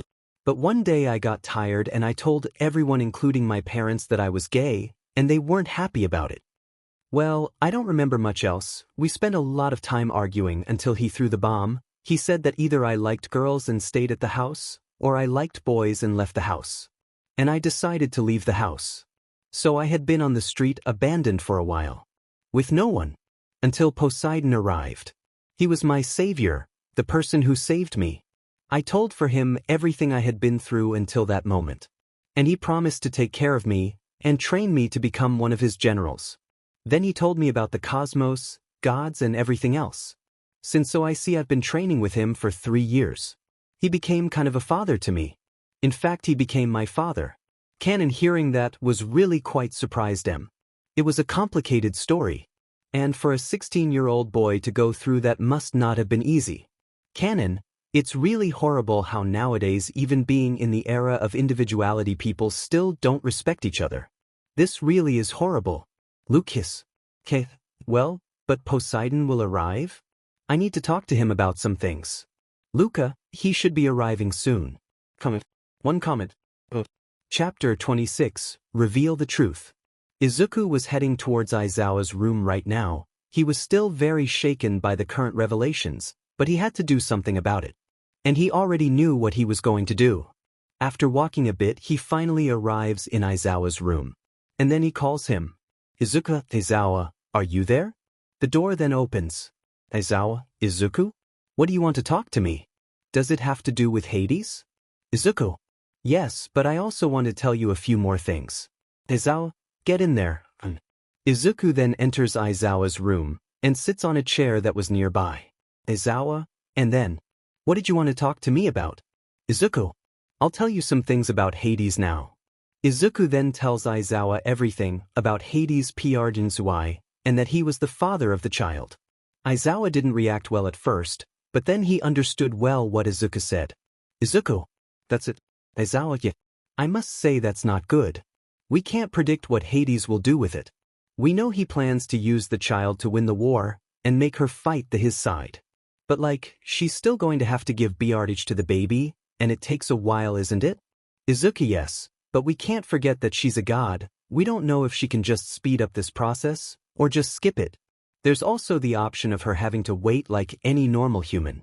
But no, we can rule out the possibility of it speeding up the process. Aizawa, yeah. But then, is there anything else you want to tell me? Izuku, there is actually one more thing.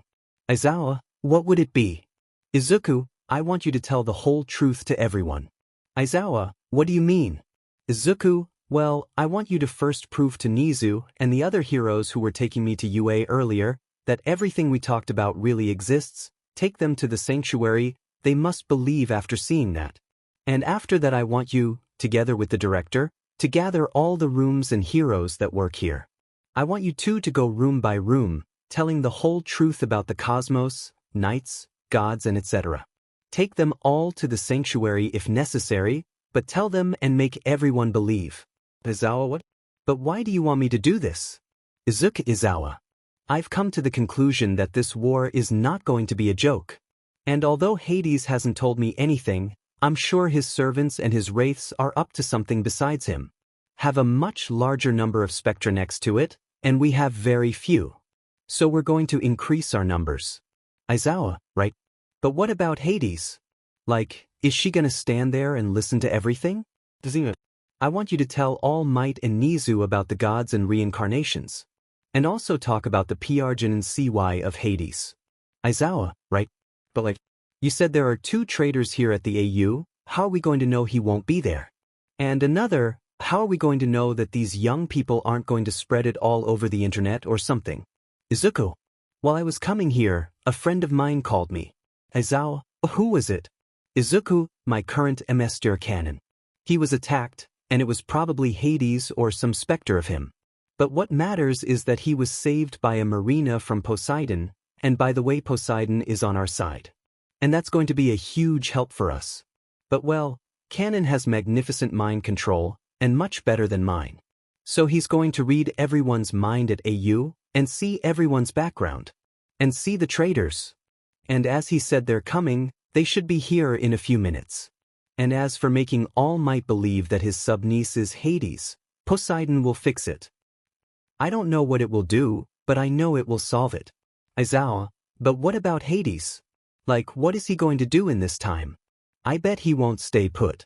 Izuku, no matter what he does. If he tries to fight, he dies, as currently Poseidon is the longest reincarnated god, and he's been training too, so he's currently the strongest god. And Hades wouldn't be dumb to do something with him here. So he's likely to run away or something. Izawa, right? I think that already solves all the questions. But what about you? What are you going to do while I'm going to be telling you all this? Izuku, go. Save 2 friends. Izawa, Who do you speak of? Izuku, I'm talking about the people I met in prison. They already have the cosmos awakened, so it will be easy to train them. What matters is that I will increase our number. Izawa, right? Anything else? Izuku, yes. Tell Shoto all this. Tell him to help you. Izawa's okay. I'll go there then talk to Nizu. I wish you good luck. Izuku likewise. Izuku then leaves Izawa's room. But Izuku wasn't telling the truth when he said he was just going to save his friends. He spoke the truth when he said he was going to do this. But he was also going to do something else. The friend he made while he was a vigilante had already found the location of the current Athena. And as this was a very inopportune moment, no one would think that Athena would be saved now. So it was his chance to save her, without anyone interrupting him. So he was at that moment heading towards the prison, to save his 2 new friends. And then he would save Athena. Zero comment. Chapter 27. Releasing them from prison. Izuku was at that moment at the entrance of the prison where he stayed. In theory, Izuku should be silent, and come up with a plan to enter unseen, and leave with his 2 friends without anyone knowing. But as Izuku was already out of patience, and intended to save Athena after that, he simply enters the prison and goes off guard by guard, with his punches. And with just a little force, he knocks down the entrance gate from prison. He then walks to the cafeteria, which is where all the prisoners were now. And he goes on erasing all the guards and destroying all the cameras in the meantime. Then he finally arrives at the cafeteria, and when he does, all the prisoners including Toga and Stain are looking at them with a curious and doubtful face. Toga, Izuku? But what are you doing here? Stain, aren't you going to tell me you were arrested again? Izuku, I'm wearing my normal clothes here. And another one, I came here to free you. Toga, what? But how? Izuku, first come in here. Izuku then takes his pendant and makes a portal to the shrine. Stain, what is this? Izuku, I'll explain later. Just come in. Toga, all right. This is very strange, but I will trust you. Stain, Izuku's okay. So come in soon. Stain and Toga then enter the portal. And Izuku soon after also enters. Random prisoner. And what should we do now? Random prisoner 2, what do you mean? Random prisoner, Well, this Izuku guy has erased the guards. So we can technically just run away maybe? Random prisoner 3, you've got a point. So we'll just run away and that's it? Random prisoner, think so? With Izuku, Toga and Stain. The three of them then finally arrive at the sanctuary. And Toga is the first to ask a question. Toga, what a appealing place is this? Toga was enchanted by the beauty of that place. It was very appealing in her eyes.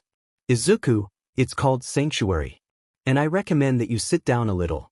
Because I'm going to say some things that are hard to swallow. Stain, what do you mean? Izuku, let's say you will learn a little about knights and gods. With Aizawa. Aizawa was right now with Nizu and All Might. He was waiting for Poseidon and Kanon to arrive, to tell them about Hades. Aizawa, will these friends of yours arrive? I have appointments to make. All Might, Nizu is right, I also have to teach some lessons. Aizawa, calm down, they should be arriving. Soon the three of them hear someone knocking on the principal's office door. And Aizawa senses 3 giant cosmos behind her. Aizawa, I didn't say. They arrive. Soon Nizu opens the door, and behind it 3 men reveal themselves. Nizu, and would you be? Kanon, my name is Kanon, Kanon of twins, I am the Mestiar of Izuku Midoriya. Poseidon, I'm Poseidon, god of the oceans.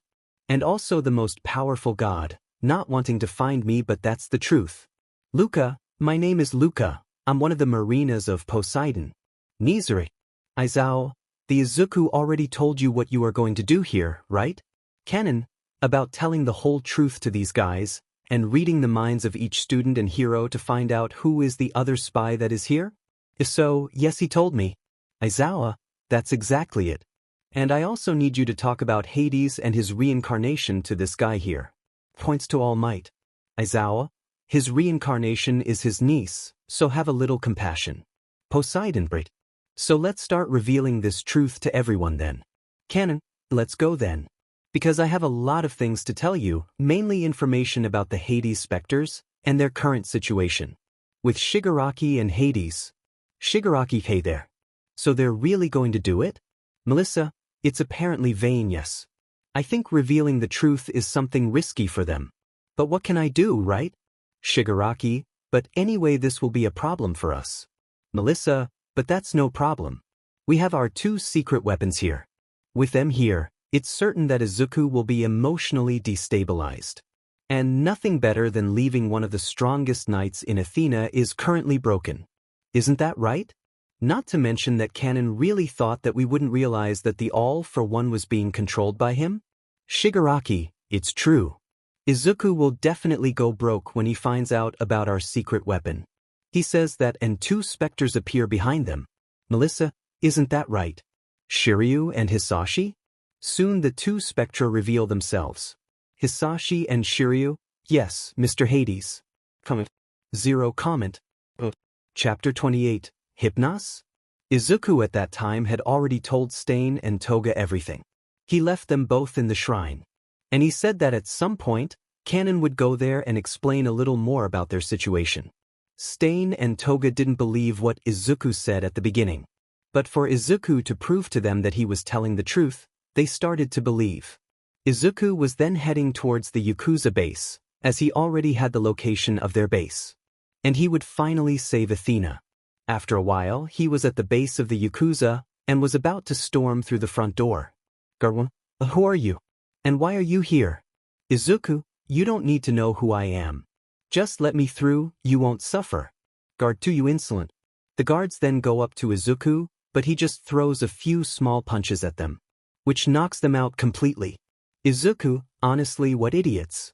So now officially Izuku was entering the Yakuza through the front door. And he was on his way to rescue Athena. Izuku's, Athena, wait for me, I'm coming. Izuku then starts walking around the base of the Yakuza. And it was a horrible place, he had experiments all over the place. But suddenly an alarm goes off, saying that there was an invader in place. And all the guards go to where Izuku is. Izuku, seriously? Do you really think you'll be able to face me? What a joke. Izuku then starts to prepare an attack. But is interrupted by someone. You humans are really weak. A person with a plague mask on his face speaks. Izuku, and who would you be? Who I am doesn't interest you. Just know that you will be punished for having invaded my base. Izuku then doesn't understand at first what he says. But after a while he notices. He notices that this man's cosmos was gigantic. Maybe bigger than even Poseidon's. But what is this? What immense cosmos is this? As I knew. You humans are scared with just that power. So the man simply appears behind Izuku. Izuku PS, how did he do it? That I can't predict or see his moves. But how? The man then throws a punch that knocks Izuku out and makes his head bleed so hard. As I imagined. Men take this boy and take him to the special interrogation room. Soldiers, yes sir. If some time passed, and Izuku wakes up. He didn't know what happened, where he was, nor how much time had passed. But he knew he was in trouble now. Izuku PS, right. Where am I and what the F is this place? Izuku tried to walk or move his hands, but he was trapped in an iron chair. Handcuffed. Don't even try. You'll never get out of that chair, says a man with a mask looking at him. Izuku, that's what you think, but guess what? Some HNDCFFs that block individuality don't work for me. Izuku then tries to use the cosmos. But it doesn't work. He's using one of his moves, but it doesn't work. Nothing was just working. Vice must be wondering why you are not able to use the cosmos. Well, the answer is simple. These HNDCFFs were made with a material that blocks the cosmos in your body. So no matter what happens, you won't be able to use the cosmos while you're handcuffed. Izuku WW? But how? This was supposed to be impossible. Tell me, who are you? You have a gigantic cosmos. Obviously you're not just anyone. Well, you don't need to know who I am. However, I don't think you'll like what comes next. The man then picks up a tool that Izuku was afraid of. But what is this? That? It's called WHP. It was used a lot in the old days. It was used to torture the prisoners for them to reveal their secrets. Izuku then starts to shake suddenly. But obviously this one is different. While the normal ones are made with ropes and a few pieces of wood, this one is made with chains. It's all covered with very sharp nails, besides the one on the end of it. There's something that is made to stick in the person's skin and then tear it off. Then the man starts walking towards Izuku. I'll start well with you. Tell me all the information you know about Hades now, and also tell me what you and the other knights know about everything that's going on. Izuku doesn't respond. It will be like that, right? Then the man starts whipping Izuku. But his back and belly. Izuku was suffering, screaming. Each lash was an unimaginable pain. And the man was more and more violent. Each time he was whipping more and more. Izuku no longer knew how much time had passed.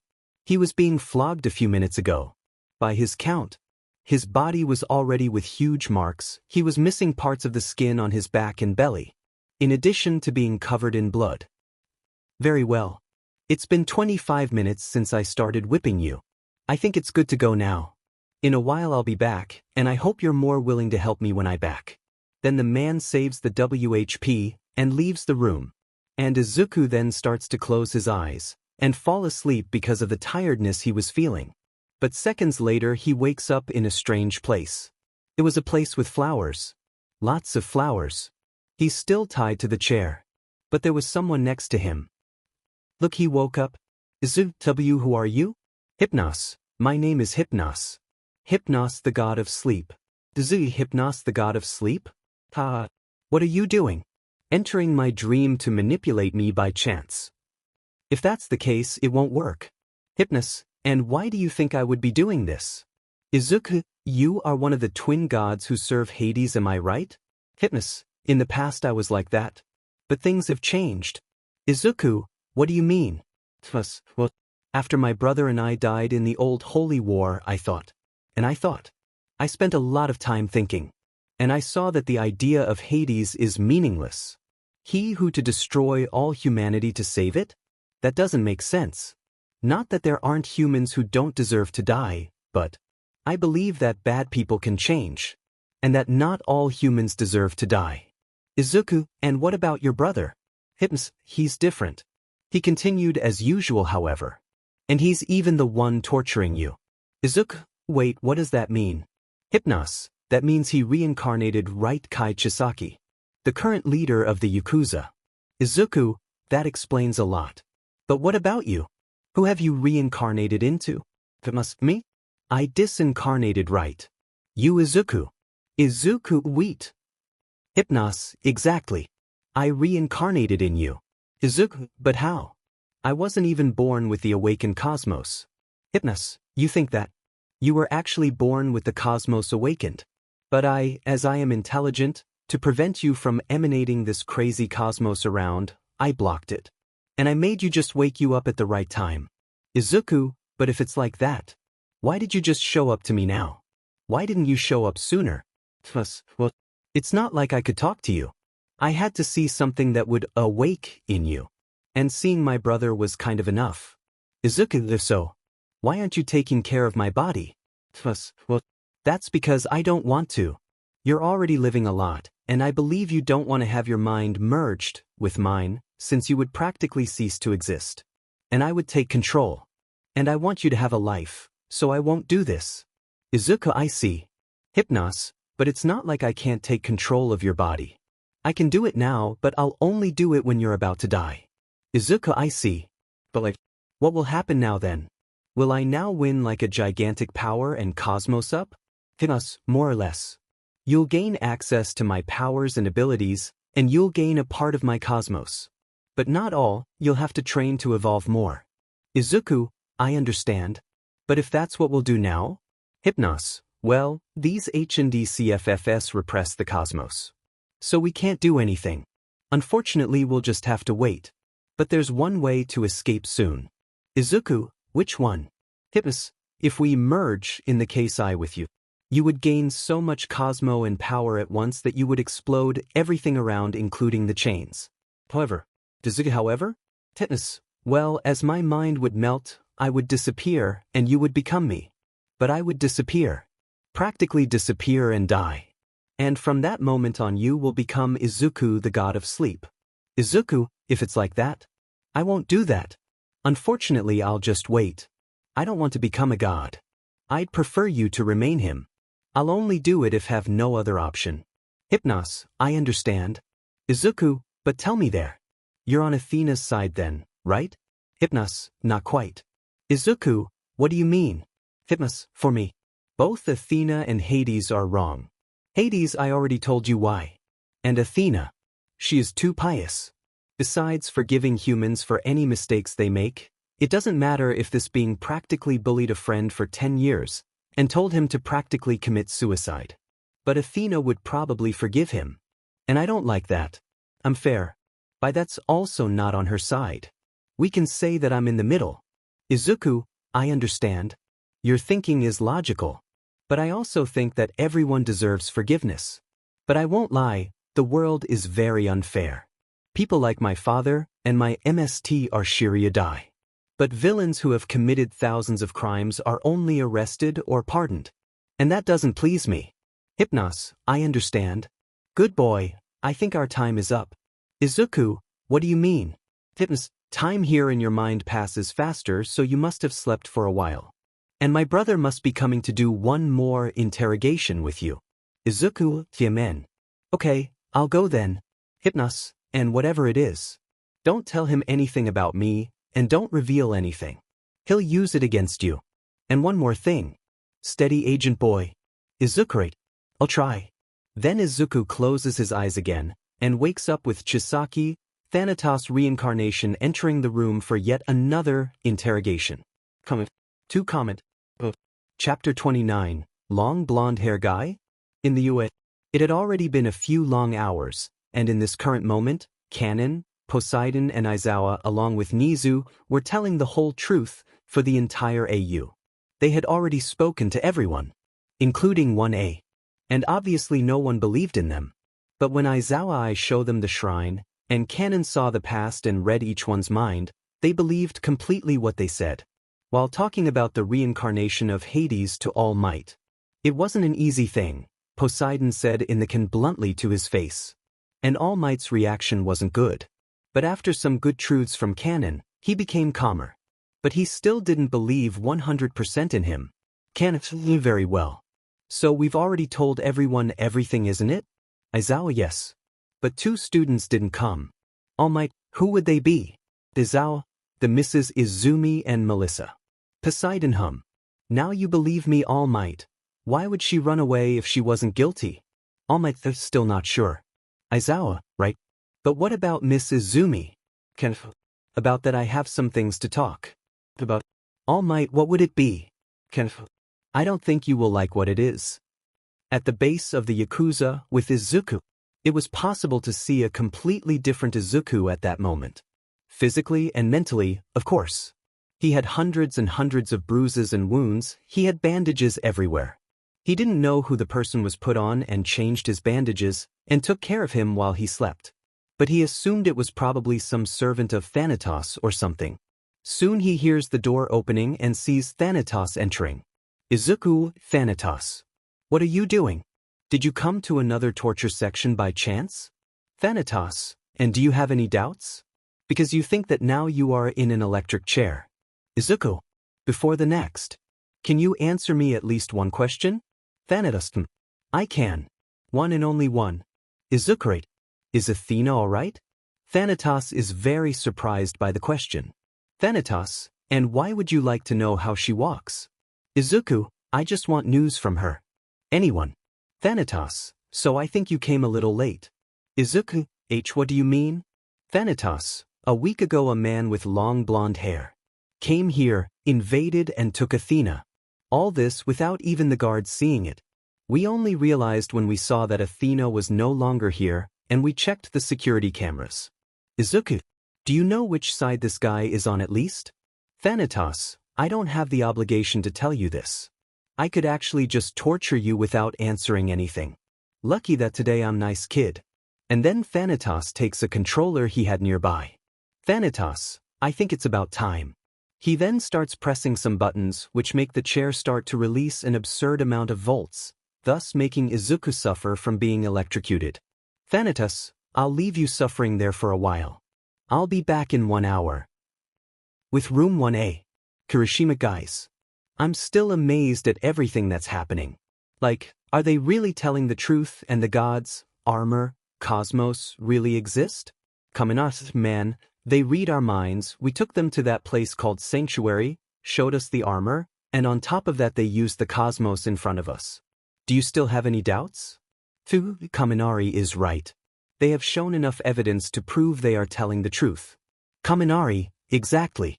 I'm absolutely right. It's rare for me to be the voice of reason. But Shoto, don't think about yourself, Kaminari. You're still the dumbest around here. Mina, Shoto, I have a question. Shoto, ask me. Mina, where's Izuku? Like, he left without explaining anything, right? And so far he hasn't come back. And I know he already knew about the cosmos, knights and gods. And that was it. He said all this to Aizawa and you. Aizawa said that to us already. But like, it's weird that he's been away for so long. It's been almost 8 hours, it's almost night. And he hasn't arrived yet. Shoto. He said he was going to talk to some friends. But I have to admit he's really taking a long time. But let's not worry yet, let's see if he arrives tonight. Minasuke. But well, who do you think will be the person who will teach us to use the cosmos? Aizawa said that someone would teach us to use it. Shoto. I think the best person for that would be Canon. After all, he is probably the person who has more knowledge about these things. Mina, who would be Mano? I kind of forgot. Shoto, what a bad memory in. Canon, it's the guy with long blue hair, got it? Tendi. As soon as they finish talking, 2 people enter the room. Aizawa, very well. This is Canon, but you already know him. Well, I'll be quick here. Aizawa, he will be the knight responsible for teaching you from the 1A class, and also from the 1B class, to use and manipulate the cosmos. The whole room screams of happiness. Lida, teacher, I have a question. Lida, why do we have to learn to use and manipulate the cosmos? Is it for us to get stronger to fight the villains in the future? Aizawa then looks to the side and sees Canon slightly indignant. Aizawa, your answer. The Canon who will answer. Everyone then looks at him. Cannon boy. Idiot. A war is about to break out, and if you don't know it, we Knights of Athena that we fight for the good, we have very few knights available. At the most, what if you and TP, this bunch of Karel's useless mulek, don't train your Cosmo and gain an armor, we're going to lose the war, since we are at an extreme disadvantage. So know it, if you all don't try it out luck, know that the guilt of the whole planet and the human race to die will be yours. So if I were you, I would be training day and night, training these things that I will teach, because it's not at all easy. It is hard for KRL that F. And if when I finish speaking, someone asks that question again, I swear I will not try to calm down in this disgrace. Then everyone is completely silent. And that was me being calm. Zao, well, was that calm for you? I'm afraid when you're angry then. Canon, you better get used to it then. The whole room was still amazed after what Canon said, spoken, in this case, even shouted. Zao. Canon answered the question. Now you all go to the gym. There you joined B1, and Canon will start teaching you how to use and manipulate the cosmos. With Shigaraki and the specters. Melissa was at that moment sitting waiting for a certain someone to arrive. Until someone enters, and when she sees her, she is very happy. Melissa, Tamura Shigaraki. My faithful servant, the person who took care of everything to make the first step of my plan work. Shigaraki, and I'm very happy to see that everything is going as planned. But now tell me, what will you do now in relation to the baby you are carrying? Melissa. First of all, I need to have him or her. Shigaraki. And how will that happen? Because you're a god. I think you can skip or accelerate certain steps, right? Melissa, you couldn't be more right. Firstly, unlike humans, this baby of mine will come out of my belly in exactly 3 months. It will only stay inside this time. And it will come out right away. Shigaraki, I see. But well, what will you do about our secret weapons? Melissa, talk about Shiryu and Hisashi? Shigaraki. Melissa, come on. Wait, for now, just send them to find new people so they can become wraiths. We need to increase our army, the Knights of Athena, and Poseidon is already doing that. We can't be left behind. Shigaraki, yes ma'am. I'll give it to them. Melissa. After that, you'll ask that Izumi woman came to see me. I need to talk to her about something. Shigaraki, all right ma'am. Shigaraki then leaves the room. And goes to do what Miss Hades asked. Comment. Zero comment. Chapter 30, Accept. That. Izuku then wakes up again. Only this time, someone was taking care of his bruises and wounds. It was a boy of apparently 12 years old. A strange silence drifts through the air. Until Izuku decides to say something. Izuku, hey. Boy, who are you? I'm just an experiment. Just that? Izuku, what do you mean? Mr. Thanatos always said that to me and the other children. You are experiments, and that's all. Izuku, I see. But you don't have a name? 367. Thanatos used to call me Experiment Izuku, I understand. But well, you never thought about running away? Or something like this. 367 No. And that's impossible. There are guards everywhere, and whenever any of us tried to run away, he beat us. More and more and more. Wasn't just in the who tried to escape. If one tried, all suffered. Izuku, he's really a monster. That Thanatos. 367, yeah, really. Izuku then has an idea, and decides to ask something that was filling his head with doubts. Izuku boy, by chance among these children, was there a tall girl of 16 years, with pink hair? 367, you speak of Eri? Izuku, yes, exactly. 367. Eri was the oldest of us, and the one who had been here the longest. She was also our best friend. Besides, she had something that none of us have. Powers. Izuku, wait, none of the children have powers? 367. Exactly, we were all born without individualities. But she, unlike us, had an unimaginable healing power. Every time Thanatos beat us, she came one by one, for us to heal. But since she disappeared, we don't have but how we heal. Izuku, but what about you? What do you specifically do? 367. Well, Thanatos told me whenever you get hurt, I came here to take care of your wounds. And in return he doesn't hit me and gives me extra food. Izuku got it. Well, I had an idea. 367. Which one? Izuku, I'll have a name. 367, really? Which would be? Izuku, how about Yuta? Yuta. I liked it. You can call me Yuta then. Of course, Yuta. Yuta, well, I'd like to stay a little longer. But Thanatos told me not to stay here too long, and since I've already taken care of all the bruises, I have to go. Izuku, I understand. Go ahead, I was already getting a little sleepy. Yuta, alright. Bye, see you next time. Izuku, bye-bye Yuta. Yuta then leaves. And Izuku goes back to sleep. But he wakes up again in a field of flowers. Hypnos, look, it looks like he woke up again. So, how was the conversation with your new friend? Izuku, wait, how do you know about Yuta? Hypnos, we're kind of in the same body. Everything you see, think, and say I see. Izuku, yeah, it makes sense. Hypnos, well, now I have a proposal for you. Izuku, which would it be? Hypnos, I have an idea. To escape this place. Izuku, oops. Now I'm interested. Well, my idea here's this. We will merge mentally. My mind merged with yours. It may take a while to be 100% complete, but once we start this, your body will receive a cosmo energy so powerful that it will exceed the power of its currents, thus causing them to explode and you free yourself. Izuku, I love the idea. So when did we start? Hypnos, calm down. This is not so easy. For your mind to merge, you will first have to see something that shakes you very mentally. Something that leaves your mind practically broken. Izuku, I see. Well, then I think we're screwed. I don't know what could happen for me to be shaken. Hypnos, yeah, you're right on that point. Izuku, well, I have a question. And Thanatos, he happens to know that I am his reincarnation? We haven't merged yet, so your cosmos is still normal. It's still not divine. Izuku, yeah, it makes sense. Well, being like that, can you give me a preview of what I'm going to release when we merge? Hypnos, well, you will have access to all my current techniques. Of course you won't be able to use them all like that at first, you will need to train to use them all. But you, for example, will have a cosmos compared to a god, and as you already have a big cosmos with this addition, you are able to become one of the beings with the most cosmos that exists today. Of course, that if you train every single day and make a real effort. Izuku, I liked it, and what about your divine armor?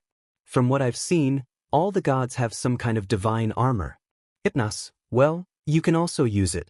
Only what kind? I don't know where it is. Izuku, what do you mean? Hypnos, when kind of all the gods reincarnated, our armor was kind of scattered in the world. The only armor that isn't scattered is Athena's, which is located in the sanctuary. Izuku, how am I going to find her? Hypnos, the armors of us gods naturally are found in places that were important or striking to us in the past. Izuku got it. Hypnos, naturally, the history of us gods, there are books in the sanctuary or in the castle of Hades. But mine in particular is in the castle of Hades. Izuku, that's not good. Hypnos, yeah. But anyway, I know you'll find a way to get him. Izuku, I hope so. Well, I think it's time to go, right? Hypnos, wait, one last thing. Izuku, what would it be? Hypnos, accept the darkness within you. Wait. Izuku, what do you mean? Hypnos, you have the Phoenix armor. You are protected by this constellation that is driven by pure hatred. And on top of that, my powers are also moved a lot by that. Izuku, what do you mean by that? Hypnos, you must accept and embrace this hatred. Even if you have to kill, murder, or sever your current bonds of friendship. You have to accept this hatred within you and use it. Izuku is silent and doesn't say anything. Well, I think you have to think a little. I'll leave you alone for a while. So Izuku again erases and wakes up to another torture section, with Thanatos trying in every way to get information from him. Zero comment. Chapter 31. Where is Izuku? It's been obvious if 1 week has passed since the previous cap. In the US, Canon was in charge of training the kids in 1A, 1B, and 2 boys and 1 girl in 3A. They were such a big 3, Canon didn't quite understand what that was, but apparently they were the 3 strongest in AU, but in relation to training. As he already imagined, Shoto Todoroki was the one who was standing out the most, obviously because he has been training the Cosmos for a long time, so much so that while the whole class was learning the basic concept of Cosmo, Shoto was already training his attacks and learning new techniques. While the rest of the class, they were doing well, but among them, the person who stood out the most besides Shoto was Katsuki Bakugo was having a very big advance in relation to everyone. He had a huge potential, and very likely, of everyone there, he would be the first to win in armor.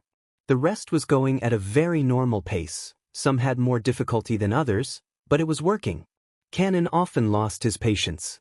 But he managed to recover it quickly when he remembered that he was training young people knights who fought for Athena.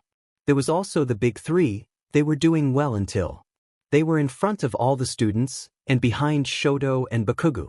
They had a lot of potential too. They would probably get armor quickly if they kept at that pace.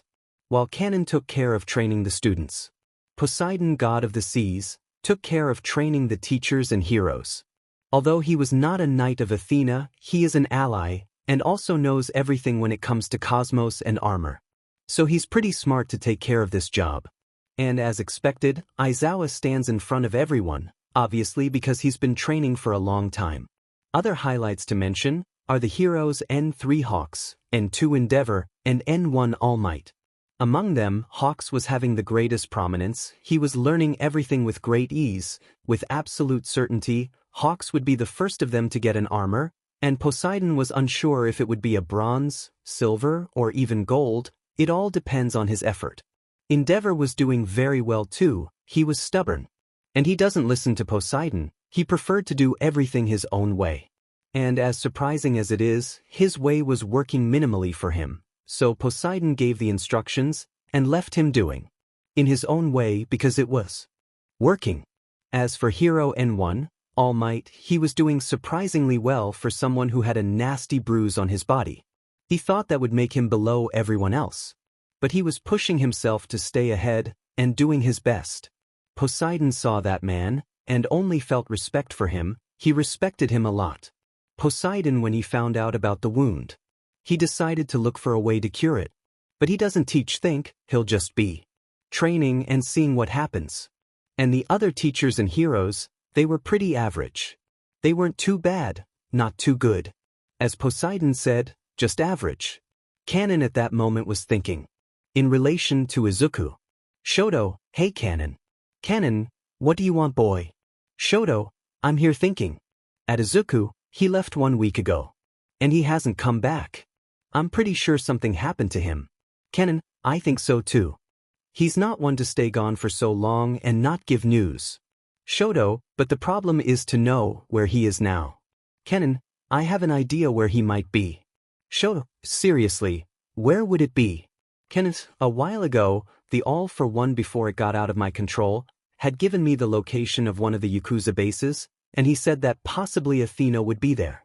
And there is a slight chance that Izuku could have tried to rescue her, and something happened. Shoto, it's true.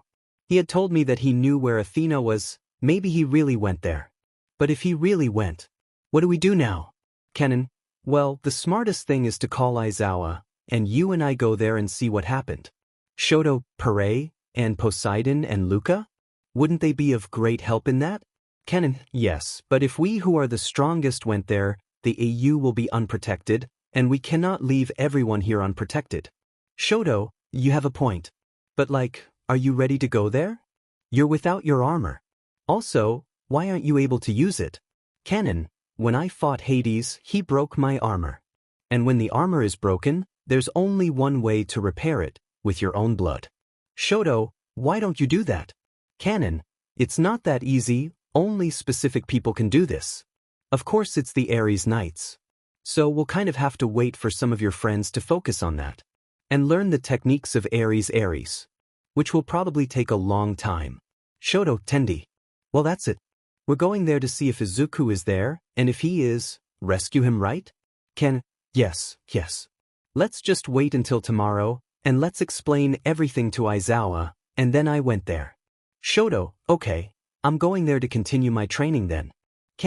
Hey, but the class time hasn't passed? Shoto, yes, but that idiot Bakugu has been training for 8 hours, and it's already been 19, I can't let him overtake me. Canon, damn it. This Bakugu is really determined to train the cosmos. Shoto, he and Izuku have a kind of rivalry, so I think when he learned that Izuku is much stronger than him, he was determined and will do everything to overcome him. Canon, well, know that. Now go there, I don't want to disturb your training. Shoto, alright, bye, and see you tomorrow for Izuku's rescue. In Hades' castle, Melissa Hades was going to a kind of prison that she had in her castle. She had someone also accompanying her. It seems it was a specter. She then reached into a saddle and opened it. Inside was a girl with appealing eyes and green hair, also known as Midoriya Izumi. Melissa, hey girl, wake up. Izumi then opens his eyes and comes slowly. She was hurt and with several wounds. Izumi witnessed Mr. Hades. W because I'm pea-stuck? Izumi dear, do you think I wouldn't find out? Izumi, find out. What? Melissa, not at all. Only to find out that you were planning to betray me and spread my information to the AU. Izumi, what? I would never do that. Hades then punches her. Melissa, lie, traitor, I know very well about your plans. I saw what you were writing in your room, writing notes, that if they were scattered, I would certainly be at a disadvantage. I even saw information that you neither should have.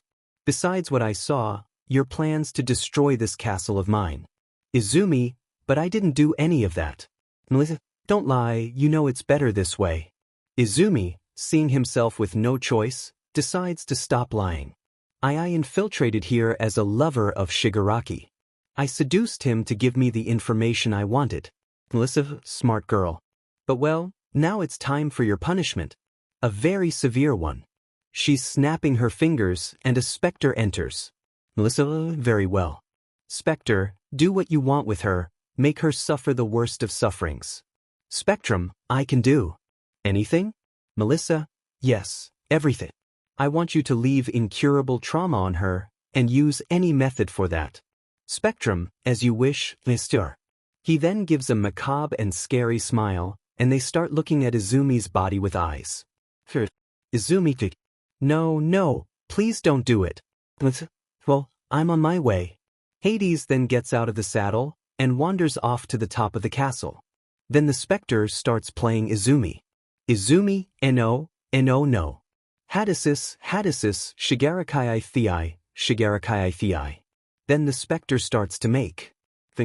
Izumi, someone. Please help me. I need help, please. Not somewhere. A 16-year-old girl. With pink hair, a gigantic cosmos. And awesome healing power wakes up. She was called Eri. My head. It's hurting.